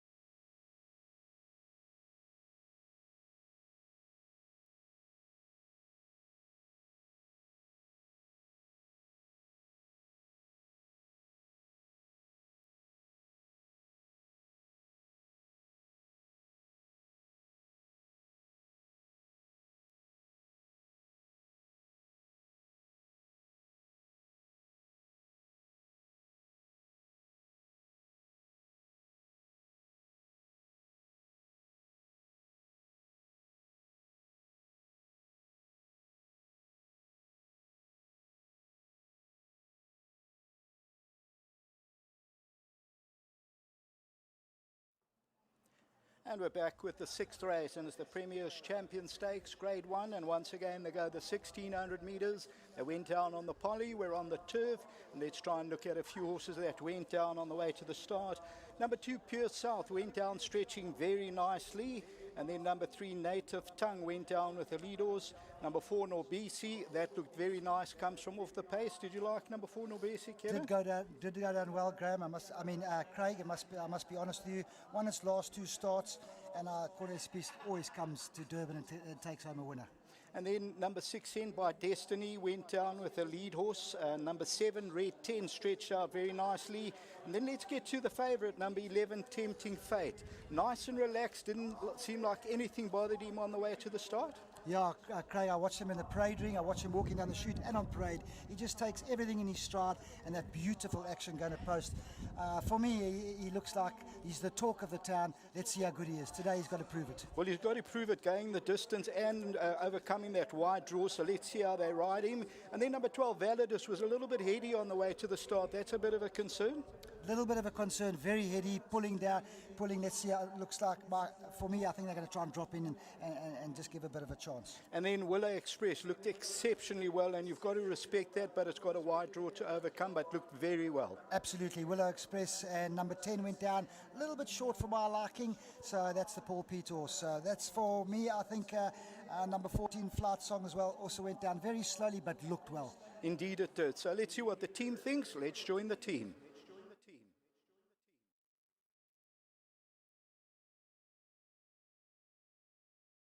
It's coming thick and fast now. That's what it is. Group 1 again, Premier's Champion Stakes, and next is the World Sports Betting Gold Cup. But let's talk about this race, Graham. Wow. Tempting Fate. What are your thoughts on this colt by Master of My Fate, seeing out the distance or not? Well, you have to be guided by the connections. He's out of a very fast mare, which may suggest he won't get the trip. But the Sean Veal and trainer Dennis Dry seem very confident that he will. Anything goes, of course, maintained an unbeaten record in the previous race and has laid strong claims to being the champion 2-year-old filly of South Africa. Tempting Fate is looking to do the same thing here. He goes into the race unbeaten 3 from 3 with the Group 1 victory under his belt. So I'm hoping he sees it out. I really am. So I'm giving him the benefit of the doubt. Okay, I'm in your camp as well. Tempting Fate. Willow Express, number 13, and number 1, Fast Love. Just two horses that stood out for me. I'd like your opinion on them, especially number 13, Willow Express, whom Lyle said could be the value bet in the race.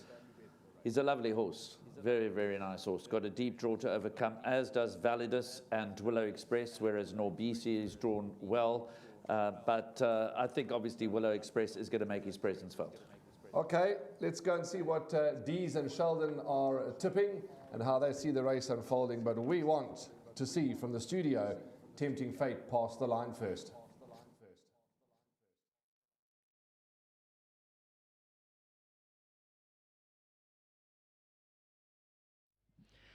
Moving on to the 6th race, the Premier's Champion Stakes. They're well on their way down to the gates. It's grade 1 over 1,600 metres, and we have a warm favourite. I say warm, he has eased out in the betting, as Dees did predict. He said at R2.10 was a little bit sharp. He has now gone out to R2.80, so that's a more realistic price about him. Now, he's a horse who comes here with a big reputation, Dees. He's 3 from 3. He won the grade 1 gold medallion. There's 3 question marks now: going the distance, the draw, and can he go 4 from 4? Yeah, he's the pride and joy of KZN. Thanks to Dennis Dry for that. He'll be vying for Equus champion honours if he wins this. One would think, having won the gold medallion last time out, the Godolphin Bob, and of course, this is the acid test. Going a mile. Graham briefly touched on the dam side. Miss October, all 5 wins were over 5 furlongs, but this is a professional outfit. The Dryer team, in consultation with owners, breeders, and the jockey Sean Veal, who knows this horse best. So who are we to judge that they're going over 1,600 meters? And he'll be ridden for luck in the early stages of the race. On class, he is the class horse in the race, but let's see how he handles the extra distance. There we go. If you're in the camp of number 11, Tempting Fate, let's see if it's in the stars. 4 from 4. Sean Veal's been ranting and raving about this individual from day number 1.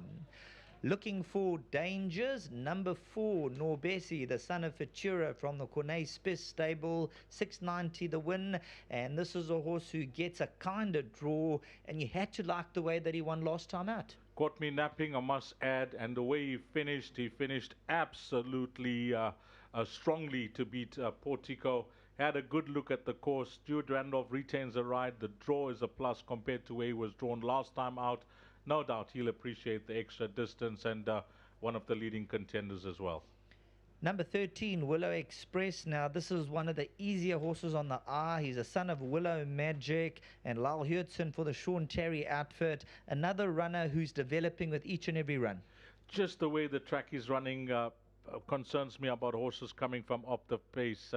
We saw it in the previous race as well. War of Athena, anything goes, skipped at the right time. She was running on smartly. Willow Express, he's not going to be chased. He's going to be ridden to where he's comfortable in the race, and I would say in the second half of the field, he does have a good turn of foot. a horse that's still learning his trade like all other runners in the race.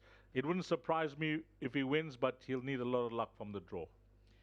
What else would you throw in as far as the quartets go? Is there any lurker that you found, maybe at a decent price, that you can throw in for the trifectas and quartets? Crimson King, horse number 9, 44 Rand for a win, 9 Rand 60 for a place. I was really impressed when this horse won his maiden. That form line has held up. Vars Illusion has won, Seamaster has won, Bless My Path has won. Yes, he's raising his game to a Group 1 race now, but last time out it was patently too short for him. The stable chased the money in the KZN Breeders' race, and he was starting to catch the eye at the business end. He'll be also doing his best work at the finish. I think for a few runners in this field, coming from off the pace, they'll be hoping it's a true run race. There we go. It's going to be all about the tactics, see how they jump out, how they jostle for that early position, and whoever gets to the front, let's see if they're going to stretch or they're going to just hang on to things and see how things work out. There's a rider who's jumped up in the gate, so let's go up to Eagle Eye, Craig Peters. Loading up, Premier's Champion Stakes, Grade 1, over 1,600 metres. And there's an Orbesi that in the gate, Stuart Randolph, he waits for his mount. There's only 3 horses in the single figures, Norbesi stepping up. Interesting that there's 4 Master of My Fates in this race, 2 Elusive Forts and 2 Dynasties making up the 14 runners. And the horse that is out number 15, Shavut, was also by Elusive Fort. Fast Love steps up. Norbesi's in. Native Tongue coming forward.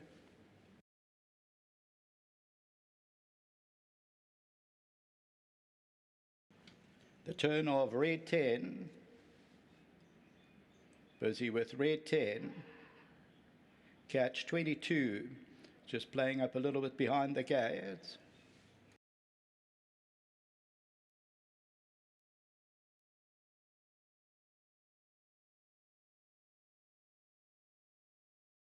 Sent by Destiny comes in. Pure South. Crimson King.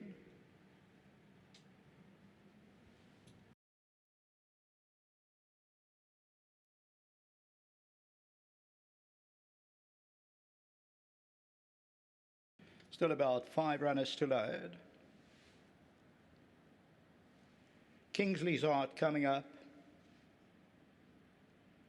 Goes into 8. Catch 22 is in. The Grey Willow Express to an outside gate. Tempting Fate, your favourites. Into gate 11. Fight Song. Portico.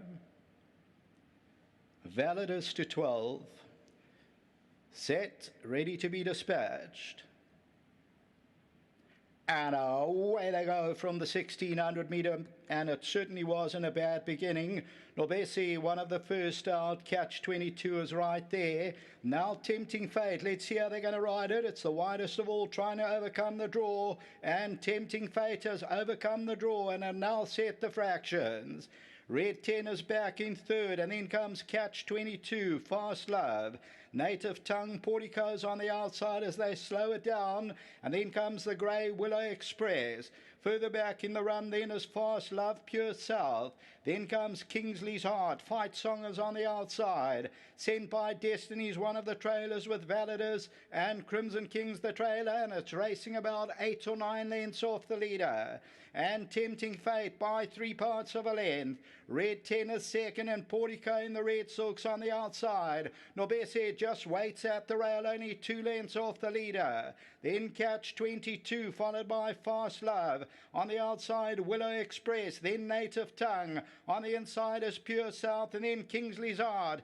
Top of the lane and Tempting Fate by a length and a quarter. Red 10, Norbesi moves into challenge. Portico's on the outside. And then comes Fast Love as they come down with 300 to go. And Tempting Fate's going to have to pull out more. Norbesi is trying to get through at the rail. Fast Love is running on. Sent by Destiny's coming from nowhere. And Crimson King also taking off. But now on the inside, Norbesi. Sent by Destiny and Crimson King. They go to the line. Sent by Destiny one and Norbesi second. Third will go to Crimson King.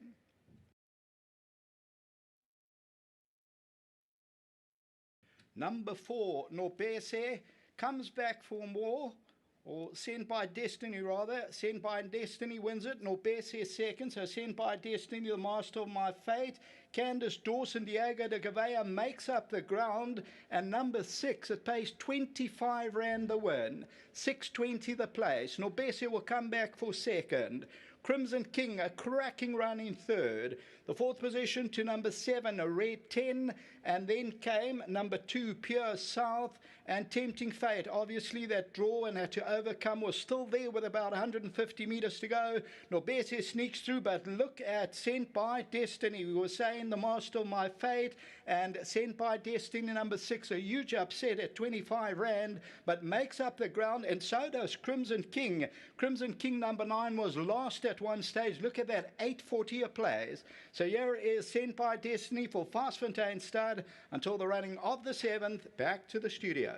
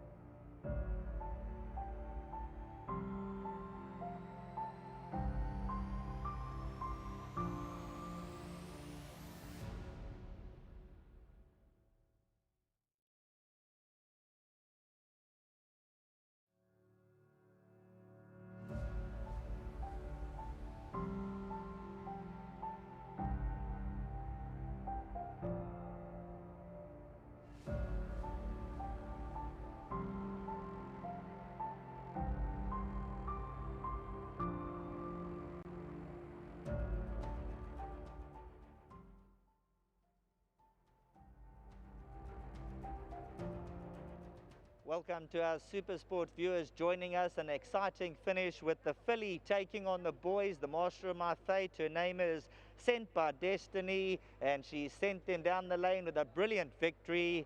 There was some good outside support, and she's shown the boys a thing or two. Yeah, well done. Thanks very much.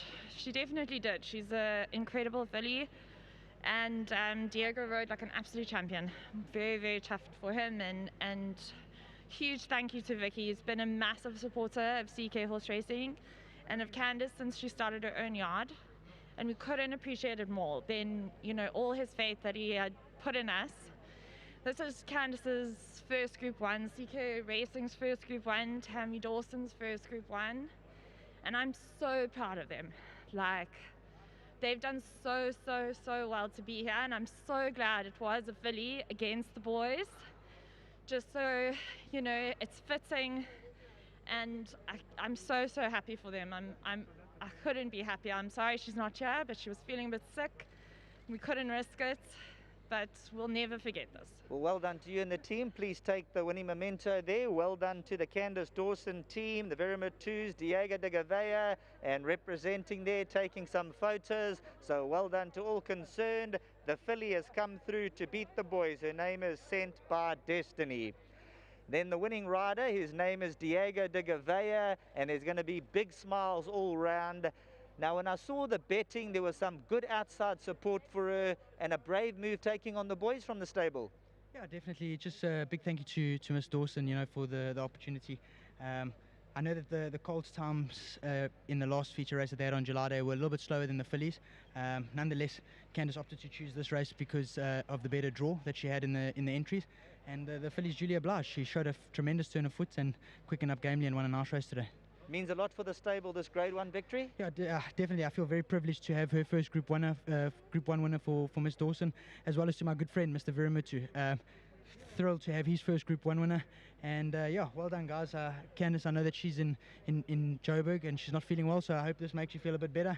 And well done to their whole team. Tammy, Candice, their head grooms, all the guys that ride track for them. Just awesome job, well done. You're going to need a trailer. There's another memento for you. So you're going to need a trailer to take all those home. Congratulations. Thank you. Just once again, before I leave, well done to Mr. Virimutu, to Miss Dawson, to Tammy, to their whole team back at home. Fantastic achievements. Awesome.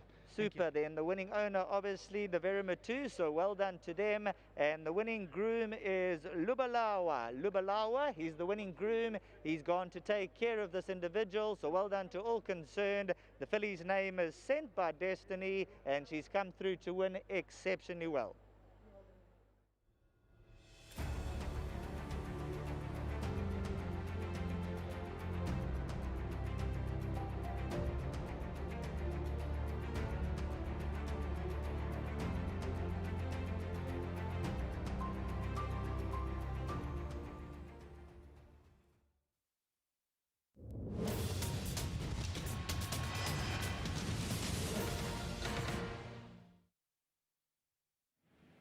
And away they go from the 1600 metre, and it certainly wasn't a bad beginning. Nobesi, one of the first out, Catch 22 is right there. Now Tempting Fate, let's see how they're going to ride it. It's the widest of all, trying to overcome the draw, and Tempting Fate has overcome the draw and are now set the fractions. Red 10 is back in third, and then comes Catch 22, Fast Love. Native Tongue, Portico's on the outside as they slow it down, and then comes the Grey Willow Express. Further back in the run then is Fast Love, Pure South. Then comes Kingsley's Heart. Fight Song is on the outside. Sent by Destiny's one of the trailers with Validus, and Crimson King's the trailer, and it's racing about 8 or 9 lengths off the leader. And Tempting Fate by 3 parts of a length. Red 10 is second, and Portico in the red silks on the outside. Nobesi just waits at the rail, only 2 lengths off the leader. Then Catch 22, followed by Fast Love. On the outside, Willow Express, then Native Tongue. On the inside is Pure South, and then Kingsley's Heart. Top of the lane, and Tempting Fate by a length and a quarter. Red 10, Nobesi moves into challenge. Portico's on the outside, and then comes Fast Love as they come down with 300 to go. And Tempting Tempting Fate's going to have to pull out more. Norbert is trying to get through at the rail. Fast Love is running on. Sent by Destiny's coming from nowhere. And Crimson King also taking off. But now on the inside, Norbert sent by Destiny and Crimson King. They go to the line. Sent by Destiny won it. Norbert is second. Third will go to Crimson King.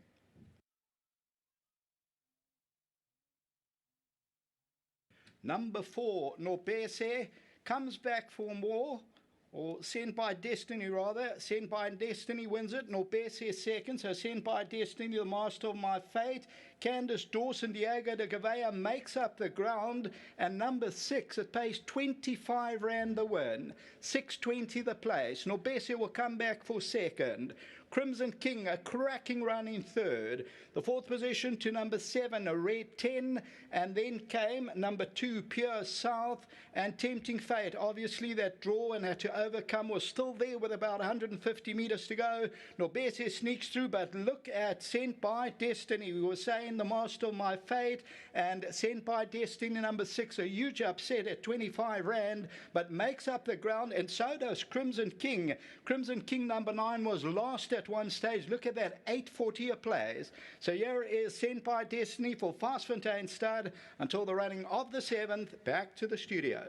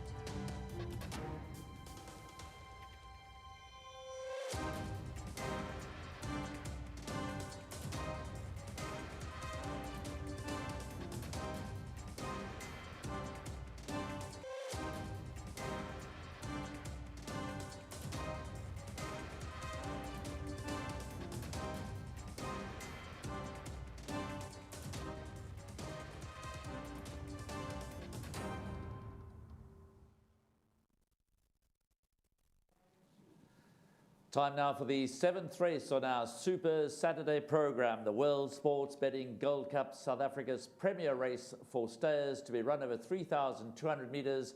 And this year we celebrate 100 years of Gold Cup action. And on that note, it's a great pleasure to welcome Michelle Wing into the studio for me. Congratulations on that wonderful documentary that you put together. Oh, thank you, Graham. You know, people were so forward and willing in sharing their stories from literally around the world. Felix Coetzee in Hong Kong, Jeff Lloyd in Australia, Basil Marcus from Cape Town. And it just came together in a beautifully rich and colorful tapestry of the history of the Gold Cup. Well, it's an absolute must-see if you're a racing enthusiast, if you haven't already seen it. But we've got 16 runners going to post for the 2020 100th renewal of the World Sports Betting Gold Cup. Time to introduce the runners and their riders to you. As I said, we've got 16 runners, which is a maximum field, to go around twice. They'll go past the winning post twice. And to introduce our jockeys and our field, here we go. Number 1 is Eyes Wide Open. Gavin Lorena rides for the Glen Cotson stable. They've tasted success already today, and they are super confident of a big run from Eyes Wide Open. Number 2 is Out of Your League, the SA Derby winner, to be ridden by Raymond Danielson for the Fabian Habib stable. Out of Your League goes the trip for the very first time. Number 3 is Dharma. Dharma is number 3, trained, of course, by the legendary Terence Millard's granddaughter, Lucinda Woodruff. We'll get that right in just a moment. Gareth Wright rides Dharma, a top stay and a feature race winner in Cape Town. Number 4 is Shenanigans. Now, we chatted to Lyle Hewitt in the week, and he's very confident of a big run from this horse trained by Sean Tarry. Shenanigans, number 4. Number 5 is Before Noon, who was touched off in the Gold Vase. Serena Moodley rides today. Then moving on to number 6. Number 6 is Sunshine Silk, who's stable companion to Dharma, trained by Jeff Woodruff, represented here today by Lucinda Woodruff, and Grant Finikek rides number 6, Sunshine Silk, the 6-year-old daughter of Silvano. Number 7 is Wealthy. Atandiwe Mkhutlwa rides for the Dennis Dryers stable. They'll be terribly disappointed with Tempting Fate's run in the previous race, but hoping for better fortune here with number 7, Wealthy. Top stayer coming out of the Highveld is number 8, Factor 50. Certainly does his chances no harm to be ridden by Anton Marcus, trained by David Nevenhuizen. Factor 50, very good, consistent staying form on the Highveld. Number 9 is the Gold Bowl winner, Imperial Ruby. Corne Spies, the trainer, they were narrowly beaten in the previous race with Norbesi. Pierre Straden renews the ride with number 9, Imperial Ruby, the same combination that won the Gold Bowl. Number 10, Magnificent 7, Richard Faree, Justin Snaith, a powerful combination. Third run after a long rest. He stays every inch of the trip. Number 11 is Paths of Victory, trained by young Gareth Van Sale, and Samanga Kumalo rides the 5-year-old son of Noble Tune. 11 Paths of Victory, not too far back in his most recent outing.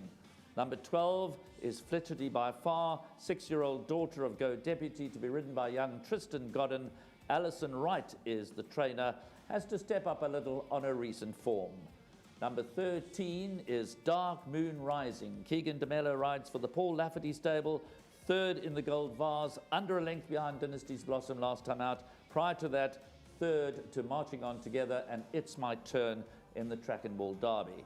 Number 14, It's My Turn, looking to become only the 6th horse in the history, the 100-year history of the Gold Cup to win it twice. He won it in 2018, he was sidelined throughout 2019, but 2 cracking runs back, ridden by Sean Veal. 15, the Track and Ball Derby winner, Marching On Together, to be ridden by Warren Kennedy, South Africa's champion jockey, won the first 2 races on today's card, trained by former top jockey Gavin Van Sale. And completing the lineup is number 16, Pay Back the Money. Musieni rides for Nathan Kotzen, a very close 4th in the Gold Vase. Well, Michelle, that's the lineup for the 2020 renewal of the World Sports Betting Gold Cup. What's your fancy? I actually like 3, Graham. I like It's My Turn.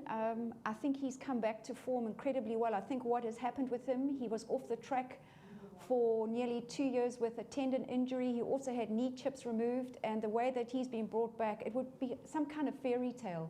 He would also be the first horse in history to win 2 races, carrying 2 Gold Cup races, carrying top weight.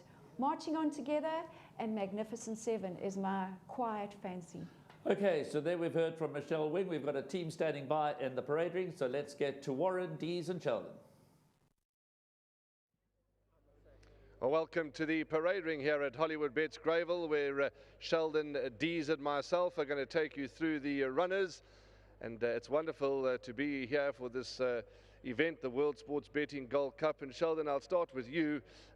We just were saying off air, the betting seems to have it as a 2-horse race, but we're all on an agreement that it's that easy. That's the wonderful beauty of this game. You can be on a horse that's 50 to 1. If you like the favorite, take a chance. Banker, when you're looking to play a little bit wider for the guys out there, I'm of the opinion that it's a wide open race, barring the favorite, so we're looking for a bit of value. Okay, Dees, let's go to number 3, which is on screen, the first horse to talk about. This is Dharma, Jeff Woodruff's horse, owned by Mr. and Mrs. Andrews. Gareth Wright gets the ride, and here's a horse that's never too far off the action. Yeah, staged well, has had 2 prep runs leading into this race, and that Gold Vase run was a fair effort considering the margin that he was beaten by. Yeah, I wish Terry Andrews and his family well.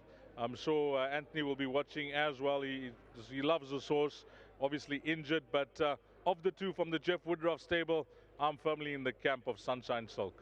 Okay, so D's like Sunshine Silk, but number 3, Dharma, 2 stable assistants leading him around the paddock. Nothing wrong with the way he looks. Here's number 8, and I'll move across to Sheldon, and this is Factor 50, David Nevenhuizen's horse. Anton Marcus gets the ride, a horse that stays all day.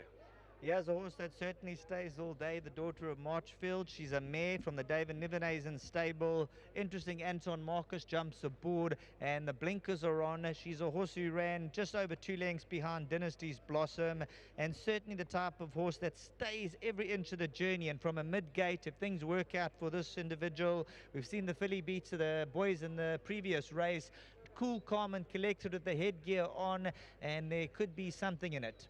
Okay, that's number 8, Factor 50. David Nivenhuizen and your owners, we welcome you to KwaZulu-Natal. Next up to talk about, and we're going to get Dee's opinion on the next one, and that is, looks like number 16, Pay Back the Money for Muzi Yeni. And the Hugheses, no doubt, are thrilled to have a runner in this prestigious event. Dees, what chance do you give Pay Back the Money? Well, nice to see the two half-brothers run here. Number 16, Pay Back the Money, and the South African Derby winner out of your league. Out of your league's got a nice draw. And this individual, Pay Back the Money, you have to pay compliments to Nathan Kotson, a horse that was just purchased for 10,000 Rand, has already earned stakes close to 200,000. That last start in the Gold Vase was a great effort, considering he was drawn 15 out of 16, and there was some outside betting support for him into 25-1. He stays well. He's got a low weight. The poor draw is not a concern over this 3,200 meter trip. But Sheldon, who's our on-course commentator along with his dad, you know, he can tell us a bit more about the way they run, because when we discussed it the other day at a panel preview, Sheldon, you mentioned it was around 600 meters before the first turn.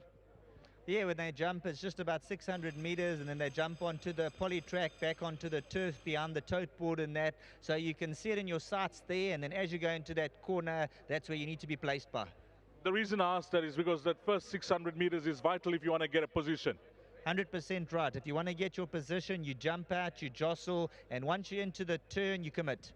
Okay, we had a look at number 4, Shenanigans, a horse that has got a lightweight, positive draw, and Lyle Hudson quite upbeat about Shenanigans' chances. On screen now is number 14, It's My Turn, and the bell has gone. Jocks are going to start mounting up. And Sheldon, your thoughts on Dean Canamaya's horse? How wonderful it would be if It's My Turn could win his second Gold Cup.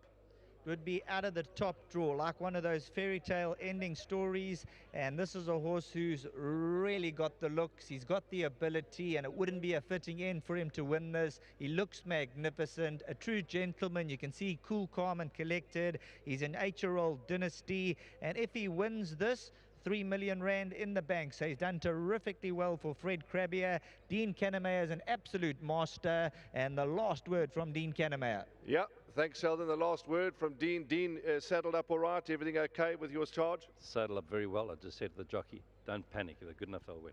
Lovely. Don't panic. If they're good enough, they'll win. Saddle up well. That It's My Turn. And that is the last word from Dean Canamaya. The trumpet is gone from Dees and I and Sheldon. We'll be back with you, I'm sure, in a moment. But let's have a look at these horses go to post for the 100th running of the Gold Cup. It's this year sponsored the World Sports Betting Gold Cup, a Grade 3 event over 3,200 meters. Without any further ado, let's go upstairs to the commentary box where Craig Peters sits.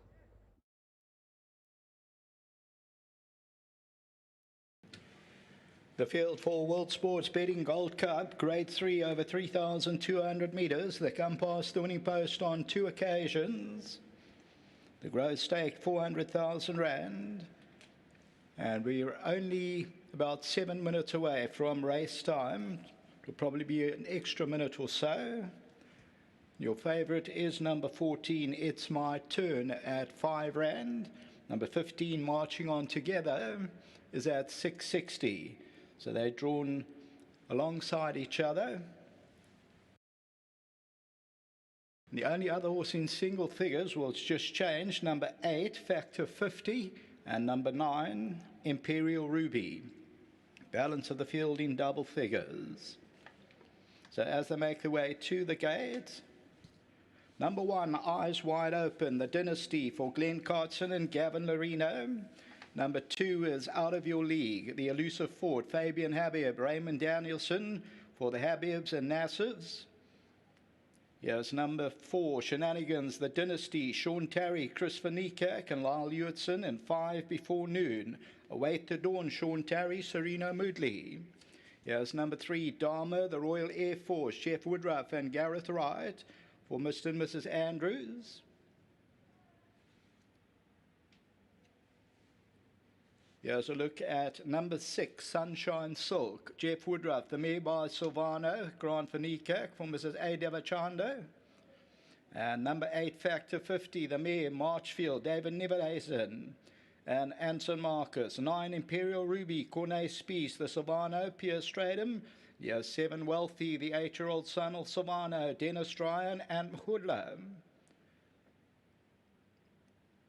Here's number 10, Magnificent 7, the Horse Chestnut, Justin Snaith, Nick Johnson, Richard Faree, stretching out nicely on the way to the gates.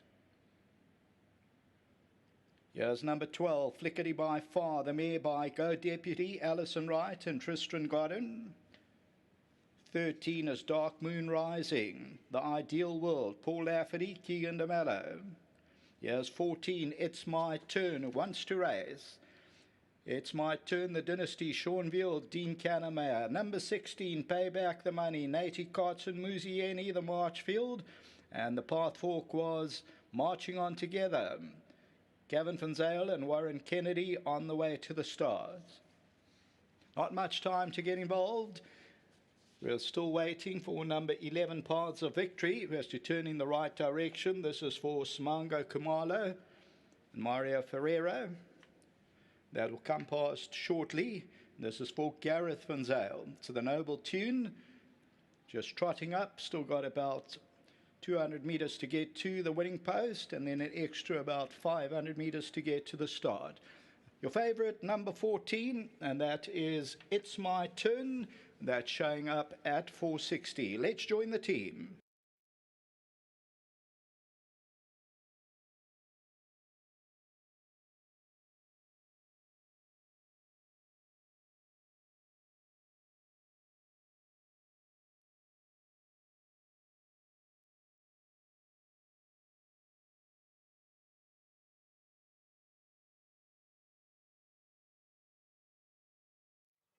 Right, welcome. We are down at the start, the 3,200 metre mark at Hollywood Bets Greyville, and just looking at the weather up in the sky. Absolutely a beautiful day today. Nice and cool, not too many horses sweating. Just looking at the turf in front of the gates and behind the gates over here, you can see there's a lot of ground cover, and I'm really expecting no excuses. There's no track bias. There doesn't seem to be anything wrong with the track at all. But just looking at the horses coming to post, most of the horses came down well. One heavy sweater came down to the start. That was Felicity by Far, really sweating up a storm, but I know Felicity by Far always sweats up, and just keep that in mind. But we just wanted to look to see which one or two of them get uptied. As you know, in the next race, Rainbow Bridge, he's a bit of a sweater, and you wonder why the horses are sweating in such a cool day. That is the reason why. So the only sweater is Felicity by Far. The rest all came down well. Let's go over to Warren in the studio. Okay, thanks very much, Kevin. What a lovely place to be there down at the start of the 3,200 metres pole. But we haven't got too much time. Let's get selections out to you. And I'll start with you, Sheldon, and give us your first four, then we can go across to D's. How do you see the race unfolding? Well, I see it as quite a competitive end, bar the favourite. Obviously, It's My Turn. He's looking to rewrite history. He's a wonderful specimen. He went down like a machine. Everything ticks the boxes. And wouldn't it be a fairy tale story? So he is the horse to beat with luck in the running. Shenanigans for me, I think that's the value. And number 1, Eyes Wide Open. Those are my top 3 selections. I'm looking for big runs from them. Just to reiterate what you said about the favourite, It's My Turn. Absolutely magnificent going to post. The three of us were standing here. We got a bit of a breath taken away. Looked the part. When an 8-year-old goes down like that, he's a dynasty. He obviously won the Vodacom Durban July. It's My Turn's run in the July behind Bulgarian was an absolute cracker. And he's a horse who's won from one course and distance. He's been here before. He's done it. And this is his territory. Okay, Dees, first question for you is, were you happy with the way It's My Turn went to post? Sheldon and I are waxing lyrical about this horse. He looked the part. Yep, he's always been a great looker, and compliments to Dean Canamayer, gave him the time off after that injury. He's the 2017-2018 Equus champion stayer, and they obviously given him the time off to come back to himself. absolute blinder in the July, the Vodacom Durban July, just touched off for 4th, running 5th there. A great prep coming into this race, and he's no doubt the horse to beat. Stays well. Weight is not an issue. He did carry 59.5 when he won this race back in 2018. My selections, I'm going 10, Magnificent 7 to beat horse number 6, Sunshine Silk, number 4, Shenanigans, and then It's My Turn. This horse, Magnificent 7, he was in the form of his career around this time last year, towards the end of champion season. He was unfortunately scratched in the Vodacom Durban July. They've given him the time off to work on those issues. He's had 2 warm-up runs. His last start was a soft ride by Richard Fourie. They'll have him primed coming into this race, number 10, Magnificent 7. And then Shenanigans, well, he's carrying 3 kgs less from when he did last year when he finished 5th, so he's a massive runner as well. They're loading. Stand at attention. Ladies and gentlemen, the 100th running of the Gold Cup, the World Sports Betting Gold Cup Group 3, about to take place. Over half the field about installed. Dharma steps up. Out of your league. Eyes Wide Open and Shenanigans. Sunshine Silk. Wealthy comes in. Imperial Ruby. Magnificent 7. Factor 50. Marching on together, stepping up, and Paths of Victory, Flickety by Far. It's My Turn, World Sports Betting Gold Cup, Grade 3. They sent on their way from the 3,200 metre marker. Let's see how they play this. It's My Turn tucked away on the outside. Marching on together is also trying to get along the inside or now midfield, and also Dark Moon Rising. Paths of Victory is the first to go. Dharma's right there, Flickety by Far. They're followed by Magnificent 7, and then comes Out of Your League. Shenanigans, then Pay Back the Money, Eyes Wide Open. Factor 50 is racing about 10 lengths off the leader at this stage. They're followed by Before Noon and then Sunshine Silk. It's My Turn, 14, 15 lengths off the leader. Then Wealthy. Behind that, Imperial Ruby is one of the trailers, and they stretched out a good 20 lengths as they're swinging towards that 2,400 metre marker. Imperial Ruby and Dark Moon Rising the last 2. Paths of Victory is taking them along. Flickety by Far second and Magnificent 7's third. Pay Back the Money's on the outside. Dharma's near the rail. Then comes Shenanigans in the blue, followed by Factor 50. Out of Your League's giving them about 8 or 9 lengths start. They're followed by Sunshine Silk, Eyes Wide Open. Then Marching On Together, that's racing about 12, 13 lengths off the leader. Marching On Together is just in front of Before Noon. And then comes Wealthy, It's My Turn, and further back Imperial Ruby and Dark Moon Rising, and they stretched out at least 20 lengths. Paths of Victory in the World Sports Betting Gold Cup, the leader. Flickety by Far second, Pay Back the Money, then Dharma, Magnificent 7. Shenanigans giving him about 8 or 9 lengths start. Then Out of Your League, Factor 50's on the outside of Eyes Wide Open. Then Sunshine Silk. Before Noon is about 16, 17 lengths off the leader. They really stretched out. Further back is Wealthy. It's My Turn. No panic at this stage. 20 lengths off the leader. Then Dark Moon Rising and Imperial Ruby. And Paths of Victory takes them to the 1,200 metre. So Paths of Victory's out in front. In second position, Flickety by Far. Pay Back the Money's in third place. Then Dharma, Magnificent 7, Out of Your League's in the blue near the rail. Shenanigans is on the outside.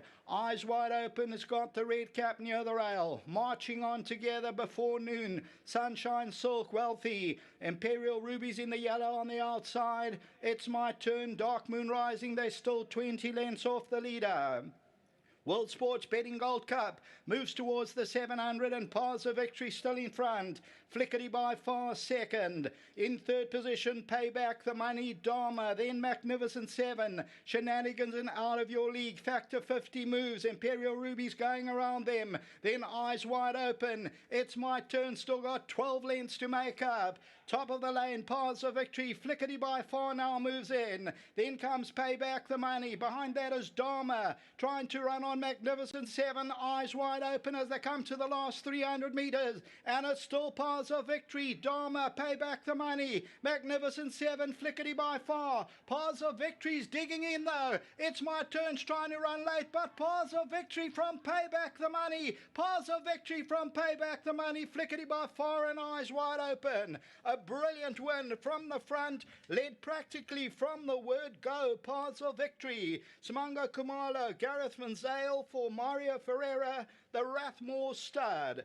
Number 11, Paths of Victory, the Noble Tune, continues to cling to the lead and wins it at 43 Rand a win, 7.10 a place. Second will go to, look at this, 16, Pay Back the Money, 31 Rand and 4.30.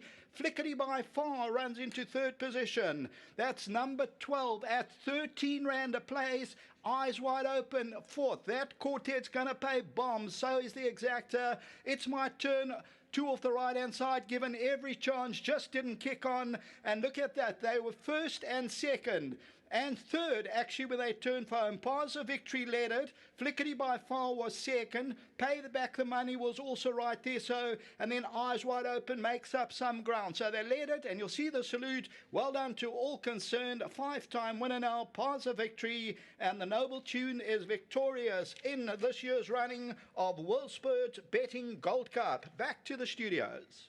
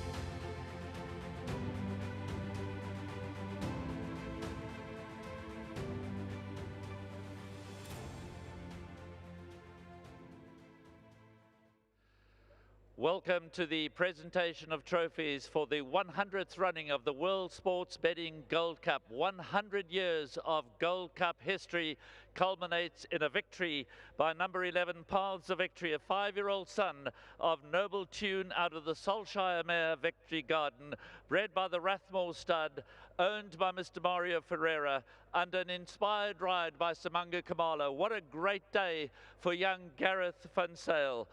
I welcome Warren Tannis and Richard Tannis. Warren, the CEO of World Sports Betting, and Richard Tannis, the operations manager of World Sports Betting, present for photo opportunities. But first up, let's put our hands together for Yisani Mzaba, the groom of Paths of Victory, and he will receive a cash prize. Well done, well done.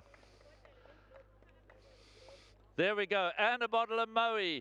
Give him a nice big round of applause. Well done to Mr. Mzaba. Done a wonderful job with Paths of Victory.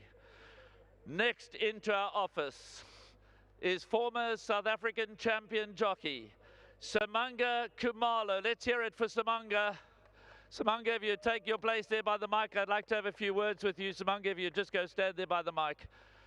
Wow, you've just won the 100th World Sports Betting Gold Cup, and you've done it the hard way, start to finish. Was there any time in the race where you thought that you weren't going to win?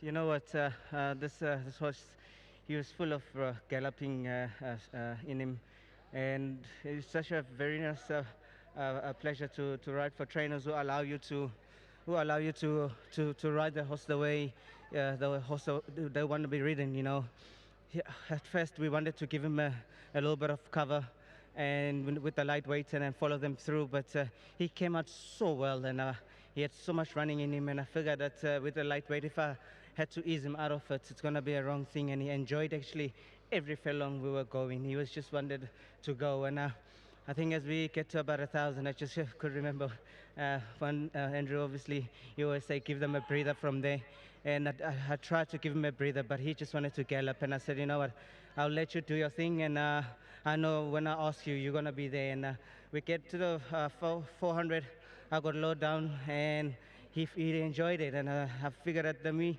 first work with the hands, and then obviously drive him to the finish, and this horse, he didn't even want to stop. That how much of running he had. And well done to Gareth, well done to Mr. Ferreira. You know, it's always a pleasure to ride for these colours. They're very big in the game, and you know, to get this race for them also, you know, I'm blessed.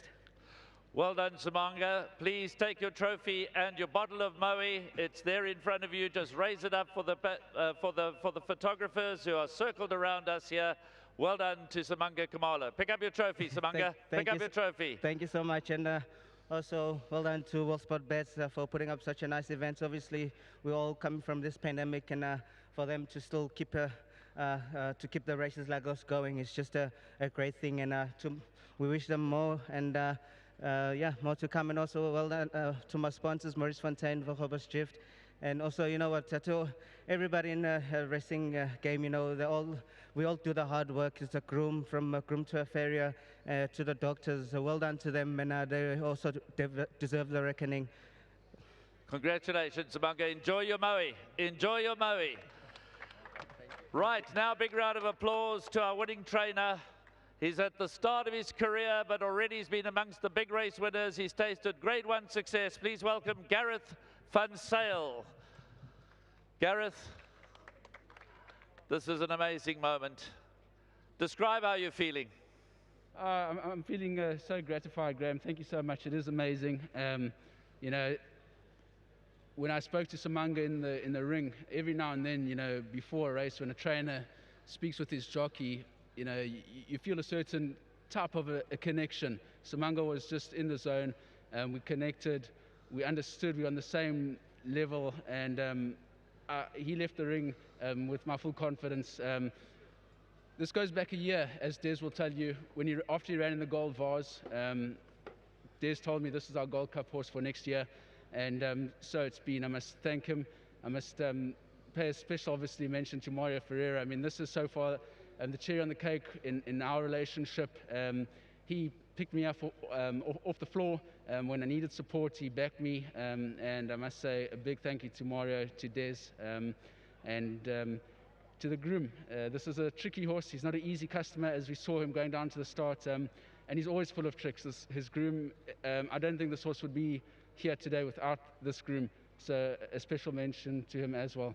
And obviously to World Sports Betting, I must say a very big thank you for putting on a wonderful day amongst obviously the most trying of circumstances, and I'm excited for the future of racing. It looks like we're going forward. Warren, Gareth, congratulations. Come through this side, stand between the tennis brothers and collect your bottle of Moe and raise your trophy up high. Here it is on this side of the table. If I can, Graham, to Noble Tune, I've always spoken highly of Noble Tune. I love them. And Rathmore Stud, obviously a great feat, you know, from a limited crop for Noble Tune to have achieved this from what would otherwise be a limited type of a mare. It's just a great breeding accomplishment as well. Well done again to Gareth Van Sale. There's your bottle of Moe, there's your trophy, raise it up high. Congratulations to Gareth Van Sale, a very proud dad, Gavin, standing across the way there. He's also had a winner today. And our winning owner is Mario Ferreira. He's not with us today, but he's represented, as always, by his racing manager, Des Gonzalez. Des, this is one heck of a moment for the team. First of all, I need to thank Mario, and, you know, he was new into the game 7 years ago. He's put his heart and soul. The fact that, you know, this year we won a Group 1 with a horse that we bred. We've now won the Gold Cup with a horse that we bred. And, you know, the sky's the limit still. And a very, very big thank you to Gareth. You know, a year ago, we put him in the deep end. I said to him, we'll aim him at the Gold Cup this year. You know, people are offering 100 to 1. If you take his last 2 starts out, he beat the second favorite.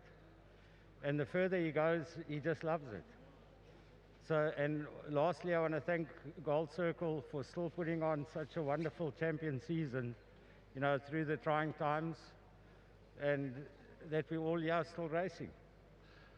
Well done, Des, and please pass on our congratulations to Mario Ferreira. Step forward and raise the magnificent Gold Cup. Raise it up high. There it is, the Gold Cup, which is 100 years old today. And there's a magnificent miniature to go with it, plus the trophy, plus the Moe and Chandon. There's going to be a party tonight, that's for sure.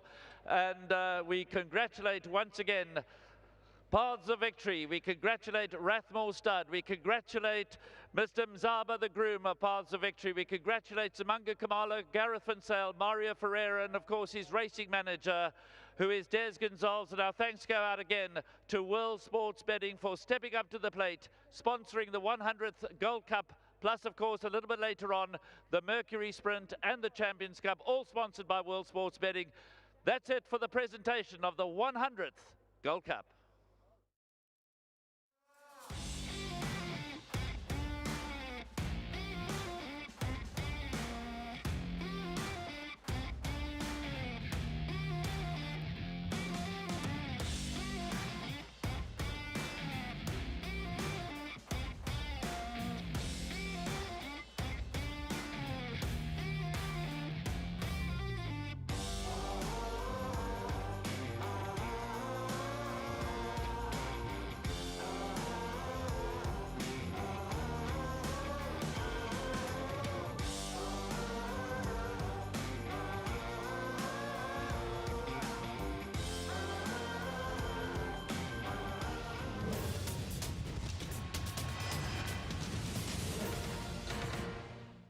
It's my turn. World Sports Betting Gold Cup Grade 3. They sent on their way from the 3,200 metre marker.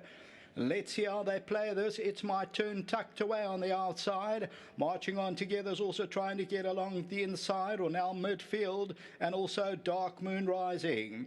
Paths of Victory is the first to go. Dharma's right there, Flickerty by far. They're followed by Magnificent 7, and then comes Out of Your League. Shenanigans, then Pay Back the Money, Eyes Wide Open. Factor 50 is racing about 10 lengths off the leader at this stage. They're followed by Before Noon, and then then Sunshine Silk. It's My Turn, 14, 15 lengths off the leader. Then Wealthy. Behind that, Imperial Ruby is one of the trailers, and they stretched out a good 20 lengths as they're swinging towards that 2400 meter marker.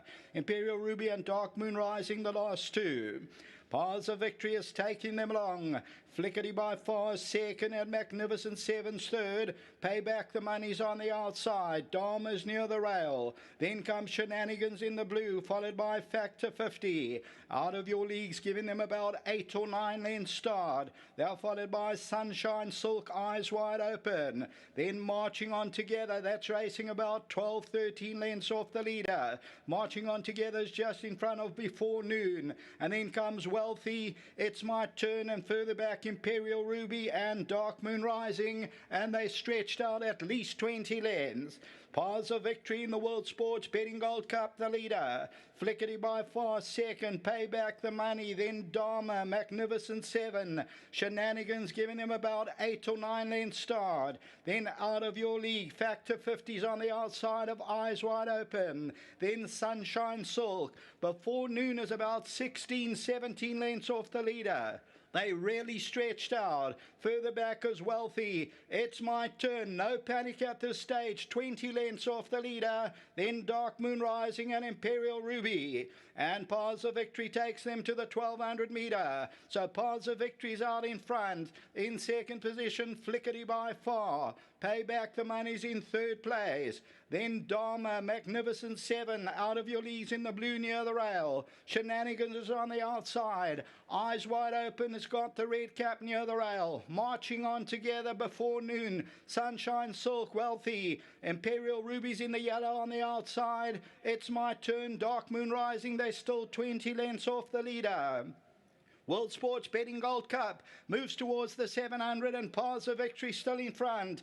Flickerty by far second. In third position, Payback the Money, Dharma, then Magnificent Seven. Shenanigans and Out of Your League, Factor 50 moves. Imperial Ruby's going around them. Then Eyes Wide Open. It's My Turn, still got 12 lengths to make up. Top of the lane, Paths of Victory. Flickerty by far now moves in. Then comes Payback the Money. Behind that is Dharma, trying to run on Magnificent Seven. Eyes Wide Open as they come to the last 300 meters. And it's still Paths of Victory. Dharma, Payback the Money. Magnificent Seven, Flickerty by far. Paths of Victory's digging in though. It's My Turn's trying to run late, but Paths of Victory from Payback the Money. Paths of Victory from Payback the Money. Flickerty by far and Eyes Wide Open. A brilliant win from the front, led practically from the word go. Paths of Victory. Simango Kumalo, Gareth Van Zale for Mario Ferreira, the Rathmore stud. Number 11, Paths of Victory, the Noble Tune, continues to cling to the lead and wins it at 43 Rand a win, 710 a place. Second will go to, look at this, 16, Payback the Money, 31 Rand and 430. Flickerty by far runs into third position. That's number 12 at 13 Rand a place. Eyes Wide Open, fourth. That quartet's going to pay bombs. So is the exactor. It's My Turn. Two off the right-hand side, given every chance, just didn't kick on. And look at that. They were first and second.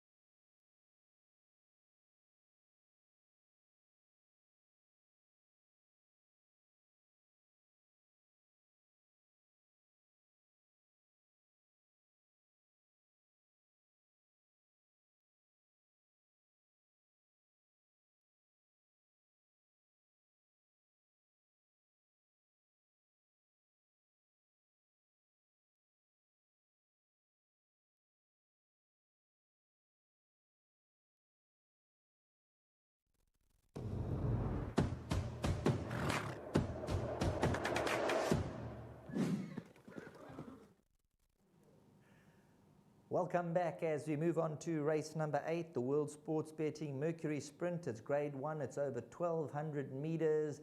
From the test of stamina to the speed machines, and joining me in studio is none other than Dees Dynand. Now, after watching the World Sports Betting Gold Cup, we've seen a big result. The quartet was the way to go, and one or two of the shooties, they got the money. I can promise you, I won't mention them on air, they got the quartet. The boys got the quartet. Well done to them, and yeah, fantastic if you got a piece of the action there. But if you're still running in the exotics, they've been dream results the last 2 races for you, so well played thus far. Now let's get on to the business at hand. Race number 8, it's over the 1,200. We're on the turf here.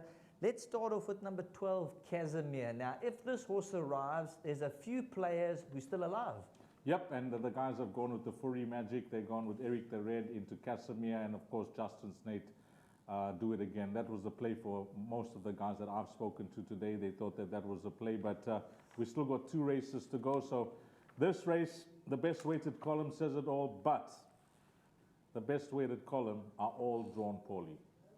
There's number 12, Casimir. As per usual, looks in tip-top condition.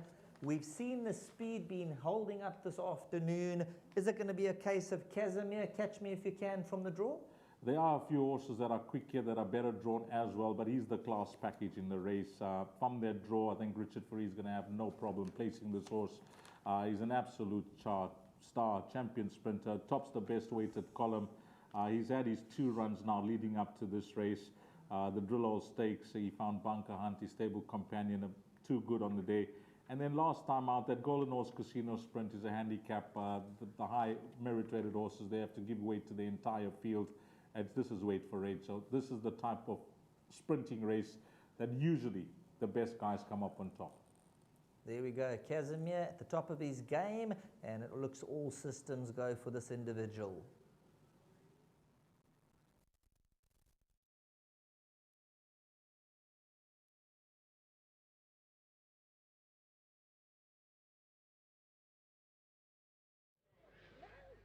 Okay, here's horse number 12. The field for the Mercury Sprint are in the parade ring, proudly sponsored by World Sports Betting, Graham.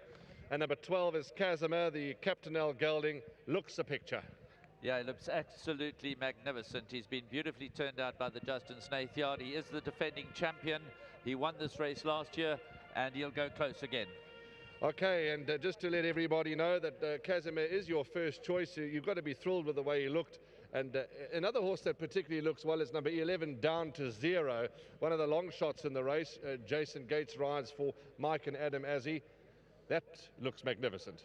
Looks very well on his toes. Of course, the principal contenders here all drawn out wide. 12, Casimir, 13, Chimichurri Run, who follows out Down to Zero, and 14, Russadere, came from a hopeless position to run second in the computer form sprint a while back. But they're about to go out onto the track, canter down to the 1,200 meter starting gates for the 2020 renewal of the World Sports Betting Mercury Sprint.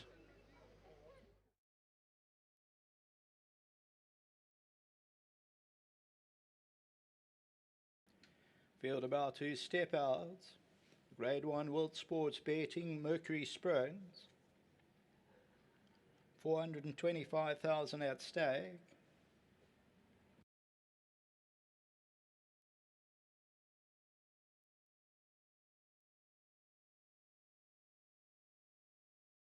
Number 1, Van Halen, Craig Zaki.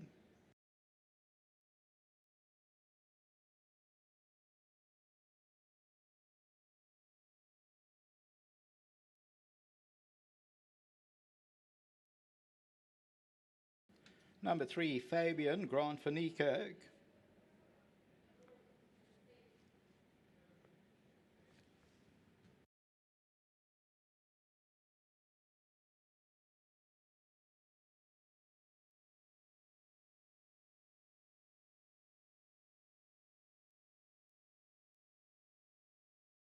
Number 4, Chantyman, and Mahudla. 7, Sunset Eyes, Donovan Dillon. 5, Cartel Captain, Sean Veal. 9, Speed Point, Keegan Namello. 11 down to 0, Jason Gates. Number 2, Donavia Muzieni.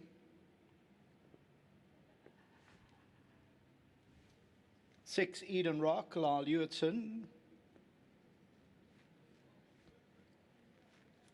Number 13 is Chimichurri Run, Gavin Lorena. 14, Russet Air, Bernard Faderb. Number 2, Warriors Rest, Callan Murray. Number 10, Invidia with the blue cap, Smanga Kumalo. So there's not much between the two favourites. It's been changing. There's been 10 cents between 12 Casimir and 13 Chimichurri Run. And here's number 12 Casimir and Richard Fourie on the way to the gate.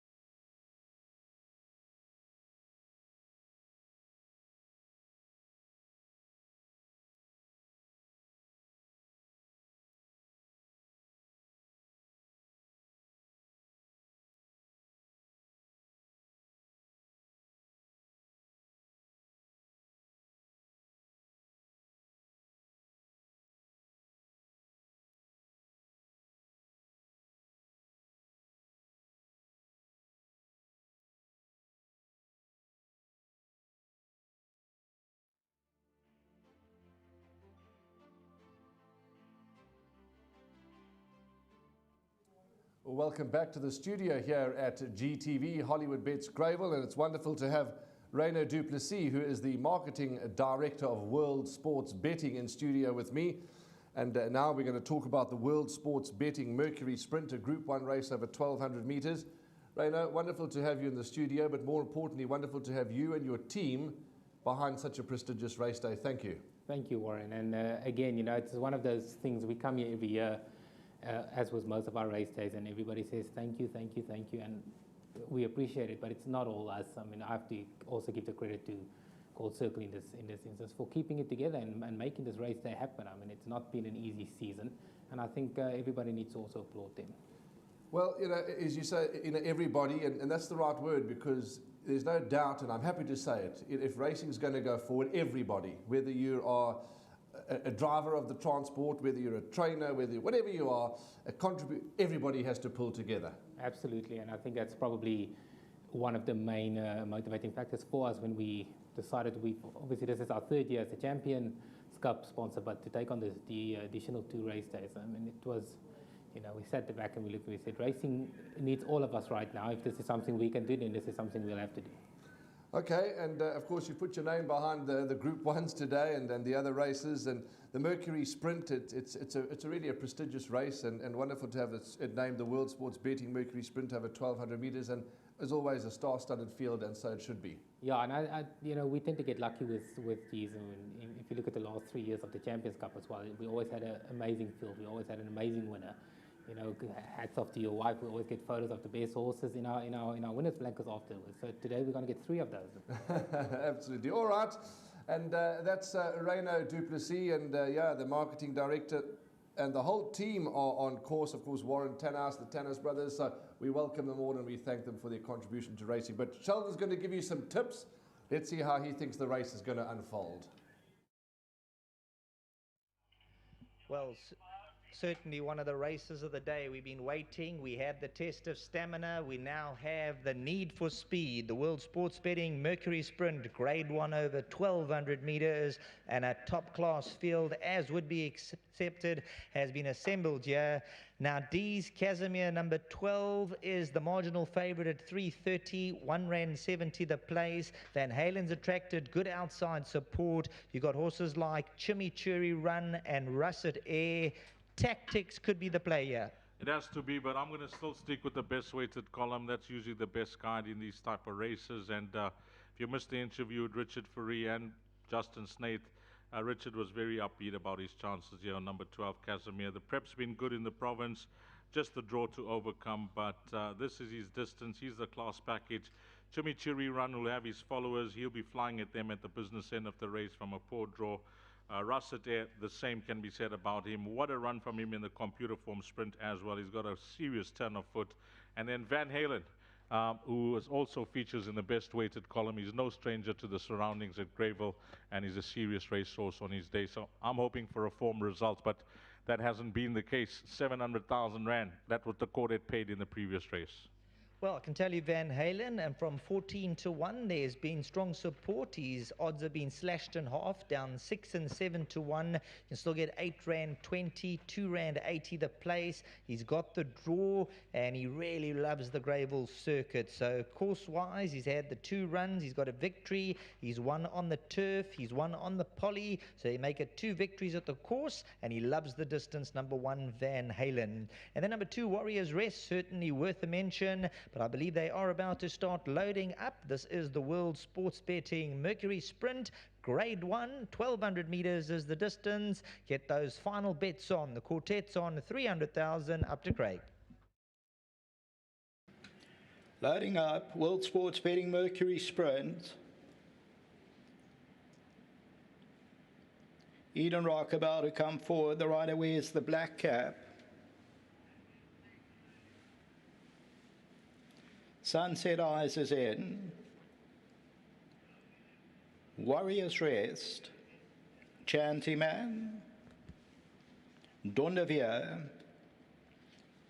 Speed Point about to step forward. Casimir to 12. Nvidia. Rider sports the blue cap. Dondavia's in. Russet Air, outside gate, Chimichurri Run with the red cap, Cartel Captain, just about set, 1,200 meters, flags given from behind, they sprinting away from the 1,200 meter marker. Warriors Rest is right there. Chanty Man with a good position. Russet Air drops out to last early on. Down to 0 on the right is very quick. Then Sunset Eyes. Eden Rock's well positioned. Van Halen's near the rail. Casimir at this stage. 7-8 lengths off the leaders back. 4th to last. And settling down now, and they move towards that 700 meter region. Warriors Rest has the lead down to 0 second. Van Halen's at the rail. Eden Rock's got the black cap 4th. They're followed by Chanty Man. Sunset Eyes on the outside of runners. Then comes Eden Rock along the inside, Fabian. Then Cartel Captain. Casimir's come right out for a run. Got 5 or 6 lengths to make up. Down the inside of that is Russet Air. It's Warriors Rest. Van Halen's now putting in a challenge. Fabian down to 0 is trying to run on. Now Van Halen takes it up as they come past the 200. Warriors Rest tries to run on. Fabian's running on from behind Sunset Eyes. But Van Halen is still going, running on a speed point. Van Halen's going to win it though. Van Halen has won it. Second, maybe Warriors Rest. Photo for third. Fabian's involved. Chimichurri Run is also there. It is a 4-way photo for minor money. Number 1, Van Halen, the Oratorio Cornet's piece. Craig Zack here at 760 and 240. And this one wins it here for Limpo Retail. Van Halen, 7th victory, wins it by nearly 2 lengths. Second will go to Warriors Rest. Fabian's involved with Speed Point on the outside, and down the inside Chimichurri Run. Casimir is further back in the run, then Eden Rock, followed by Sunset Eyes. Tote favourite was number 12, Casimir. They're right across the track, and slipping through at the rail is Van Halen. So Van Halen comes good and found the support and is victorious. 420 days since its last win, but Van Halen wins quite comfortably and cozily at the end. There's the salute from Craig Zaki, and they've won the World Sports Betting Mercury Sprint. Back to the studio.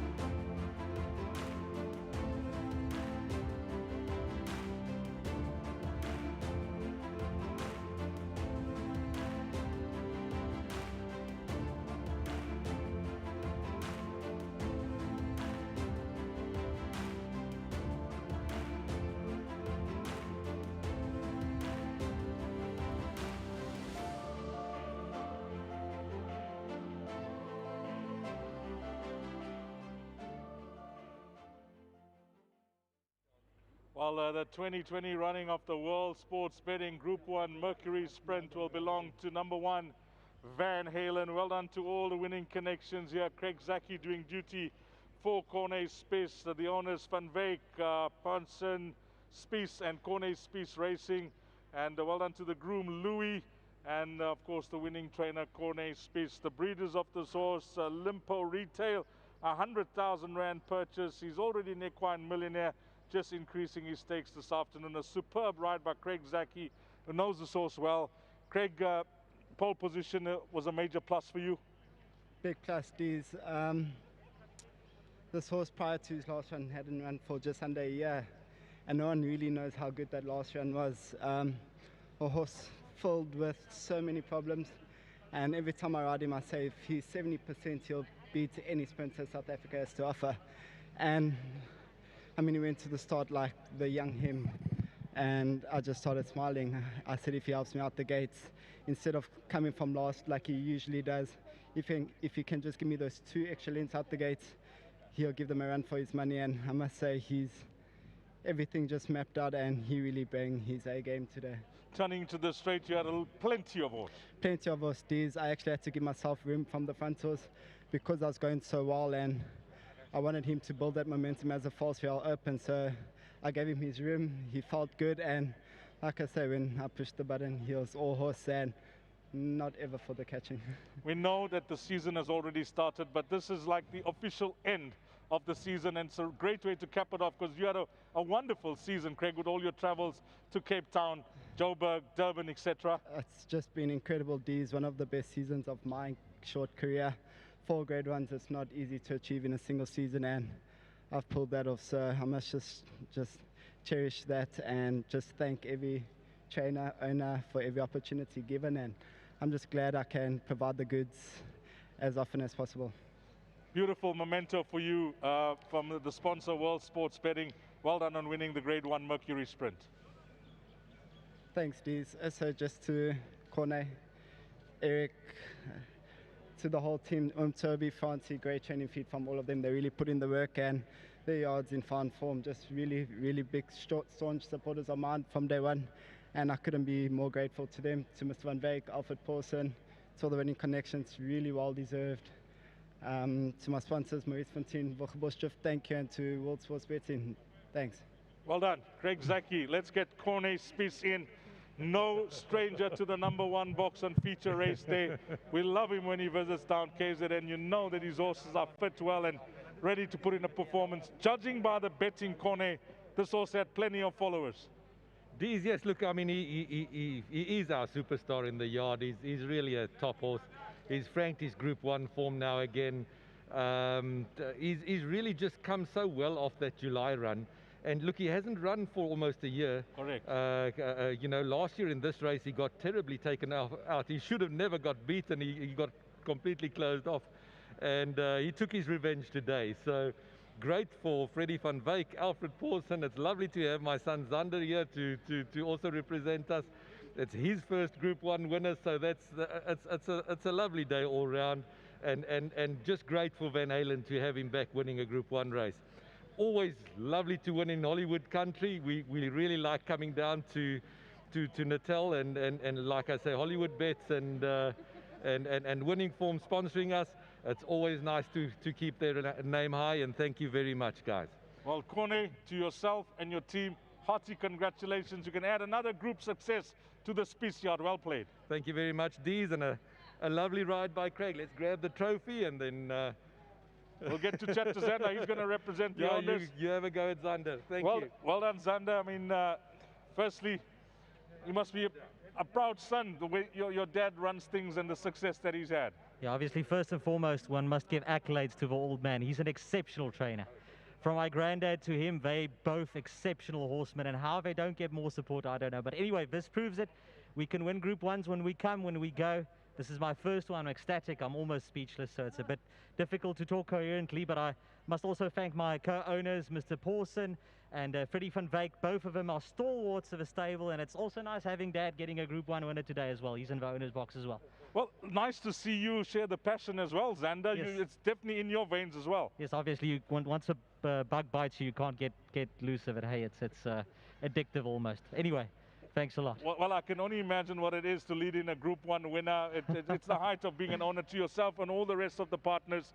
Hearty congratulations. Thanks well a lot. done. Thanks a lot, guys. Let's take the floating trophy. That's the floating. That's the beautiful floating trophy. Well done. And then the winning groom, his name is Louis, and he will be getting his 1,000 Rand from Hollywood Bets and Gold Circle. But race number 8, the World Sports Betting Mercury Sprint, will belong to Van Halen in 2020.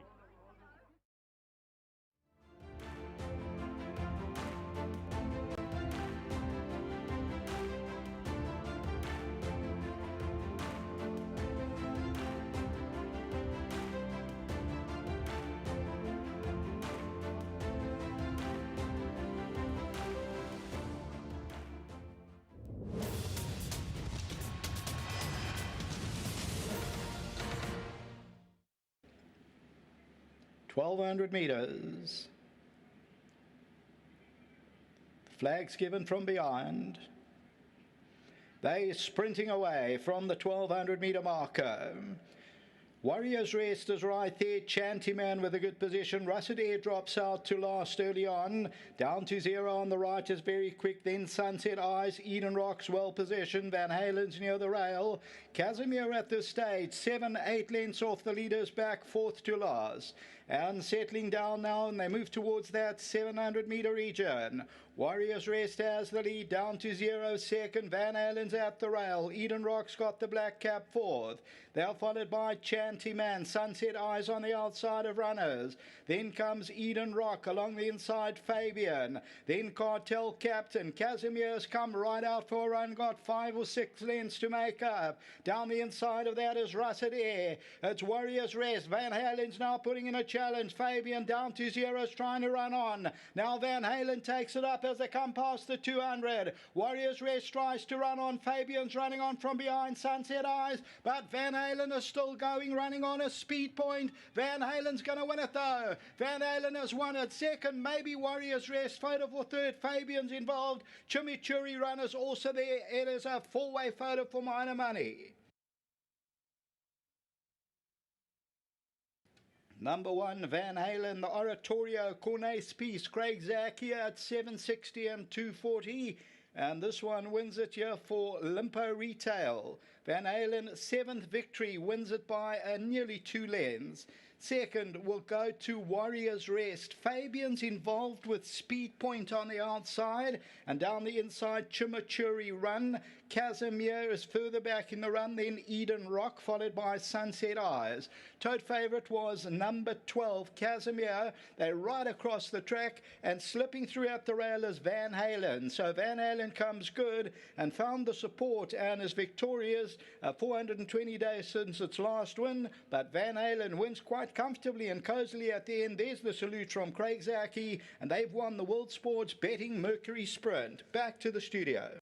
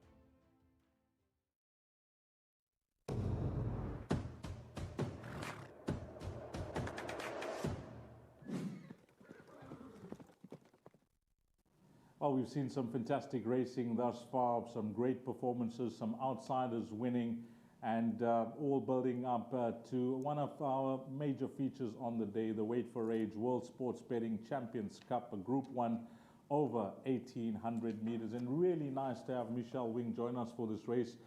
She's the lady that gets around in the mornings, gets to do a lot of interviews that I'm really enjoying, especially with the jockeys, Michelle. So you must be loving that as well. Do you know, it's wonderful meeting everybody and not just talking horses, finding out a little bit about who they are, the people behind the personas that we see here on race day when they're working as jockeys or trainers. Yeah, and I think it just gives the punter and the followers in racing a little bit of insight into who some of our racing stars are. In this type of race, usually the best horses with the high merit ratings will chase away the opposition. But nice to see that we have a mixture of horses at the top end and the bottom end when it comes to their ratings. Yes, we have 11 horses going to post.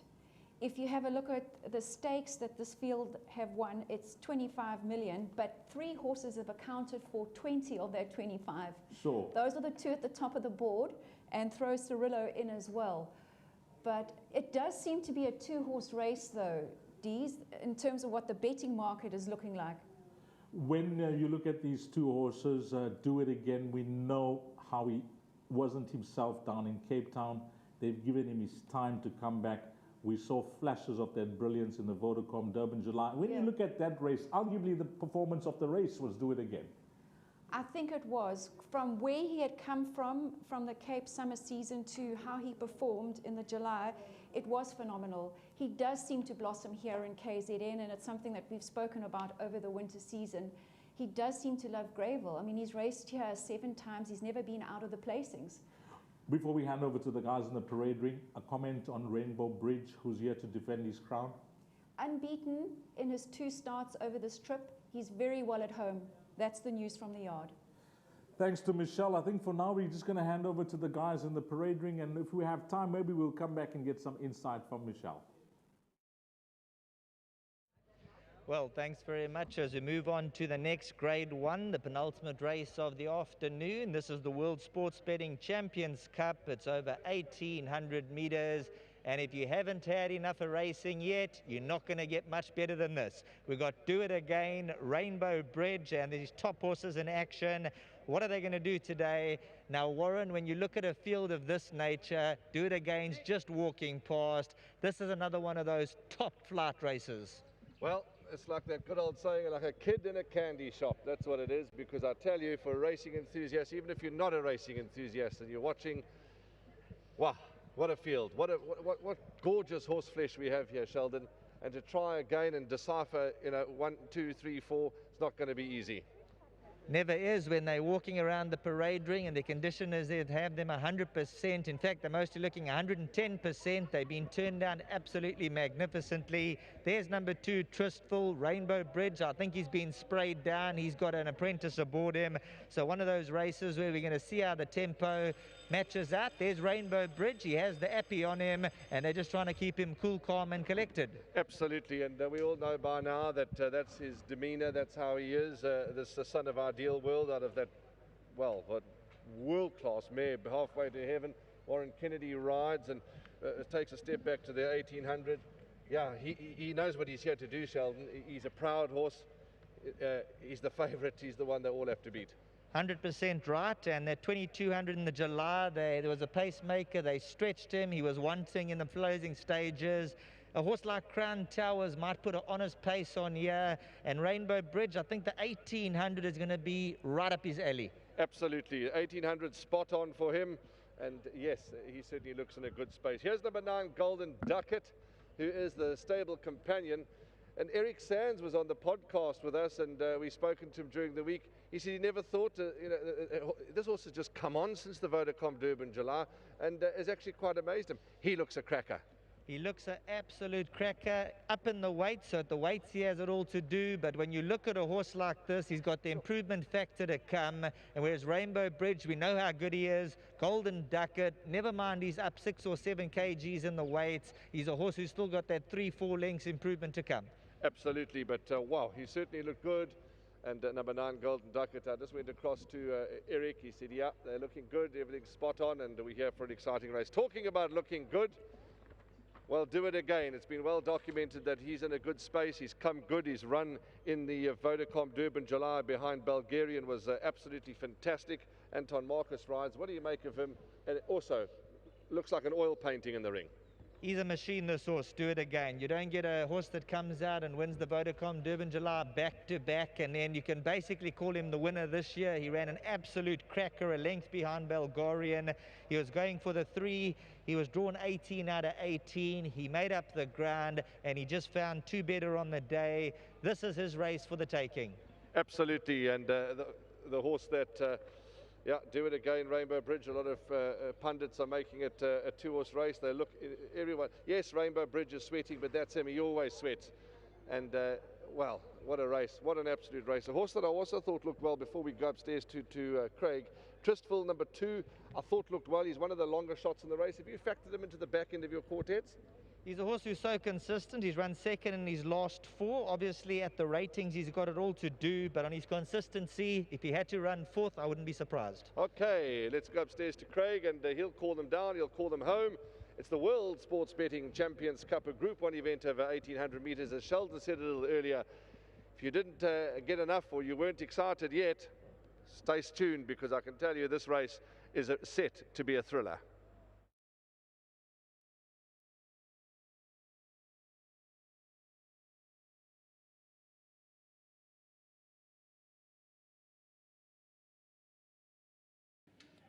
Runners for World Sports Betting Champions Cup, Grade 1, 1,800 about to come out onto the track.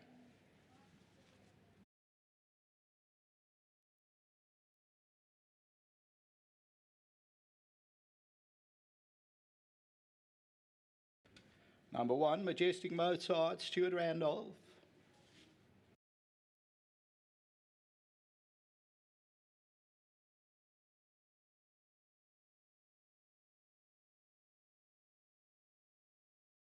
Number 2, Tristful, Sean Veal.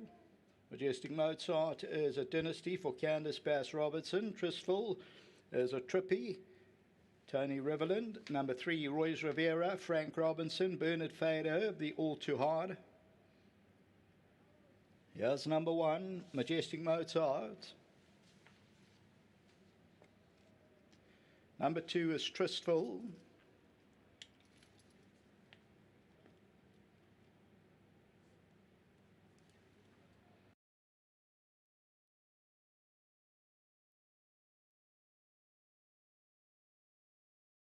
Number 4, Sovereign Spirit, the Dynasty, Candice Bass-Robertson, Grant van Niekerk.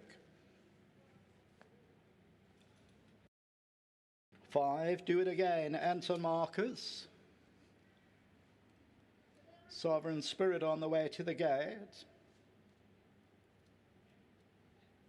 Here's number 5, Do It Again.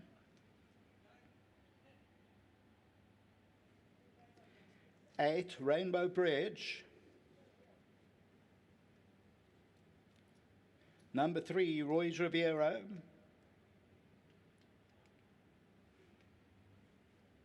Here's number 10, Cirillo, Lyle Hewitson with the black cap.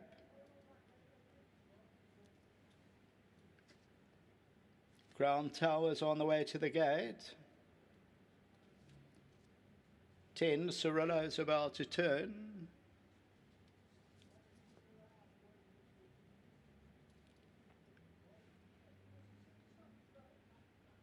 9, Golden Ducat with the black cap. It's about 7 minutes to race time.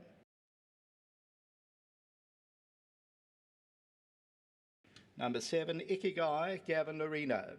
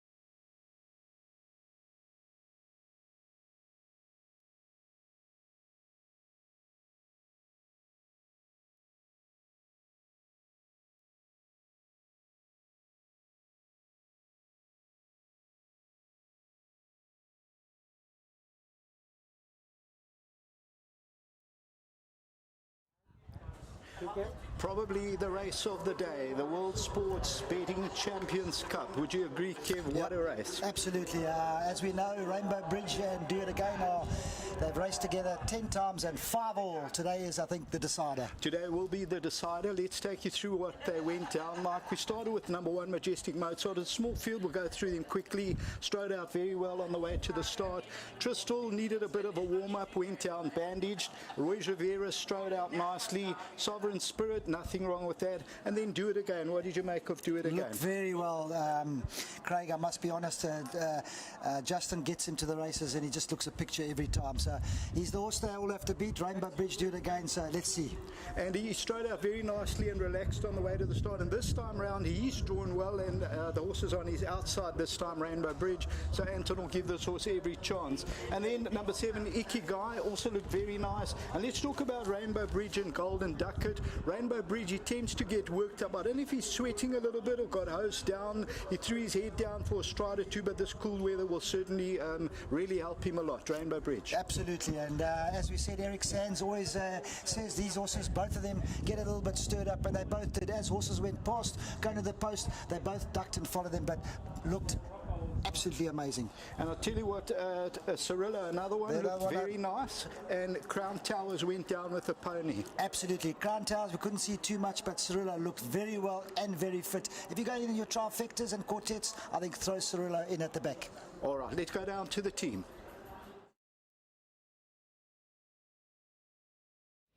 Thanks very much. As we move on to the next hot contest of the afternoon, the World Sports Betting Champions Cup, Grade 1 over 1,800 meters.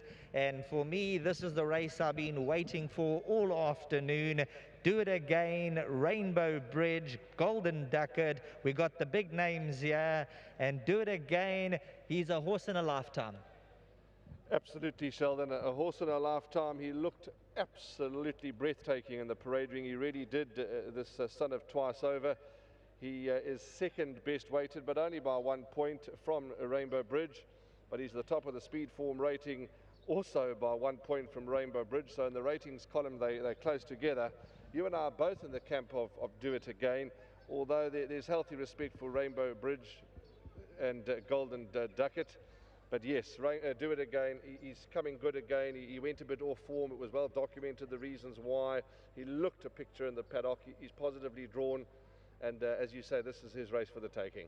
He's earned almost 9 million rands in stake. He's a twice over. Anton Marcus will be looking to bring home the goods. Rainbow Bridge, he's also top class. Crown Towers, could he be a pacemaker and look to stretch them as they did in the Vodacom Durban July with that horse Silvano's Pride? To answer your question, yes, I think he is going to be the pacemaker. There was a document that was done with Justin somewhere, and he said that he wanted to be a true run race, and quite rightly so. And so yes, to answer your question, I do think, and unless plans have changed since then, but that's what I heard, Crown Towers the pacemaker. So, and he looked fit, did Crown Towers, the son of Camelot. I liked him in the parade ring. He really looked nice and tight, and he looked in a very good space. And this game is a funny game. The front-running tactics can pay dividends, and if Richard Fourie can just keep him together, set some half-decent fractions, he might be able to stay on an end. Absolutely. There have been some, what's the word to use, some indifferent results or some tough results. So, yeah, absolutely, he could certainly stay on and cause the upset, because it has been an upset sort of a day. Rainbow Bridge, Golden Ducat, just it keeps coming back to my mind that Eric Sands said after the July, this horse has come on a ton, Golden Ducat. I mean, that's just as wonderful to know.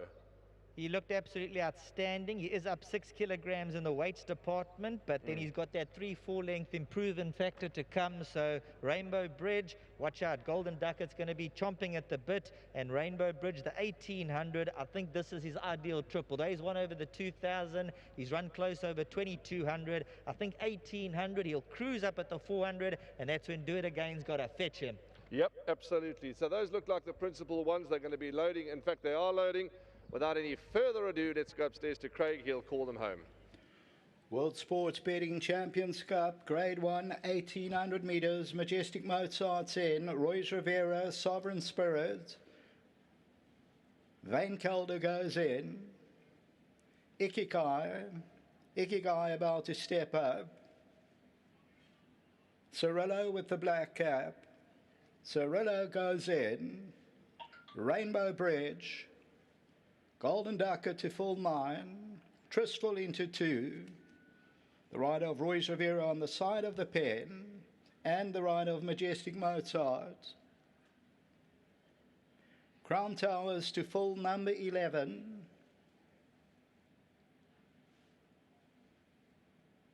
And Do It Again to go to 5.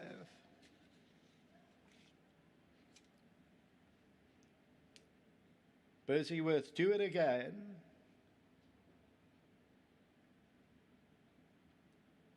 Tristful is backed out. Do It Again, stepping up. With the hood on. And then Crown Towers.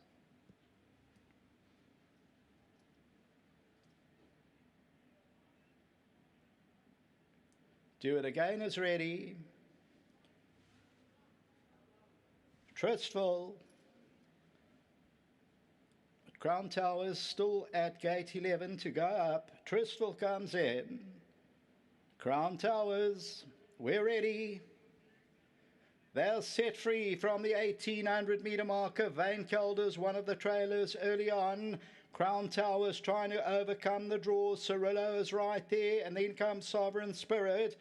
Rainbow Bridge is on the outside of runners. They're followed by Tristful. Further back in the runners, Do It Again, and then Royce Rivera. They're going to run it at a decent pace now, and Crown Towers is taking them along. So Crown Towers is there by 2.5 to 3 lengths. Cirillo is back in second, and Rainbow Bridge moves up into that third spot. Majestic Mozart's further back, then Tristful. Sovereign Spirit's giving them about 6 lengths start. Do It Again's in the yellow on the outside of Royce Rivera. Golden Ducat's got the black cap. That's racing 8 lengths off the leader at this stage. Then Ikigai and Vane Kelders, the trailer, in the World Sports Betting Championships Cup. And Crown Towers continues to go by 2 lengths. In second is Cirillo. And Rainbow Bridge is in third place, travelling nicely 3 lengths off the lead. Majestic Mozart on the inside, then Tristful. Sovereign Spirit is further back in the run. Do It Again gives Rainbow Bridge about 3 lengths start, but now Anton is starting to start up the engine. Behind that, Royce Rivera and Tristful. They top of the lane, and Crown Towers still leads it. Cirillo moves in, and Rainbow Bridge is the danger between runners. Do It Again's now being asked to run. Tristful's on the inside. Rainbow Bridge, but now Cirillo comes forward, and it's Cirillo. Rainbow Bridge, Do It Again. Cirillo's digging deep, but Rainbow Bridge is coming at him now. Do It Again is taking late, and Golden Ducat's flying. They're going to hit the line. Oh, it's too close. Rainbow Bridge or Golden Ducat, and then came Cirillo. Mighty close between the two runners, numbers 8 and 9. Let's go back to that slow-mo replay. Number 8, Rainbow Bridge. Number 9, Golden Ducat. They're both for Eric Sands. Mighty close. Rainbow Bridge, Golden Ducat. Here comes the line. Oh, I think Golden Ducat got it. Golden Ducat might have got up from Rainbow Bridge, and then Cirillo between the two. Do It Again, only 1 length back in fourth. Then Tristful, Majestic Mozart. So it's an absolute humdinger down to the line. I don't know if we're going to see a photo. Look where Golden Ducat is. In the middle of the picture with the black cap, is going to come around Cirillo. Rainbow Bridge was going very nicely at the top of the lane. They have an absolute thriller. The photo is going to go up, I believe. Golden Ducat, Rainbow Bridge. Let's see when we go to the side. There it goes. There's no line, but Golden Ducat won it on that. So Golden Ducat is victorious. The philanthropist, Eric Sands, Donovan Dillon, for Mr. and Mrs. Ratbray, Volker Burgess and Maritz Fontaine. Also the second horses, the Ideal World, Eric Sands and Warren Kennedy. Absolute humdinger in the running of the World Sports Champions Cup. Back to the studio.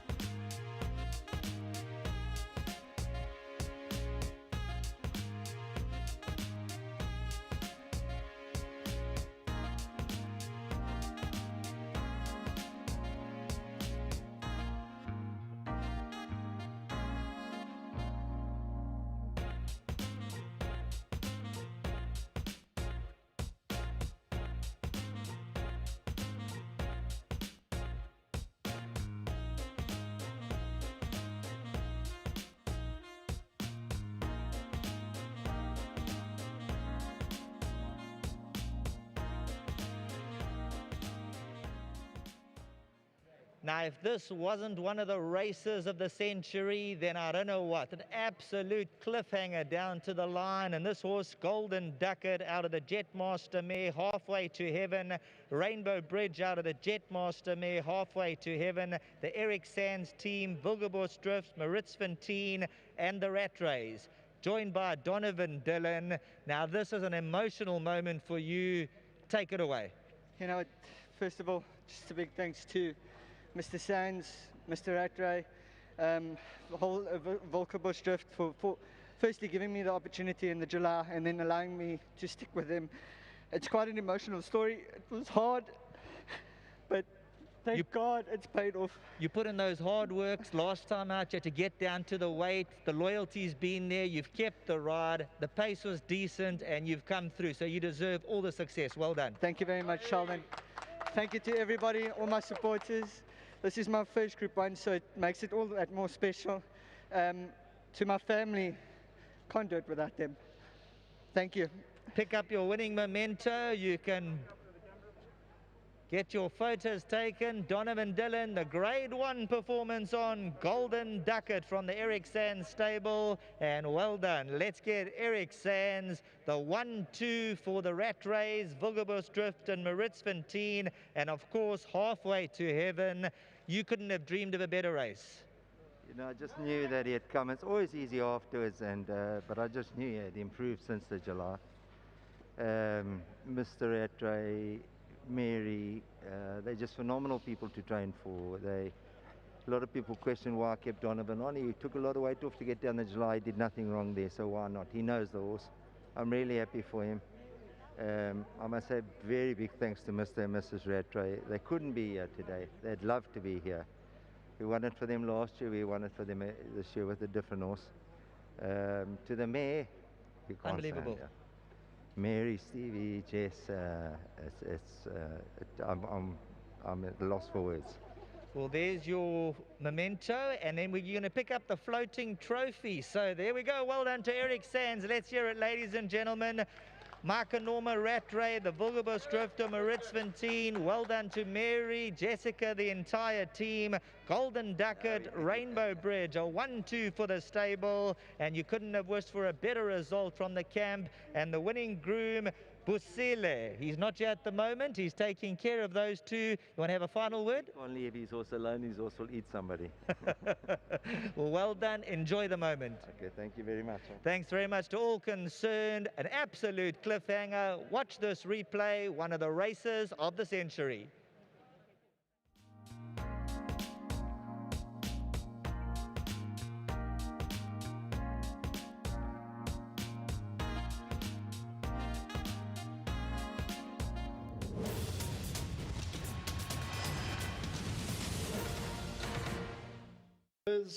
We're ready.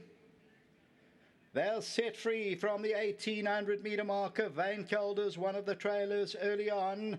Crown Towers trying to overcome the draw. Cirillo is right there, and then comes Sovereign Spirit. Rainbow Bridge is on the outside of runners. They're followed by Tristful. Further back in the runners, Do It Again, and then Roy's Rivera. They're going to run it at a decent pace now, and Crown Towers is taking them along. So Crown Towers is there by 2.5 to 3 lengths. Cirillo is back in second, and Rainbow Bridge moves up into that third spot. Majestic Mozart's further back, then Tristful. Sovereign Spirit's giving them about 6 lengths start. Do It Again's in the yellow on the outside of Roy's Rivera. Golden Ducat's got the black cap. That's racing 8 lengths off the leader at this stage. Then Ikigai and Vane Kelders, the trailer, in the World Sports Betting Championships Cup. And Crown Towers continues to go by 2 lengths. In second is Cirillo. And Rainbow Bridge is in third place, travelling nicely, 3 lengths off the lead. Majestic Mozart on the inside, then Tristful. Sovereign Spirit is further back in the run. Do It Again gives Rainbow Bridge about 3 lengths start, but now Anton is starting to start up the engine. Behind that, Roy's Rivera and Trisville. They top of the lane, and Crown Tower still leads it. Cirillo moves in, and Rainbow Bridge is the danger between runners. Do It Again's now being asked to run. Trisville's on the inside. Rainbow Bridge, but now Cirillo comes forward, and it's Cirillo. Rainbow Bridge, Do It Again. Cirillo's digging deep, but Rainbow Bridge is coming at him now. Do It Again is taking late, and Golden Ducket's flying. They're going to hit the line. Oh, it's too close. Rainbow Bridge or Golden Ducket, and then came Cirillo, mighty close between the two runners, numbers 8 and 9. Let's go back to that slow-mo replay. Number 8, Rainbow Bridge. Number 9, Golden Ducket. They're both for Eric Sands. Mighty close. Rainbow Bridge, Golden Ducket. Here comes the line. Oh, I think Golden Ducket got it. Golden Ducket might have got up from Rainbow Bridge, and then Cirillo between the two. Do It Again, only 1 length back and forth. Then Trisville, Majestic Mozart. So it's an absolute humdinger down to the line. I don't know if we're going to see a photo. Look where Golden Ducket is. In the middle of the picture with the black cap is going to come around Cirillo. Rainbow Bridge was going very nicely at the top of the lane. They have an absolute thriller. The photo is going to go up, I believe. Golden Ducket, Rainbow Bridge. Let's see when we go to the side. There it goes. There's no line, but Golden Ducket won it on that. So Golden Ducket is victorious. The philanthropist, Eric Sands, Donovan Dillon, for Mr. and Mrs. Ratbray, Volker Burgess, and Maritz Fontaine. Also the second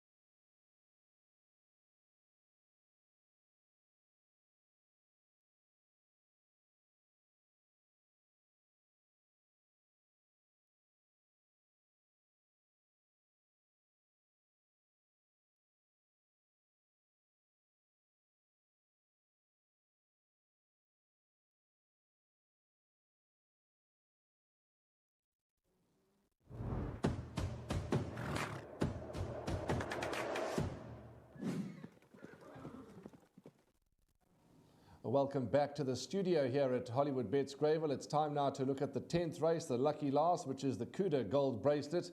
It's a Group 2 event over 2,000 metres. And in studio with me is my colleague Sheldon Peters. Sheldon, wow, it's just been a day that I don't know if any of us are going to sleep tonight because the adrenaline's still pumping. One of those roller coasters that you just hope does not end. It's been absolutely magnificent racing. We've seen some of the best racing on offer, and I mean, after that last finish, it's got to be in the top 10 in the world, I think. That was absolutely amazing. Yeah, absolutely unreal, and a finish that Golden Ducket put in was great. But let's not lose focus on the 10th race, the Cuda Gold Bracelet, a Grade 2, over 2,000 metres, where the favourite is number 6, Mayabi Gold. I see drifted slightly. Well, it was short on the bookmakers earlier this morning. Now 4 Rand, 2 Rand 80 for a place. What chance do you give Mayabi Gold, and how do you see the race unfolding, Sheldon? Well, she will be the horse they all have to beat. She came out of the Vodacom Durban July. She fizzled out 10 lengths behind Belgarian on that occasion. You got to feel that she's much better than that run. She's a horse who really enjoys the course. She's got 3 victories from her 8 runs to date here. She sets the standard. She was at even money 11 to 10, and just having a look, you can get 4 Rand to win at this stage. So 4 Rand about number 6, Mayabi Gold. If you could take that fixed, you'd be having a nice bet on it. That's obviously not going to last, but she's a horse who's got any amount of class. She ran to do it again, 2 lengths in the July, and then last time out, a little below par. I think she sets the standard, but as you've seen some results today, there's been 1 or 2 to find out these fancied runners. Okay. Seeing that roughies seem to be, well, not the whole day, but there have been roughies arriving. Any, before we cross over to the team in the parade ring, any particular horse or horses that you could suggest to the punters that would be factoring their quartets now to include? There's a horse called Victoria Page, who was at one stage 20 to 1, has shortened down dramatically to 7 Rand 40. This is from the Sean Terry outfit. And this is a horse that I thought could be a little bit of each way value. I'm not sure if she can beat the favourite Mayabi Gold, but she's a horse I've been keeping a very, very close eye on, and I think she's the horse for the exactors, Victoria Page. If she behaves herself, the Captain L, the 2,000 metres, no problem. And of course, she's found summer pudding in her last 3 runs when she's run 3rd, 5th and 4th. And looking at the course, she's had 3 runs here for the 2 4th spots. So Victoria Page, I think this could be the horse to make those exactors. Okay, we had a look at number 1, Perfect Air, for a moment, a mare that looks very well, but we're focusing on number 13, Moon in June. She won the Oaks last time at any old price. Do you see her following up? I think she's going to have to stay true to that form to follow up here. She's a horse who really quickened up well on that occasion, and I'm going to keep a close eye. We saw Golden Ducket make up a lot of ground in the last, so maybe Moon in June, if she switches off, she could be flying at them. Okay, our colleagues Kevin and Dees are in the parade ring. Let's go over to them. We're going to have a look at some horses, and we'll come back to you with a bit more information for the lucky last on World Sports Betting Gold Cup Day. Yes, and we are with Kevin Shea for the race 10, Cuda Gold Bracelet Group 2, closing off the meeting for the fillies and mares. It's going to be a wonderful race to close it all off, to bring the curtain down on what has been a wonderful champion season. Yes, it was delayed due to unforeseen circumstances, but Kev, you've been here for the feature race days, and we've been treated to some great action from the horses, the jockeys, the trainers, the breeders, the groom, everybody involved. It's just been wonderful. What I say, Dees, who do we thank? We've got to thank everybody, you know. It's been great. We never thought we were going to get going this season, and we've got going and we've got through it. As you say, we're a month late, but who cares? We've seen the great horses. They don't know it's a month late. The trainers just had to reschedule, but top horses, top racing, and top jocks. Okay, let's have a look at a few in the ring before we hand over to Craig to call them down to post. And we'll begin with horse number 1, Perfect Air from the Dennis Dreyer stable. Well, things haven't gone to script for the yard this afternoon, but maybe they can end it off on a high. The draw is a big plus. Absolutely, yeah. As you say, nothing goes to script in racing. Dees, as we all know, even some of the punters. I mean, how was that one quartet today? 700,000. And the boys caught it. Who? The boys caught it. Okay, I don't know ask who on air, but fantastic, absolutely. So well done if you caught that. But yeah, Perfect Air. Form is there. Unfortunately, it hasn't been, like you say, hasn't been their day, but drawn 1. Got to have a chance, Jesus. You've got to throw it into just about everything. Yeah, considering the draws of the last 2 runs, 11 out of 14, 10 out of 14, now pole position, massive plus. I'm sure the stable will go in confident there with number 1, Perfect Air. It's going to be a nice way to end it off this afternoon to play a quartet as we move along to horse number 13. Now, 13 is going to be Moon in June, a shock winner of the Track and Ball Oaks last time out at a big price, at any price. Can she follow up? Yeah, Dees, that's the million-dollar question. And looking at some of the results today, maybe yes. But really, it was a shock winner last time. But listen, shock winner only at the price. So the trainers and them, they get them ready to get them going. And so who knows? A little bit of a question mark for me. Yeah, last time out she had a lot of ground to make up, and what a ride from Craig Zaki. So well done to Robbie Hill, and let's see how she goes today. Horse number 6 next into the ring, and that's going to be Miyabi Gold. Miyabi Gold, and she's the top one in the race. Took a place in the Vodacom Durban July. Yeah, she ran some way downfield, but against her own sex, she's deadly. Absolutely, Dees. I mean, the bookmakers have priced her up favourite, and she deserves it if you think about it. But I mean, that last one, you just have to put a line through it. Well, I think everybody knows what her job was. But she does like running like that too. Don't think she's going to be out if it's outdrawn 6. She likes to be up there more or less. Horse that's definitely in with a chance. Yeah, clear to see her run in the Paddock Stakes, the Mallorca, winner of the East Coast Handicap, and she is a course specialist as well. 3 wins have come at this track, 2 of them over the course and distance. She deserves the airtime. Number 6, Miyabi Gold. Horses are about to leave the ring. Do you have any fancy before you watch them go down, or you like to make the final decision when you see them canter past? I like to see them canter past, Dees. I must be honest, it's been one of those days when you think the favourites weren't going to get beat. They were all winning, and then they thought, okay, all right, let's follow the favourites now, and not one of them won. So It's one of those days, but it's nice to see them go to the start as well. I think it's all there. The form is in front of you. You don't have to really be a rocket scientist not to work out the winner, to see what's in front of you, but you must understand some of them had a hard season, some of them had running big races, so we've seen the results today. It does take the edge off them. Okay, it's a quality field to end off our World Sports Betting Gold Cup race meeting. The Way of Champions is what they've built the shoot down Hollywood Bets Greyville, and let's hand over to Craig to call them down to post. Thanks, Dees and Kevin. The 10th race, Cuda Gold Bracelet, Grade 2 over 2,000 metres. Number 2, Jet Start and Warren Kennedy. 4 out of the 14 runners are in single figures.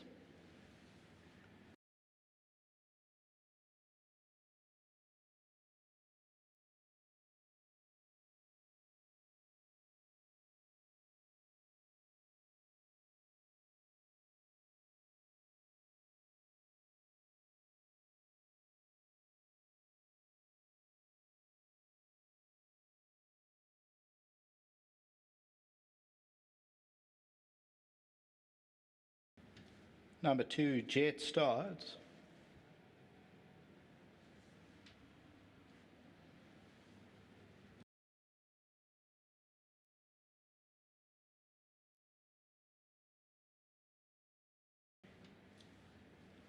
Number 11, Running Brave, Musiani.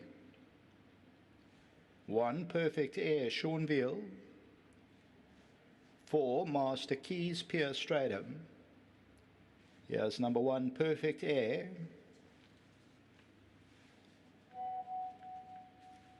Then number 11, Running Brave.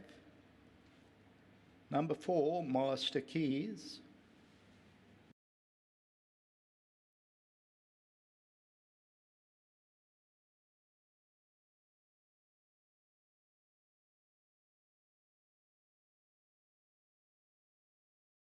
Number 7, Perfect Tigress and Gavin Lorino.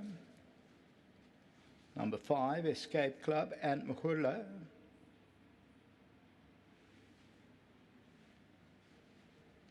Here's number 6, the favourite, Miyabi Gold, Richard Faree.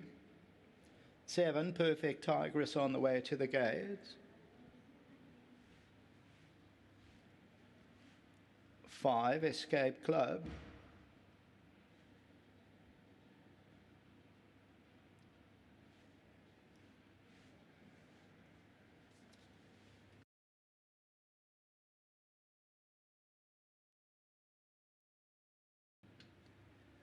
6, Mayabi Gold.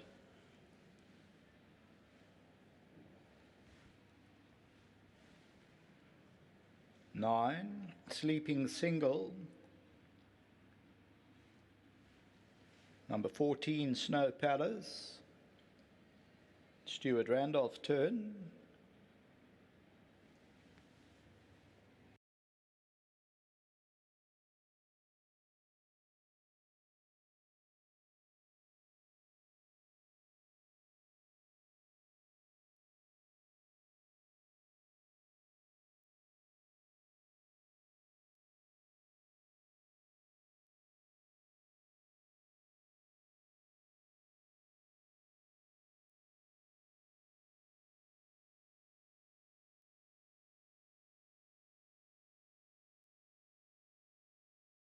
Number 10, Keep Smiling, the red cap, Raymond Danielson.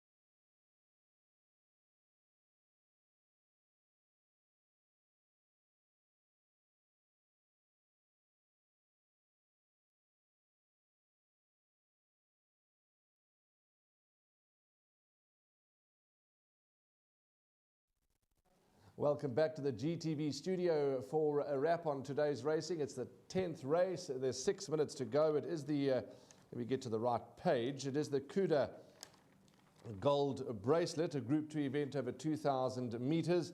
And it's a great pleasure to be talking to Vian Smit from Cuda. Vian, welcome to the studio, and we've had some time while the horses were in the ring to have a chat, and welcome, and thanks very much, and lovely to have you in the hot seat for the last race of South Africa's champion season. Yeah, amazing to be and to be involved in what seems to have been a great day under what's been trying conditions, and the end of a season under trying conditions. So very proud to be associated with this race. What's happening at Cuda in the buildings of Cuda? What's happening? What can you fill us in about? Yeah, it's been absolutely crazy last 6 months for everybody in the world really, and for Cuda certainly as well. We've learned to work from home. We're all professionals at Zoom meetings, but things have been going well. The teams kept things together. It's obviously been trying economic times, and I don't think there's too many businesses that can say that they're unaffected. Sure. But we still, we're proud to still be investing back into the industry and sponsoring a race like this today, and things are looking up. You don't only insure horses. Before we close and hand over to our team, because there's not too much time left, but tell us about the other products and other services that you offer. Yeah, so we started as a horse insurance business, and that grew into a niche insurance market business. So we insure a number of niche markets. But then, crucially, we also sell traditional insurance, personal lines insurance, so home insurance, car insurance, and as well as business insurance into those markets. And we've got a great team back at the office, and we've got some very innovative products, and it's all backed up with with a service that people have become accustomed to when dealing with Cuda. So it's something we're very proud of. Lovely. Well, all that's left is to say, as I've said to everybody, thank you, because we need the sponsors, and it's lovely to have your name behind the gold bracelet. Lovely to have you in town, and just from all of us in racing, thanks for all that you're doing. Thank you. Thanks for having us. Lovely. Dees is standing by. The lucky last. Let's go across to Dees Dynant. Not much time left, and that quartet pool is well over 300,000 rand. Kev, I'm going to stick with my numbers here. 12, Driving Miss Daisy, to beat horse number 8, Victoria Page. Then number 11, Running Brave, and horse number 6, Miyabi Gold. The horses that I have respect for, the obvious horse number 3, Kelpie, and number 1, which is the Dennis Dry running Perfect Year. Yeah, I like a little bit of perfect. I know that Dennis Dry hasn't had the perfect day today. and things haven't gone to plan. But that is racing. We're not going to put that in a diary and remind yourself. Let's see, maybe he can pull off the last and make it a happy day for him. But Perfect Air looked well, went to start well. Sean Veals there, I spoke to him in the parading, said very well. Drawn one, surely got to be in the position he wants to be and give the horse every possible chance. Could we see Eric Sands end off his champion season with a bang and bag this Group 2 with this filly driving Miss Daisy? Just the draw to overcome. The form is clear to see. The form is all there. The draw is the problem, but it is one of those races, D's. It's over 2,000 metres. You have got a chance up to the 1,600 metres to get over. Not the hugest field, so you shouldn't be caught 3 wide. You might be a little bit further back than you'd like to be, but shouldn't be caught 3 wide. So the form is there. The horse they all have to beat. Mojave Gold, take away that July run. The form is all there as well. Beat Perfect Air last time with 61.5 kilos. Now gets 58.5, and Perfect Air are now level weights. So let's see how good they are today. 11 Running Brave. She won the KZN Breeders. You're not going to get 35 to 1 on her this time round. She's a serious, strong front runner. She's here to defend the ground. She loves this track, Kev. Yeah, absolutely. You got to give her full credit. When there's horses like this track, wow, they do perform very, very well. Well, she's going to have to do it from draw 11, and she loves racing up handy, so she's possibly going to be the horse in front and the one to peg back. Kelpie, what a run from over 2,400. First time they tried her over ground, but this is more a game, 2,000 meters. Absolutely, and Anton Marcus hasn't really had a fantastic day, but it's one of those things. Loading up now for the last race. Over to Craig. Thanks to the team as they start loading up for the last, the Kudo Gold Bracelet, and this is over the 2,000 meters. Grade 2 events.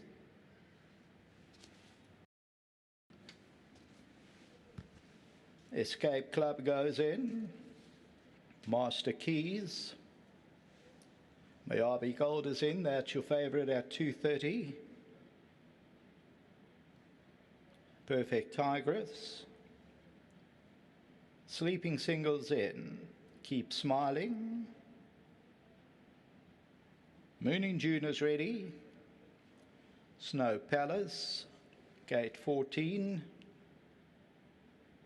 Jet Start about to come forward. Victoria Page. Running Brave to come into 11. Perfect Air and Jet Start. Kelpie. Victoria Page gate 8 a little bit restless. Driving Miss Daisy. 2,000 metres just for Victoria Page gate 8 to settle. And they sent on their way from the 2,000 metre marker. Driving Miss Daisy was slow a couple of lengths. Mojave Gold's there. Running Brave is going off to lead them. Perfect Air's at the rail. Jet Start. The greyest Snow Palace going around them. Then Perfect Tigress. That's racing about 4 lengths off the leader at this stage. And then comes Master Keys. Perfect Air's now along the inside running rail. And then comes Kelpie about 8 lengths off the leader.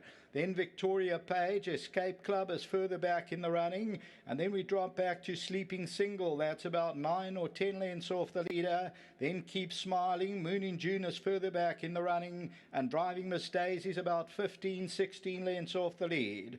Snow Palace takes them to the 1,200 metre. Running Brave is back in second and Perfect Tigress is third. Jet Start at the rail is fourth and Mojave Gold's back there on the outside with the pink cab. Got about 6 or 7 lengths to make up. Perfect Air, and then comes Victoria Page. Kelpie's on the outside, and then further back a Sleeping Single Escape Club. We drop back then further to Keep Smiling with the red cap, a dozen lengths off the leader, then Moon in June, and Driving Miss Daisy's the trailer, about 15, 16 lengths off the leader. Snow Palace in the Kuda Gold Bracelet, leading a length and a quarter. Running Brave is ready to pounce, and Perfect Tigress is third. Then Jet Start, Mojave Gold's got about 6 lengths to make up. Perfect Air's on the inside, then Master Keys as they turn for home, then Victoria Page. Top of the lane, Snow Palace, but Running Brave is very quick to challenge, then Perfect Tigress, and Mojave Gold's got about 3 or 4 lengths to make up. Coming out of the 200 though, Running Brave's the one to get to from Perfect Tigress. Miyabi Gold, Perfect Air's running on. Running Brave's clinging to that lead over the last 100 metres. Perfect Air and Miyabi Gold trying to close it down, but Running Brave will win. Running Brave won at Perfect Air second, Miyabi Gold third, Snow Palace fourth.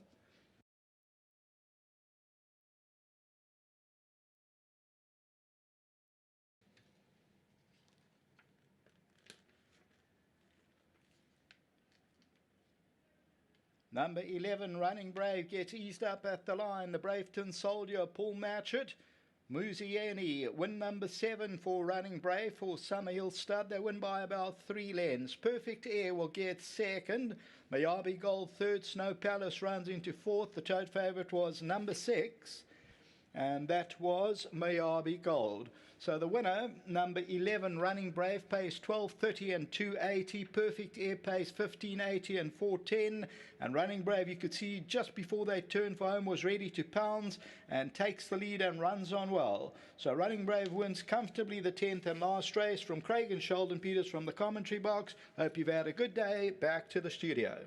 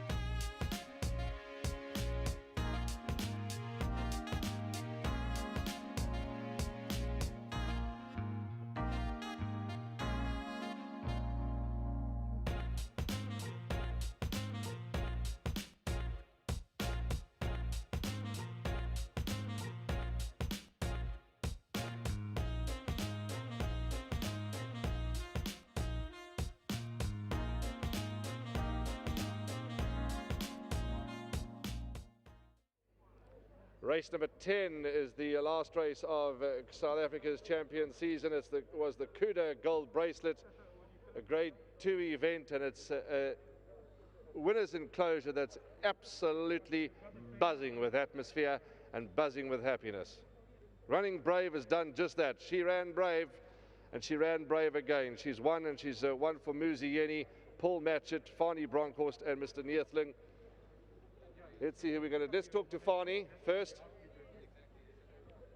Fani, you've waited to the last race of champion season, to do it again with this mare, and she did exactly that for you today. She ran brave again. You must be exceptionally proud. I'm very proud. I had a disappointing day with Donnerweer. I expected more from him. Didn't go to him like we planned. But she made up, and she always does. She loves the scores, and she always does her best here. Well done to Paul. He needed to catch a flight, he needed to run. Well done to him. And Muzi, he knows her so well. And everybody at the yard, well done. And let's see where we go from here. Well, that was going to be the next question. Obviously, champion season has now come to a close, and there's more to come, But is she a little rest now, or just keep it ticking over? What are you going to, at the top of your head, what do you think? I think me and Paul have a decision on Monday and see. I think a little race maybe, and then next season take her on again. We're not going to retire now. She's still fresh and loves running, so we'll do a lot of season with her. Well, not much more to say, but it's the second time I'm interviewing you in the season for this particular horse. Well done. And she really has shown guts, and she's run all the way to the line and made a whole lot of people happy today. Well done. Yeah, she did. And well done to my partner, Ludolf. He's at the farm. He didn't see the race, so he phoned me now. I told him we had a very bad race. He saw the results now, and he was looking me. There's your bracelet, the gold bracelet, as for the owner, and you might as well take for the trainer as well. And there's your prize. Pose for the cameras, and there we go. Proudly sponsored by Cuda.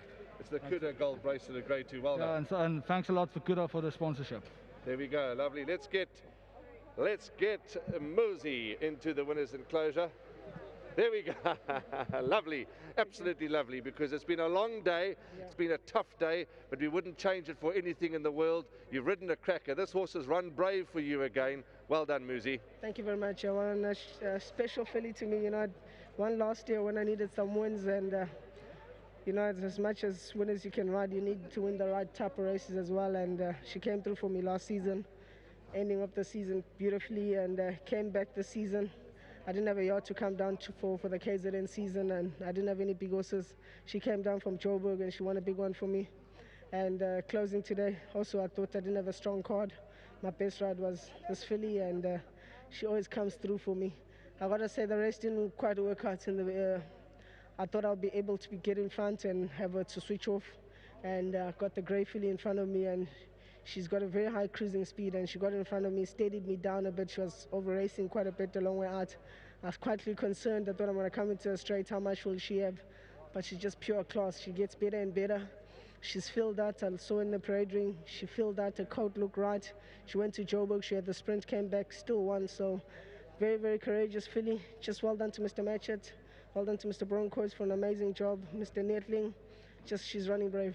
That's exactly what she is, Muzi. She runs brave, and she runs brave for you. You've had 4 rides now, 3 wins on this beautiful mare.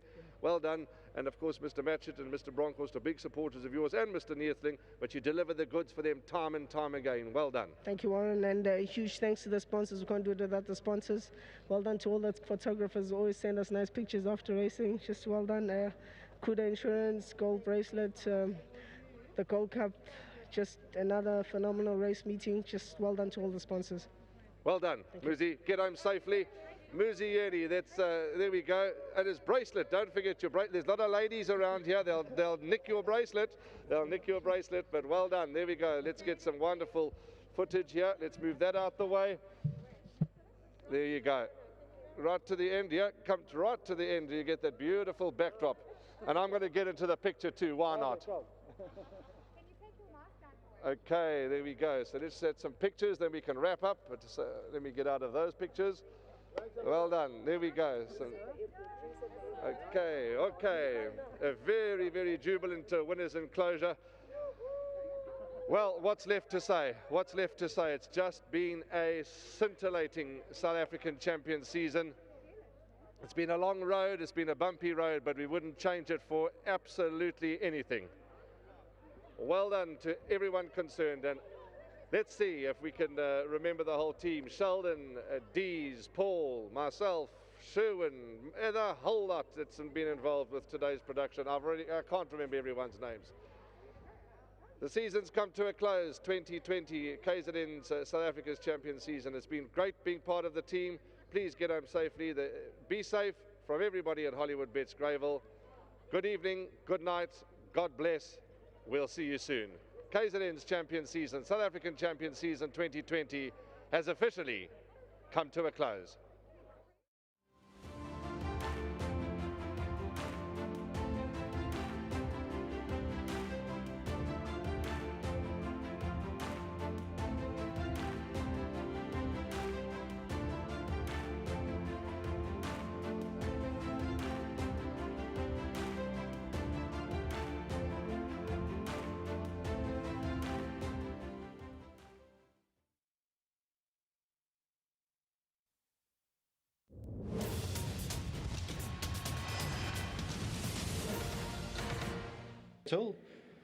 And they sent on their way from the 2,000 metre marker. Driving Miss Daisy was slow a couple of lengths.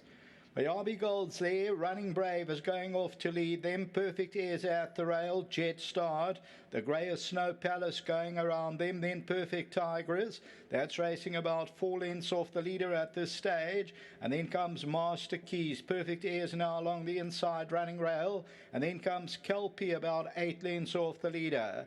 Then Victoria Page. Escape Club is further back in the running. And then we drop back to Sleeping Single. That's about 9 or 10 lengths off the leader. Then Keep Smiling. Moon in June is further back in the running. And Driving Miss Daisy is about 15, 16 lengths off the lead.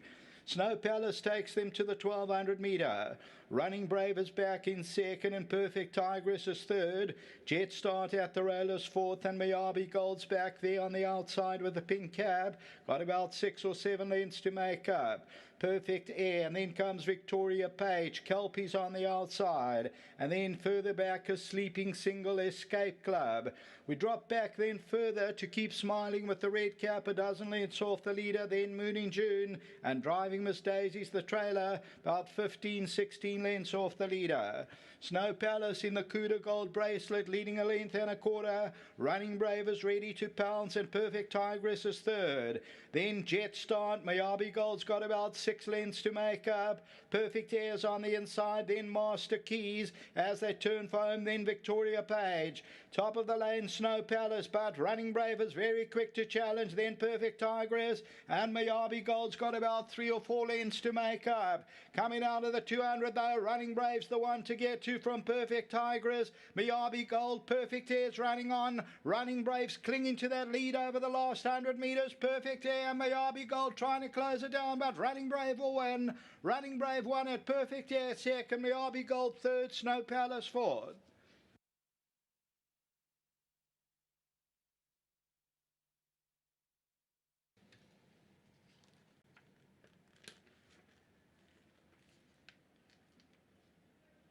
Number 11, Running Brave, gets eased up at the line. The Braveton Soldier, Paul Matchett. Muzieni, win number 7 for Running Brave for Summerhill Stud. They win by about 3 lengths. Perfect Air will get second. Miyabi Gold third. Snow Palace runs into fourth. The tote favourite was number 6. And that was Miyabi Gold. So the winner, number 11, Running Brave, pays 12.30 and 2.80. Perfect Air pays 15.80 and 4.10.